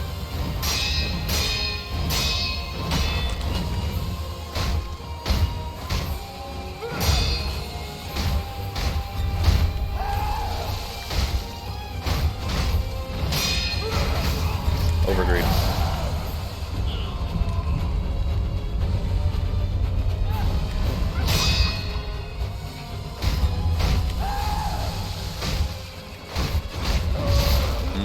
Downward punish.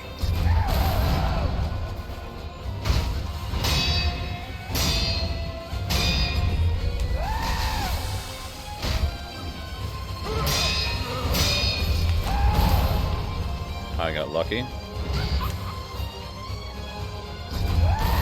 I jumped and didn't jump. So luck got counteracted based off of, I don't even know.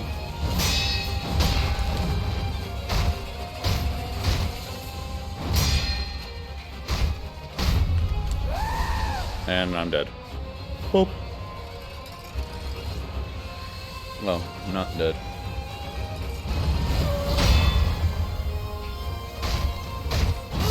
But I overgreeded unpunished. You should never go past 2.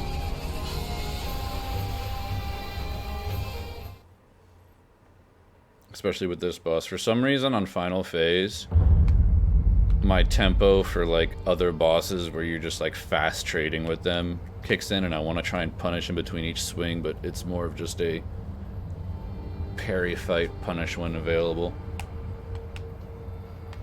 So unfortunate. Bonk. Hello.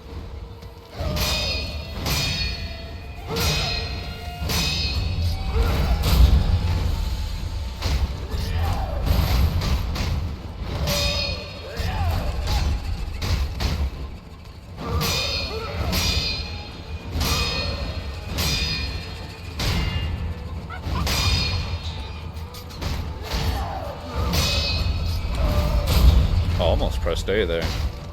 I pressed B there, though. Haha, you fucking dumbass.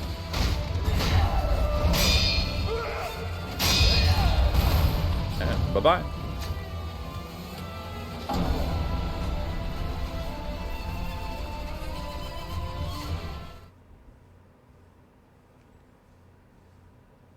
It's funny that that actually has not been an issue in over 4 hours, and I've done that twice in a row now.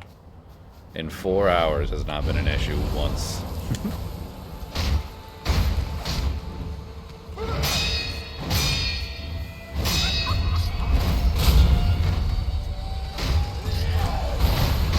Even forgot that it was possible to do that.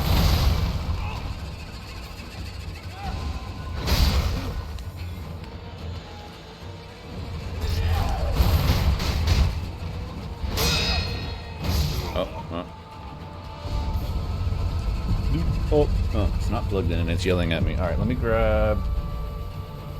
Aw, yeah, that is unfortunate. I have nothing there. Uno más.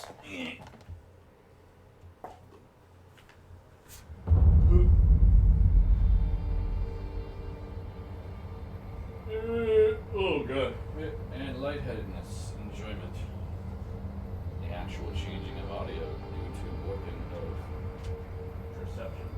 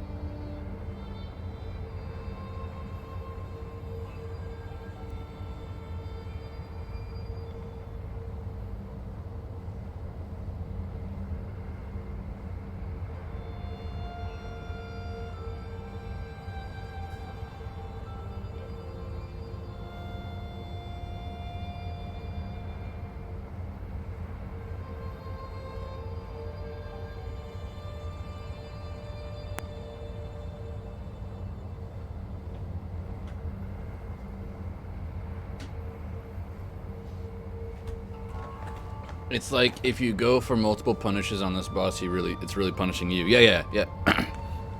But my instinct is to try and over-punish, min-max punish, because that's that impatience trying to just get it done.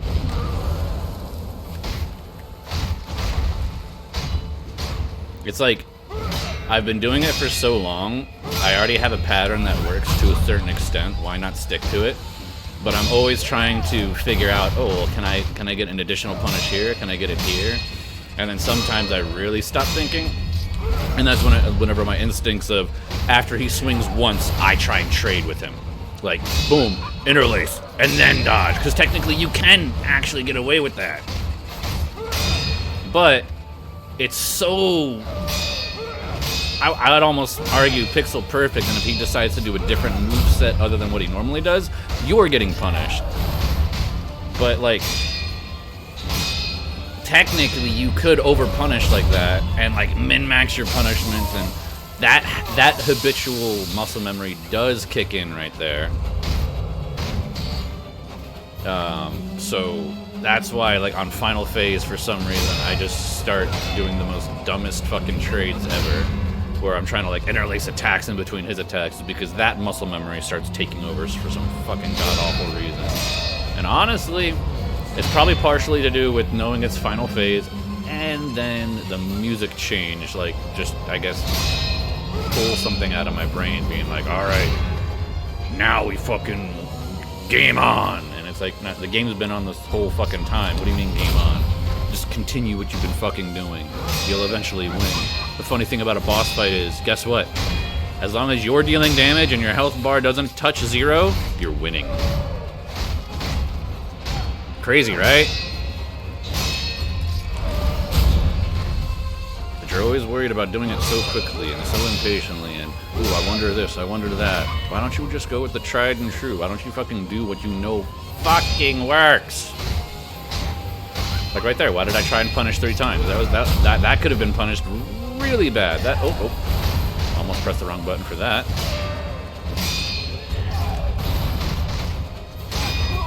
Boom, see? He's slow and easy, wins the race. He didn't even go to his fucking face twice. And if he did, I already forgot he did. Because you're not supposed to fucking think about how long it takes. And I time this right now. Did it.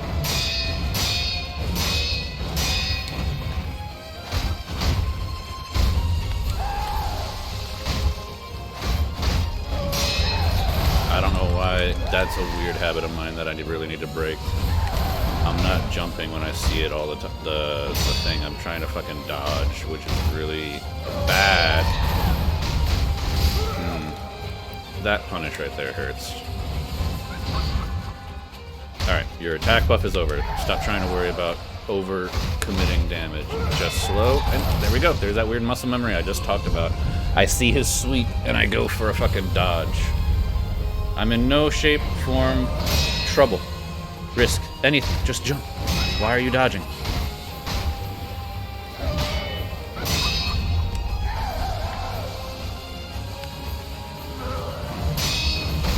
And that's fucked. Double chug, and this is the end.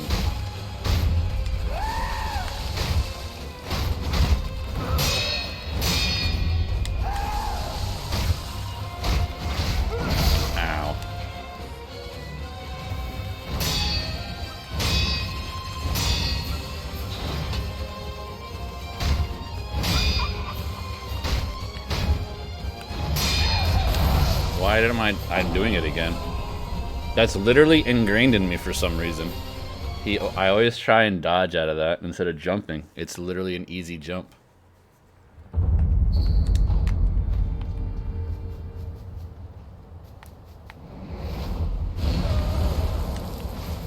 It's like if you go for multiple punishes on this boss, he's really punishing. It's literally like one frame. Yeah. And if you miss it, you die. Yeah. That's why I like. It's a bad muscle memory to get into. Because this is very much a slow and steady. He actually didn't flinch out of that one that time. He usually flinches out of that. I should have actually paid attention to the stance at that point. I was just used to him flinching out of the attack.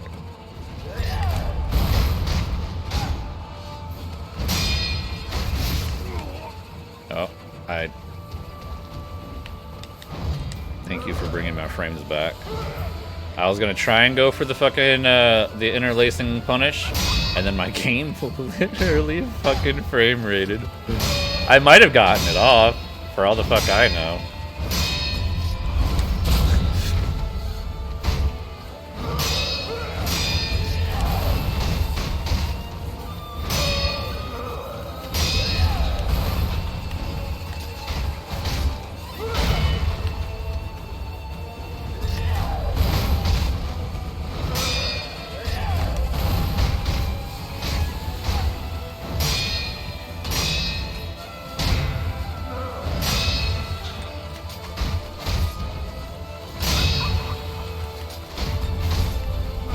Flinched out of the. Oh, wrong button.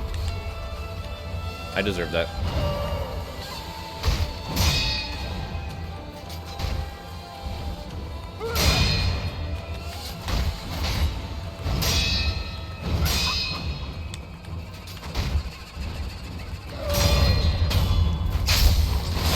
A little bit of health. Go ahead and heal. Back up.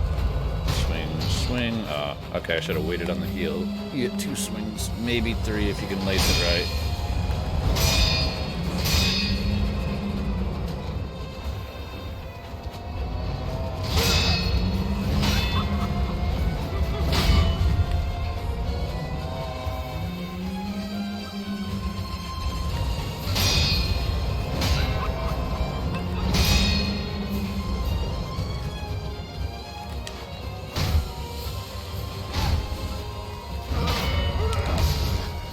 Interesting. I guess I was super early on that.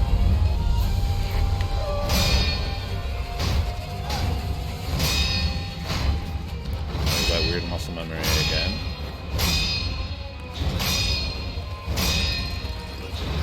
Okay. They're just getting out of their own range.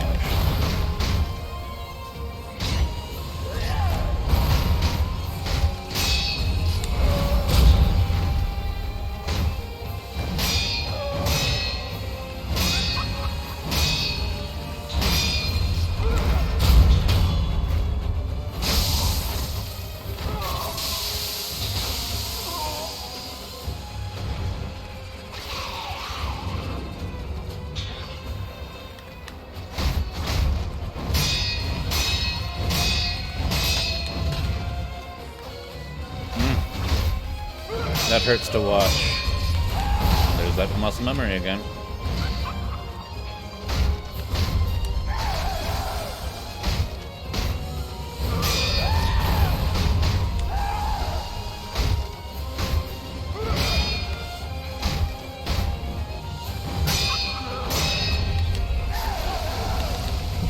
Death. Resurrect. Back away. Heal.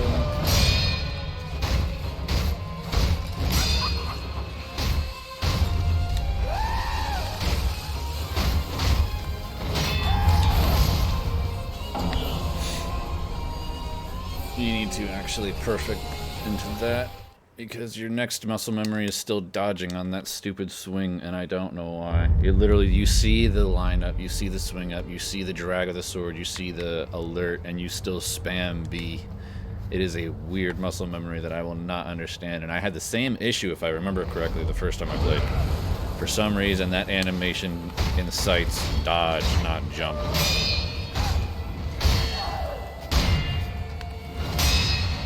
Punch, punch, punch. I'm failing the punch, punch, punch.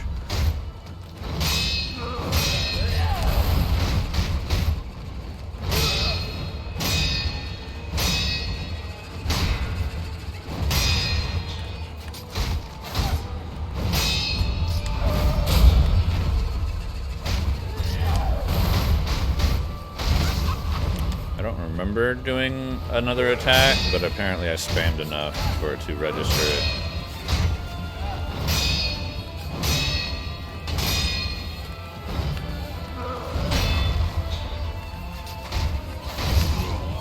No flinch. No waste revive on phase 1. You die in phase 1, that's you being impatient.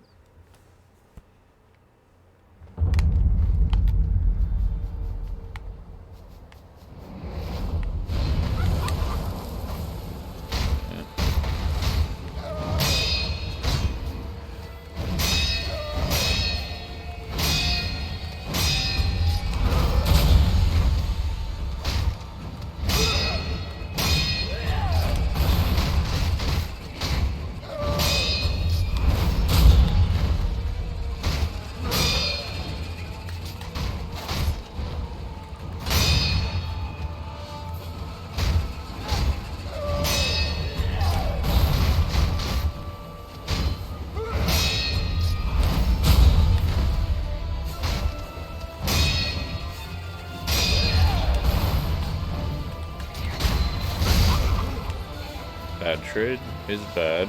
That's cool.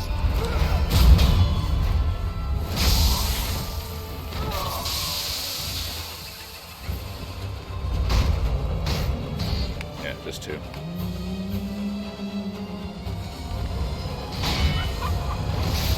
Okay, cool story.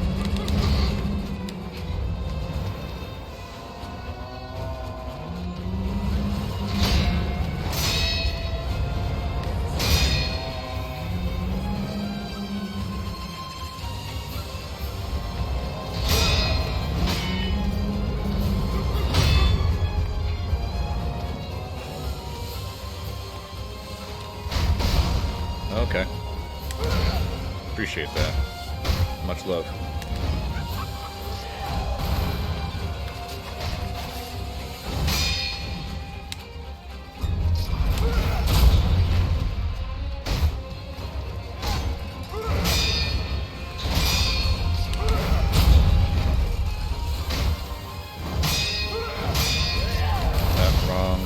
Wrong button. Yep.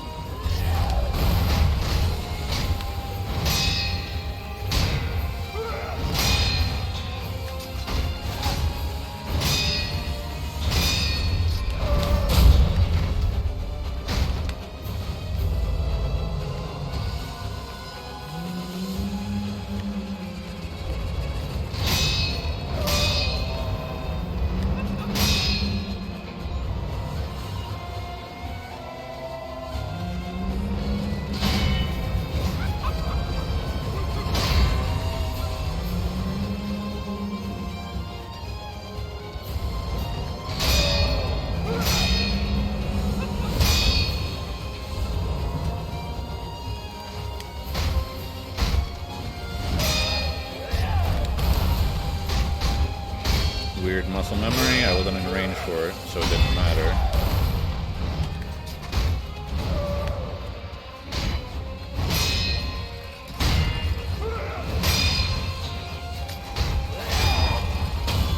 Okay, phase 3. Now the fight begins.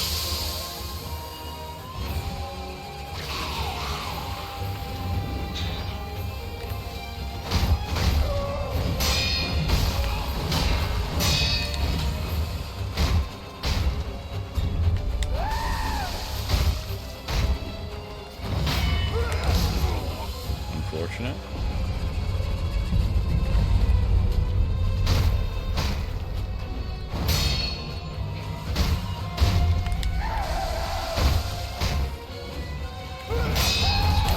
Why am I still doing that?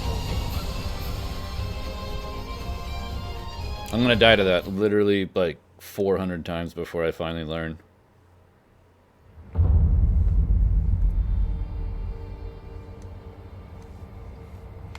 I think it's the issue of it's an alert that quickly after parrying a strike, and before this, all sweeps were not usually that quick. It was usually always the thrust.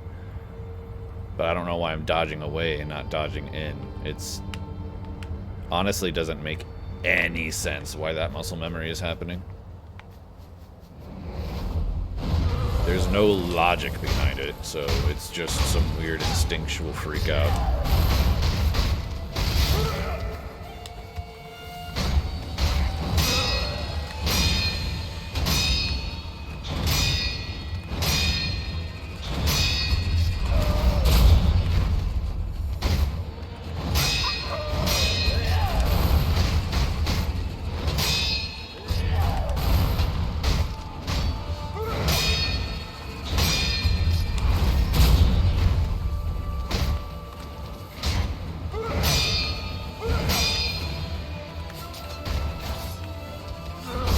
Oh yeah, arm out doesn't mean jumping. For some reason my brain always tells me it means jumping.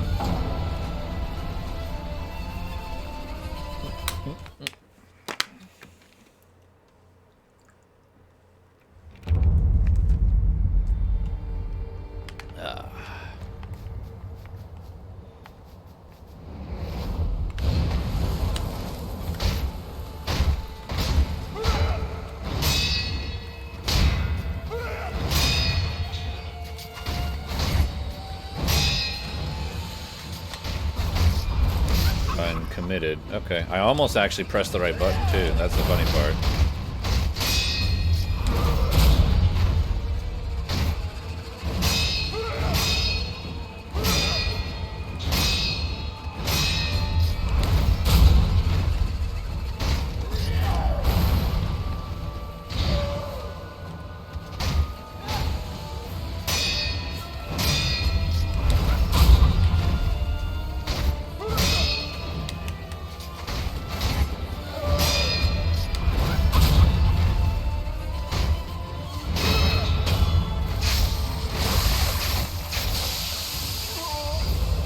Oh, you just immediately teleported because you're in a corner. Okay, noted.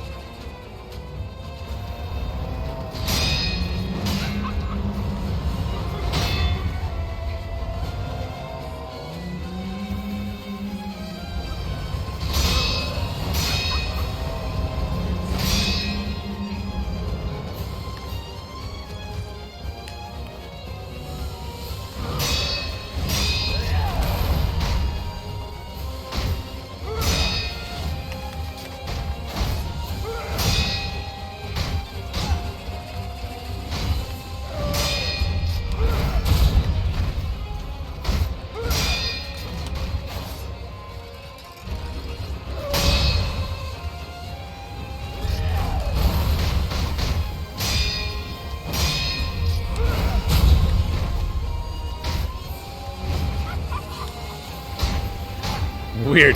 Okay.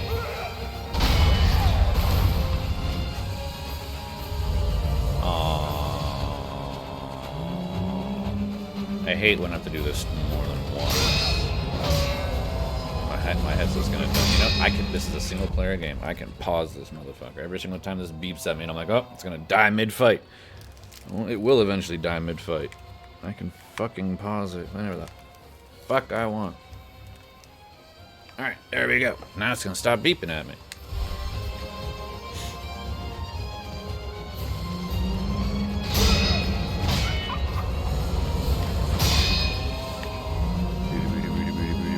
Not time. Dead.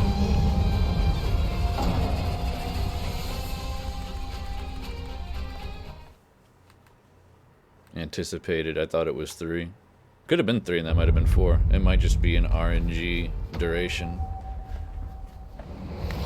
Bonk.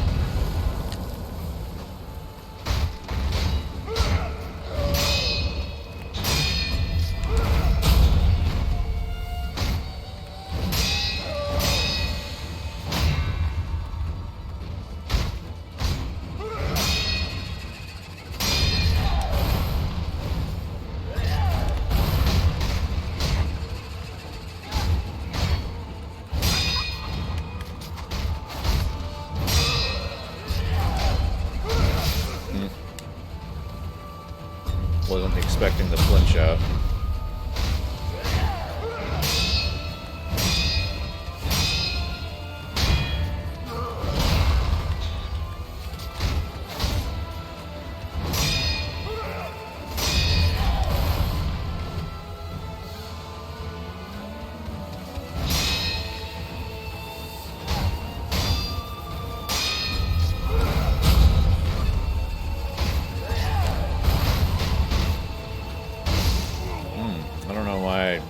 Did not read the attack. It looked like nothing was happening. That was my fault.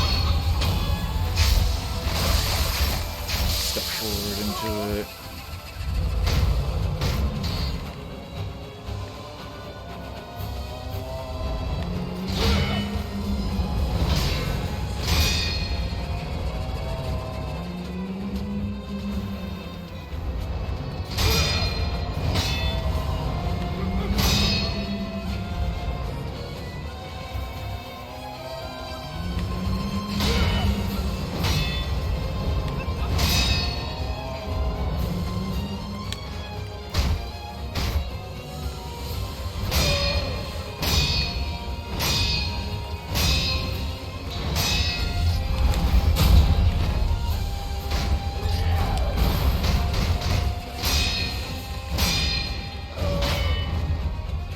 Okay, just resets posture.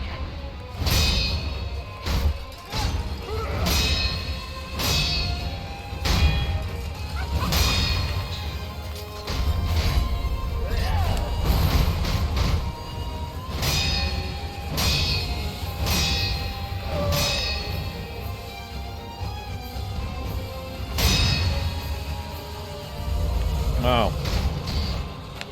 Wait. I said wait. This is not the time to be doing said such things, you clone jutsu.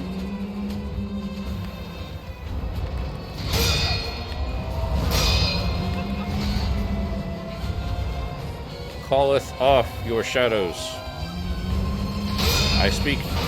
I wish to speak to your centipede, not your shadows.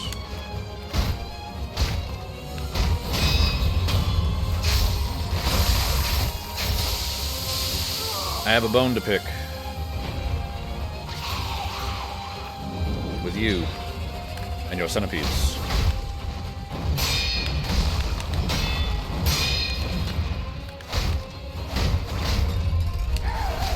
Fuck that up, but it's okay.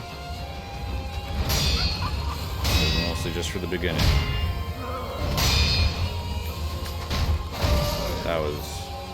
I paid attention more to the UI below me than anything else. So that was actually me not actually reading the boss and just reacting with expectation. That is my own fault. Yeah, they're a bit more aggressive on the follow-up there. They don't just sit there and stare at you anymore. That was my issue, is I anticipated the stare.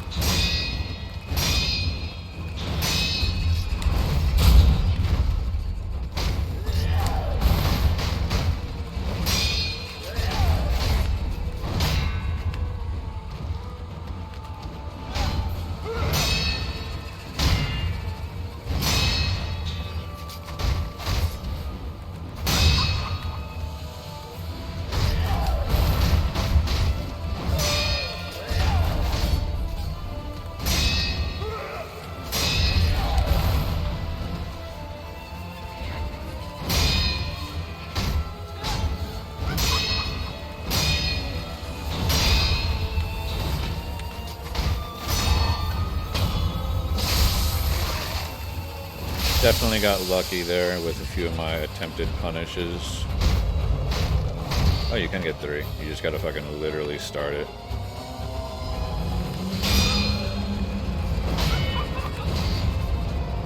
That one would have been late. Good thing I was out of range.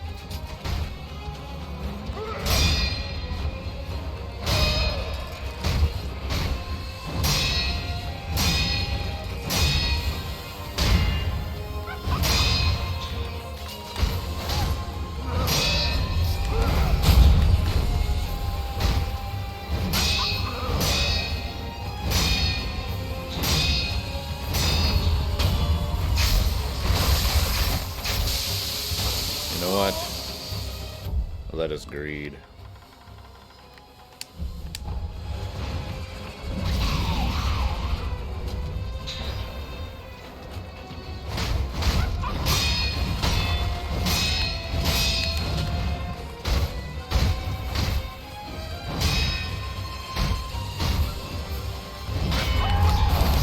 Okay. Greed didn't pay off, but it usually doesn't.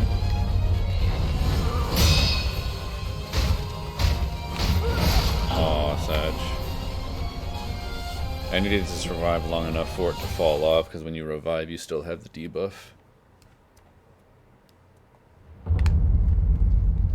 So you just need to actually not fuck up for a good bit. It's more of a gamble than die, reset, go again. Decent damage, but I don't think it's actually worth it for the amount that you actually become one-shottable.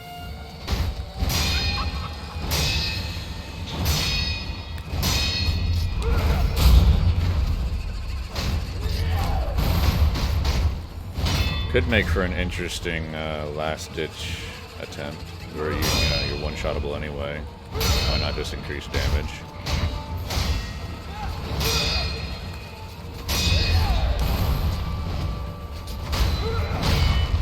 Because all you do is decrease the margin of error.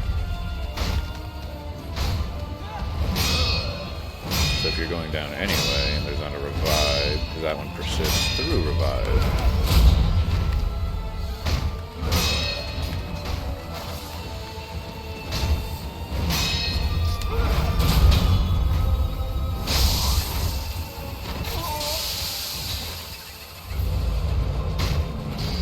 He was up against a corner already, rip.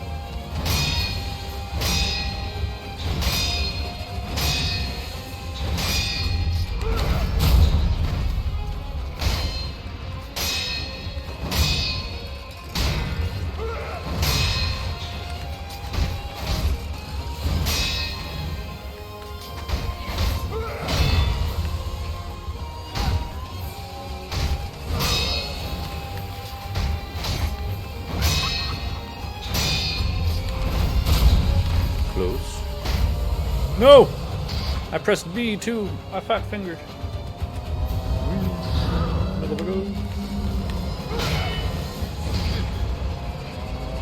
I was itchy the whole time too.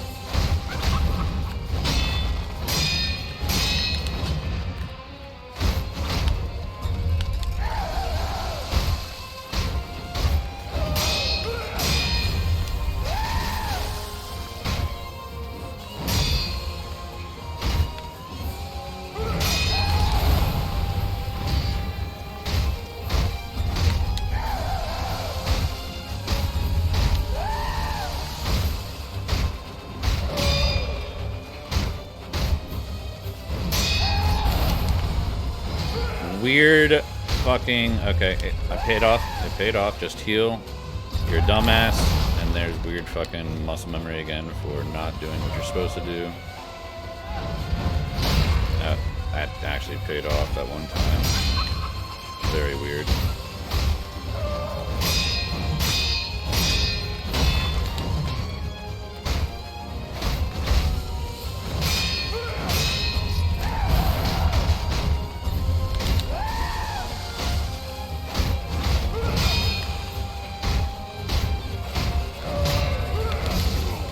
Got a revive, that's fine. Okay, thanks.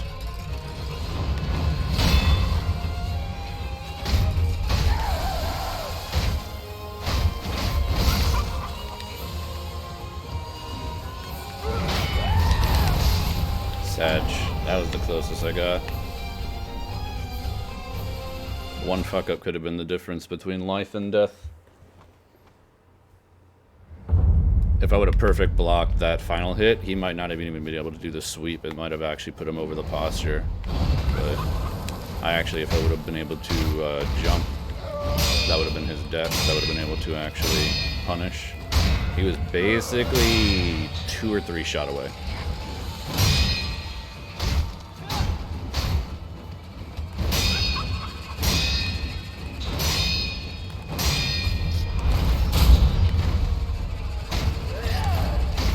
That was so close. Yep, that was very close.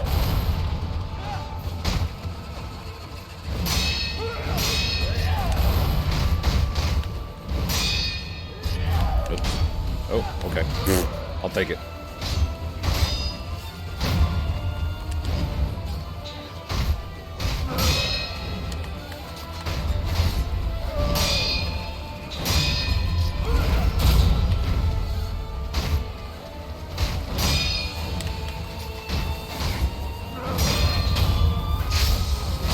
I'm gonna assume he's in the corner and he's gonna start teleporting right away. Nope, he didn't. Alright, at least got 2 hits off. 2 is the standard, 3 is the min-max.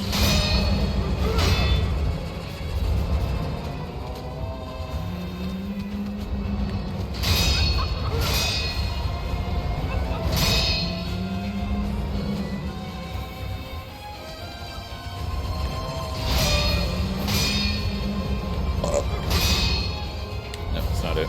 Oh, it is it. Okay, whatever.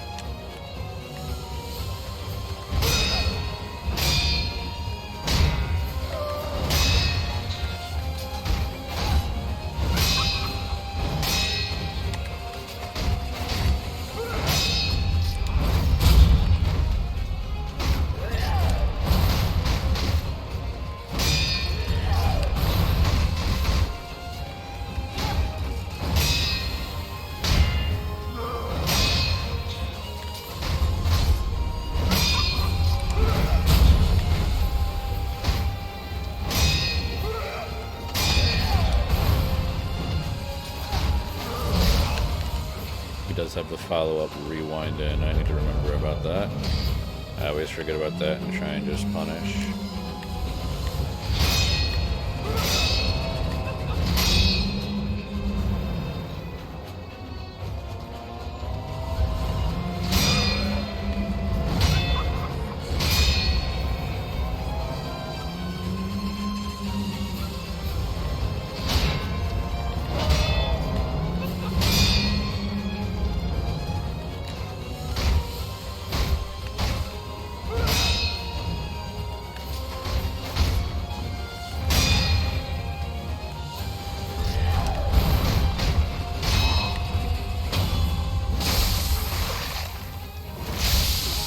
We're actually running out of sugars.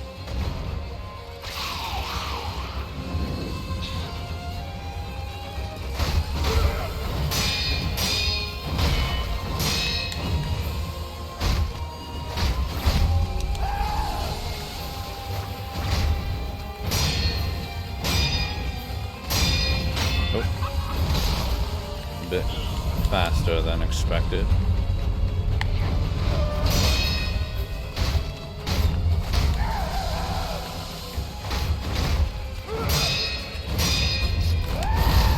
I even delayed, hesitated, and then still pressed the wrong button.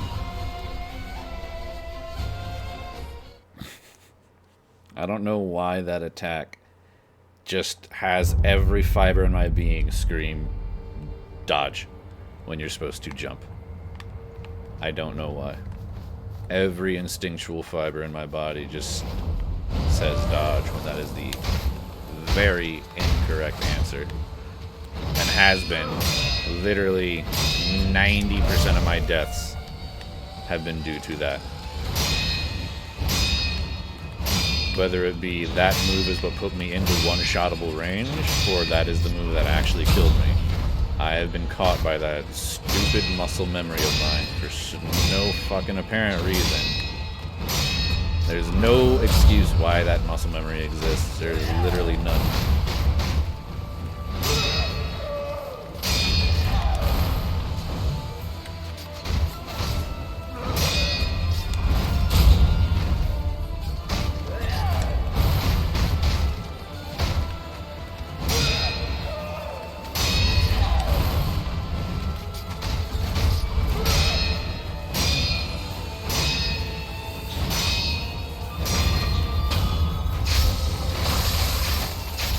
to corner? It is.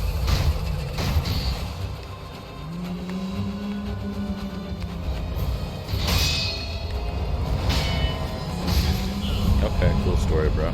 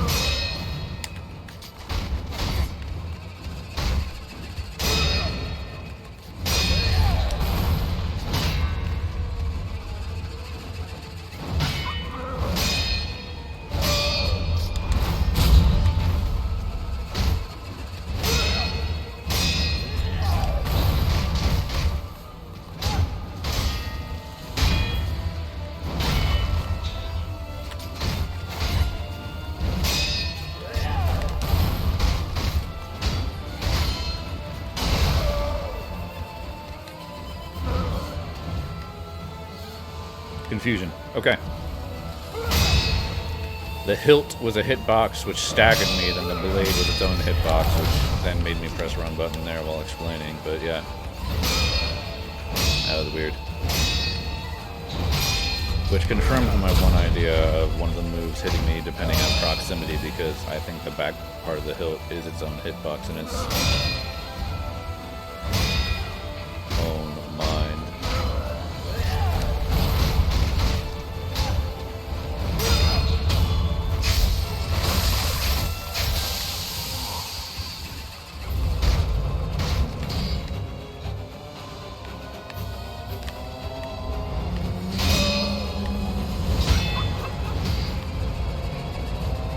Technically, I could just do this instead of trying to, like, I can go bonk, bonk, and then I can just hold this. And even if I stagger out, it doesn't matter, there's not another attack. The one it matters on is this one, because that animation is going to prevent me from getting close enough.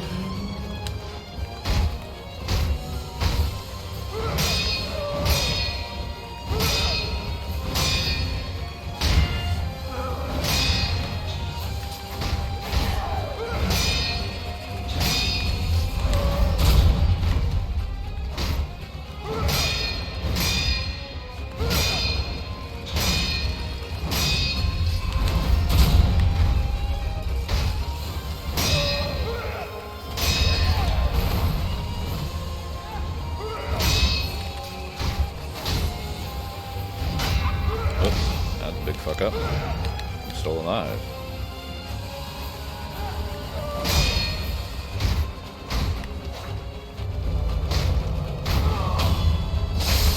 I was hoping that would work. I'm glad it worked. Last sugar.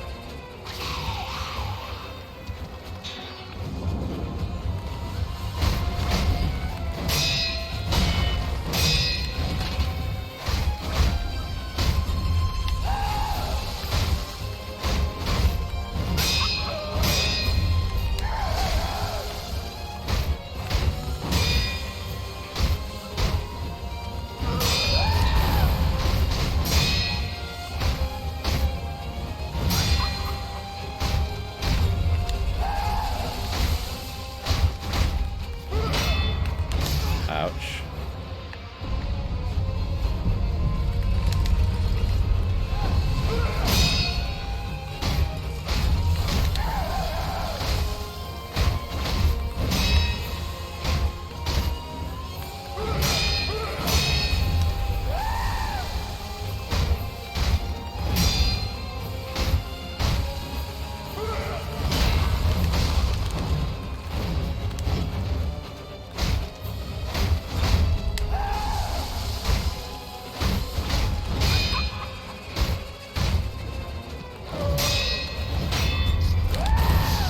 Bonk. Did it again.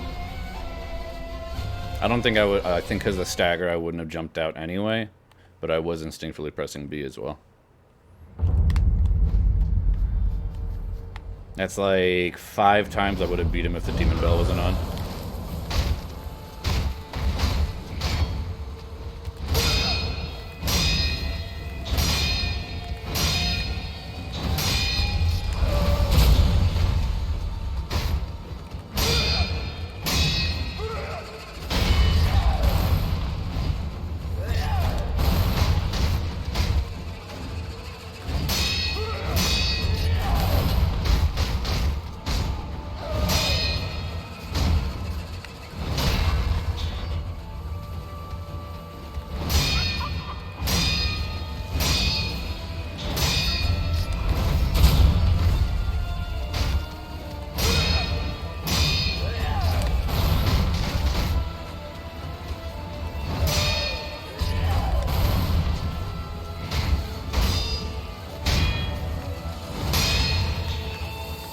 Oh.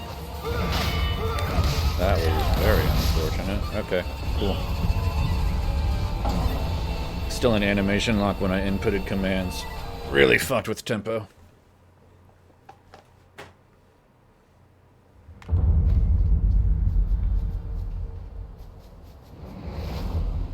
Sup, Yen? Hello, Branson.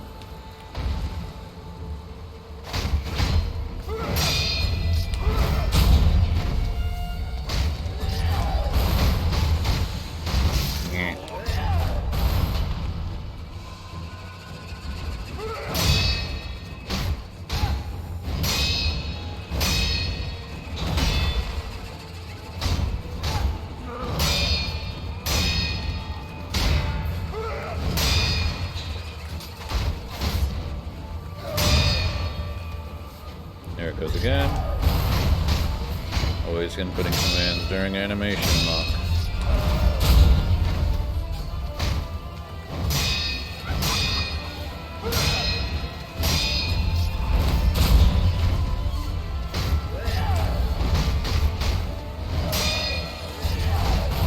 Yeah, if I wouldn't have hesitated, that might have worked.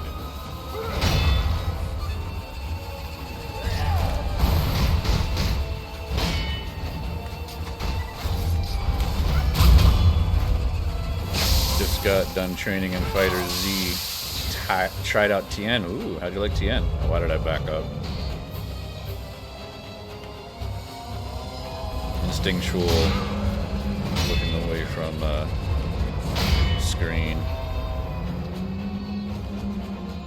Tien's actually pretty fun.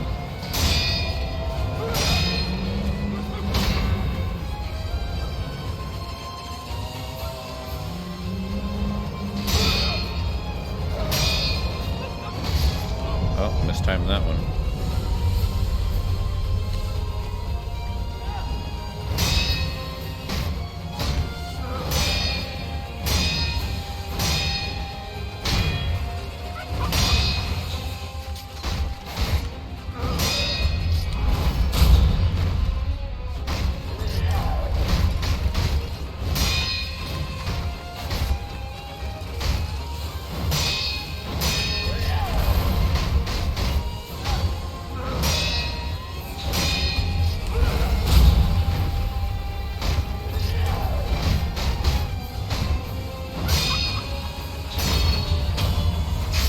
He's interesting. Reminds me a bit of Yamcha. Yeah, he kind of has a little bit of that with like the multi-hits and like being able to sustain and everything on a combo. Way too soon. I lost free damage.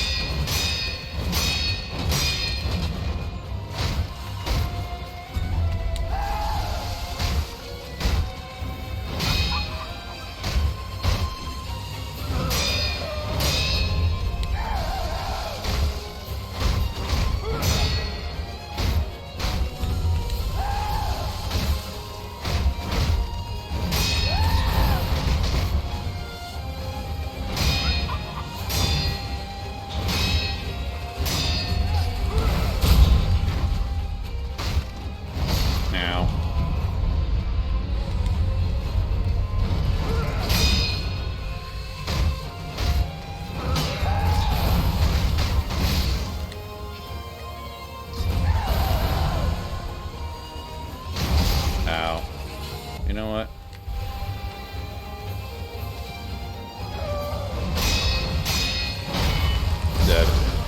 Bonk.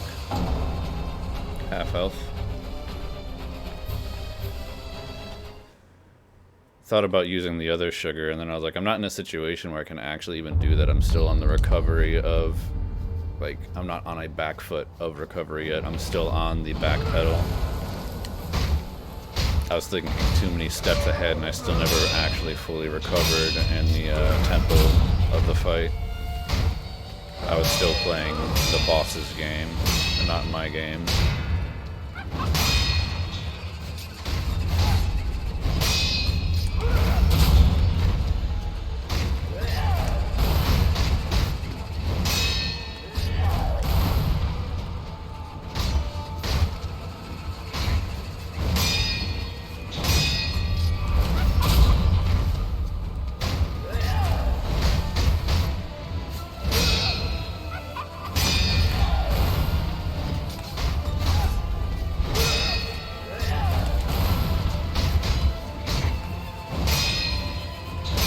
I feel I got lucky. I feel I should have been hit and punished with one of those dumb fucking attacks I did. With a sweep, but I only had it once. Nice. But I mean, I'll take weird, lucky, maybe even potential no regs from the computer.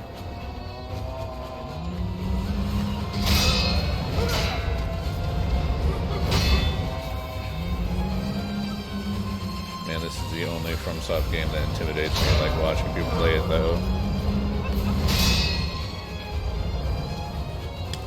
I will say, of their games, this one is definitely, I don't know why, that's another one of those muscle memory things that I'm fucking up on. Like, the game is hard, but it also does have the ability to cheese certain bosses. I'm making this 10 times harder than I need it to be. Where I die? Lucky. Why did I dodge? See, this is just, you know, my brain just turns off. Theoretically, this boss isn't that hard, it's just learning the moveset. And I've definitely learned the moveset. I'm just fucking up a lot of my muscle memory on it.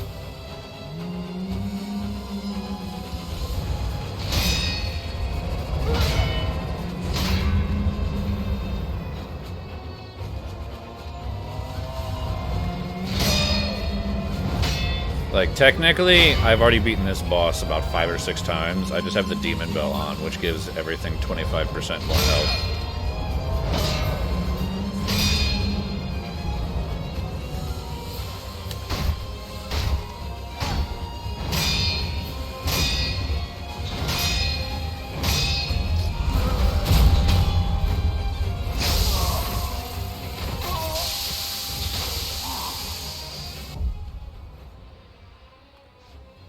Fuck it. I'm on a timer. I must survive long enough for this to wear out.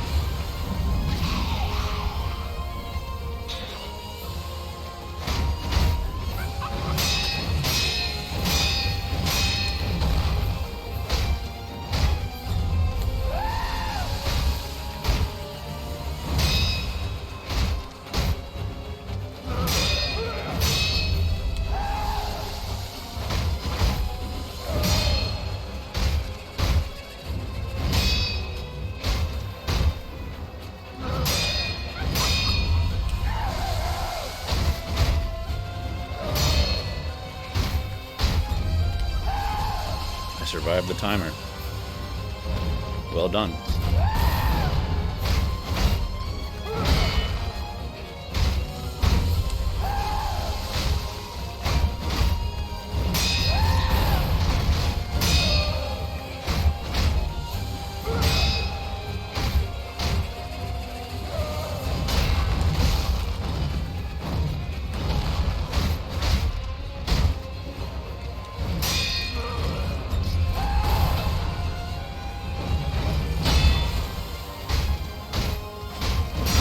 Got him. We finally did it.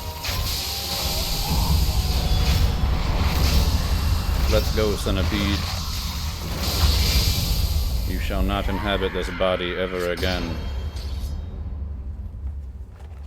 It's a great game. Yeah. It is a very enjoyable game. Very, very unforgiving is a good way to describe it. Memory. True, monk. The battle memory of an extraordinary foe lingering in the mind of the wolf. Commune with a sculptor's idol and confront memories of battle to permanently increase attack power. The corrupted monk guarded the bridge leading to the Fountainhead Palace. It's fucking gatekeeping like a motherfucker.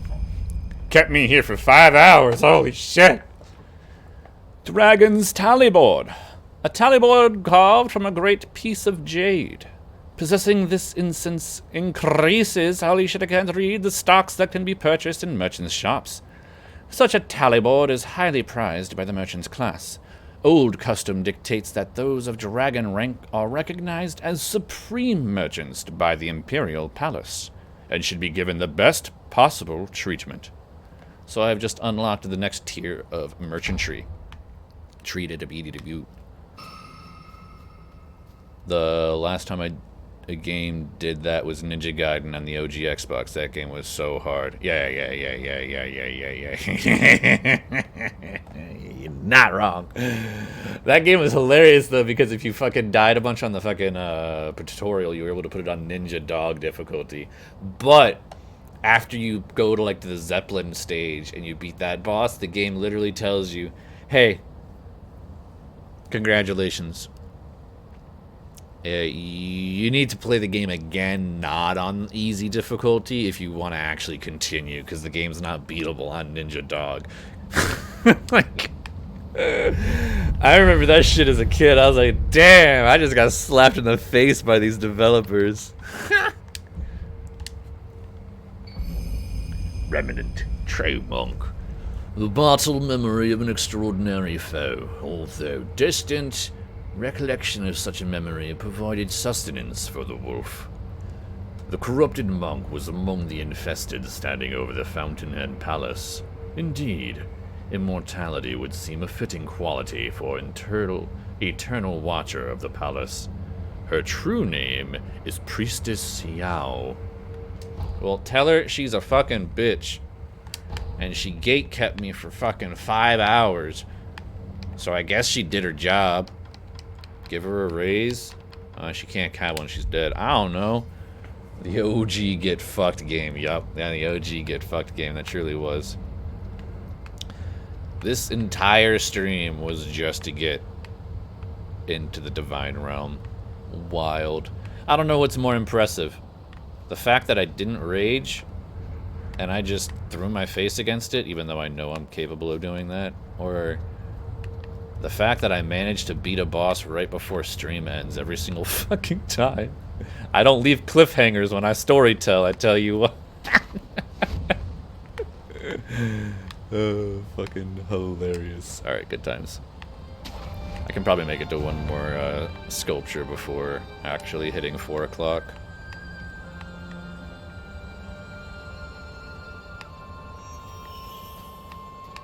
I do like the artistic style of Sekiro. I know it has very Dark Souls-esque feels that it runs on the same engine, but I do enjoy their environments. Hello! Don't you do it. I forgot that they just build up terror in you by existing with that. So it just turns into a kill them fast. If possible, don't even let them see you. They do give 530 though. Oh. Bow.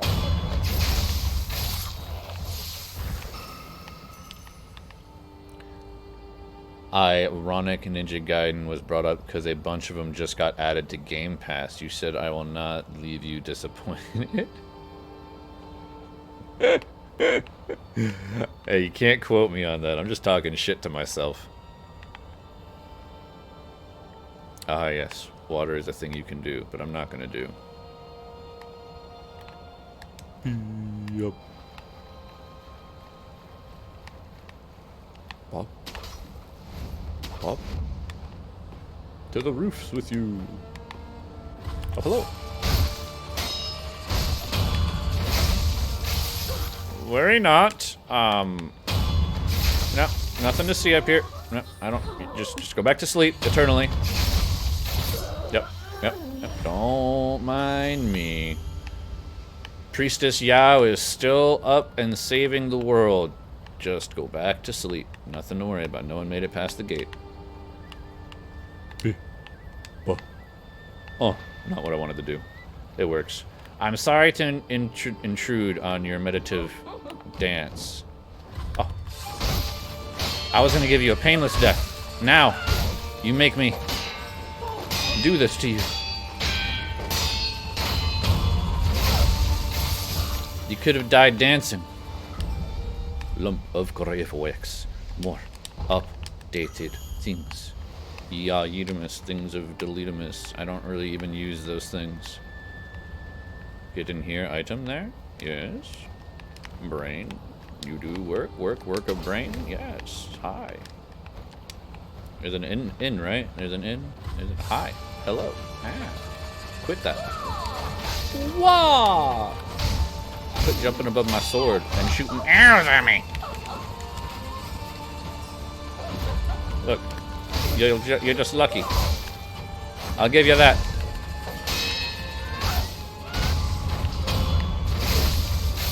That's how I want to die. Standing on a bridge, dancing like I'm waiting for the bathroom to open up. I'm not... I interpretive dance, my dude. I mean, I guess that's how you interpreted it. So, what the fuck? Some kind of ignorant. They heard our squabble and got curious.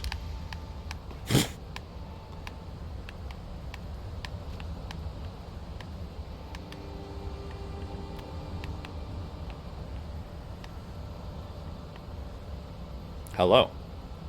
Is there another one? No. Is there something above you? No.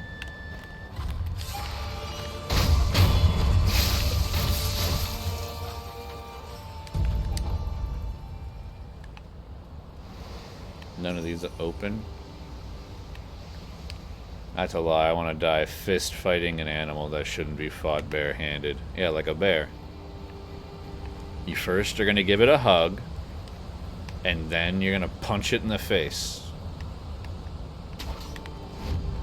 Because, I mean, the only way you're giving it the hug after you punch it in the face is you got to knock it out and then give it a hug after it's knocked out. And that's a little bit harder to achieve both goals. So if you hug it first, then punch it, you can achieve both goals without worry of death.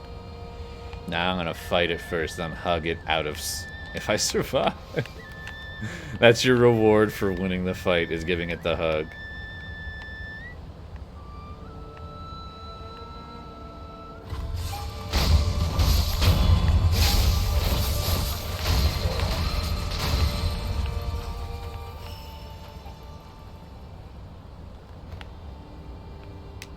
Getting close.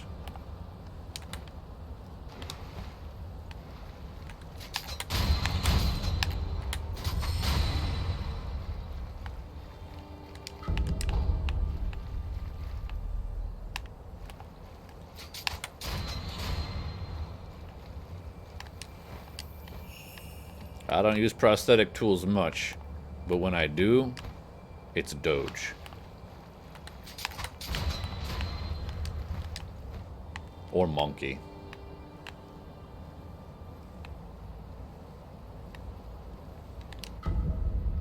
Okay, more upgrade material. What do you guys drop? That was just money. I thought they dropped an item too. That was a misrepresentation of what I saw.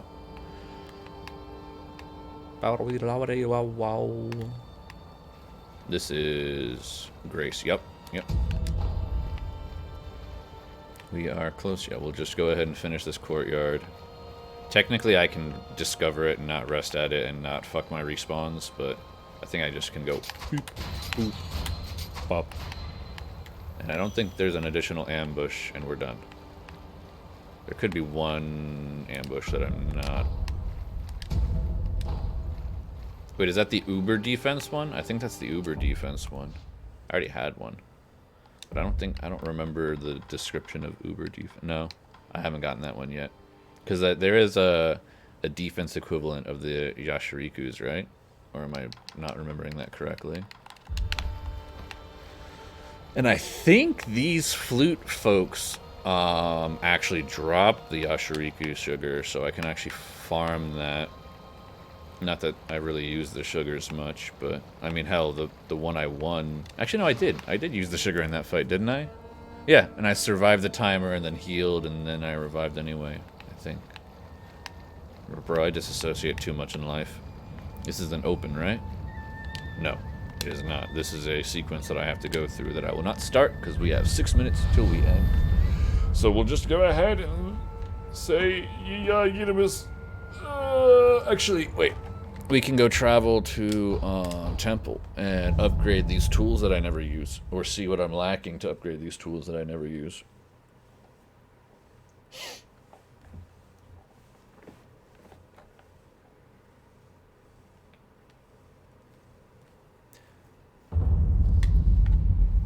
Oh yeah, also, this guy should have an upgraded, hi. Maybe. Up. Any of the powders I need. Infinite confetti? I believe, yes. Infinite confetti. I'm gonna die a few times, so I'll buy 3 of those right now. And then I can buy iron and gunpowder just naturally. I already bought the gourd seed.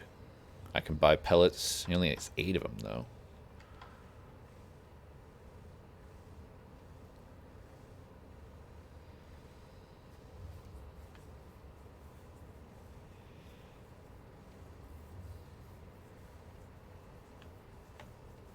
So does this, when consumed in world, kind of curious how that one works, since there's a use at Sculptor Idol for rot.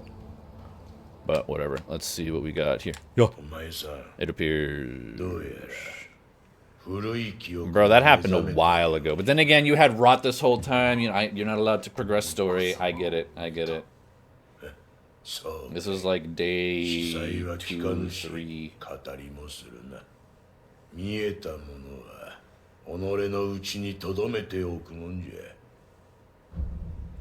So, if I remembered it incorrectly, I saw it incorrectly. Is that what you're telling me, man? Yeah, what did it show you, buddy? I was listening.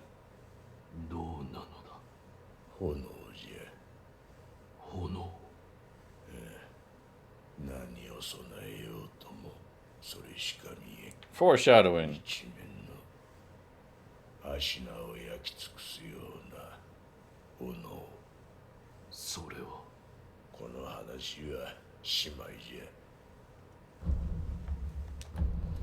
Fit new? New fit? Fit of the fits? I have fitted. Upgrade. We have enough. It's unavailable. Oh, I'm broke. Well, I have enough for that. I have enough for that. Have enough for that. Yeah, I've got an abundance of all of it. The only one is the lump of wax. That one I only have 10 of, but it's only needing 1 per, so I could go all the way down. I just need money. Beep, bop, boop. I gotta catch up on chat. And then bing. That's deep. That's the main reason they ain't brought back like dinosaurs and shit yet. Lo, your boy gonna see like a raptor and shit and be like, I could probably take that. Okay, I'm gonna go now. Alright, laters. I was just seeing if there's any last minute upgrades to do on stream.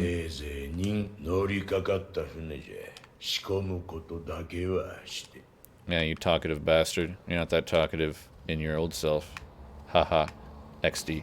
Alright, on that note, I appreciate everyone who did drop by and say hi. It was a grand time of throwing my face into a boss for 5 hours. Yeah, good times. Persistence overcomes. But on that note, have a good rest of your day, morning, evening, night, wherever you may be. And I will continue mañana. 10 a.m. start time unless I wake up late yet again. looking at you today. And, yeah, Udemist, don't get Deletemist. I don't fucking know. My brain's still kind of rotted on throwing my face into the same boss for 5 hours. But have a good rest of your day, morning, evening, night, whatever you might be. And I said that already, but we shall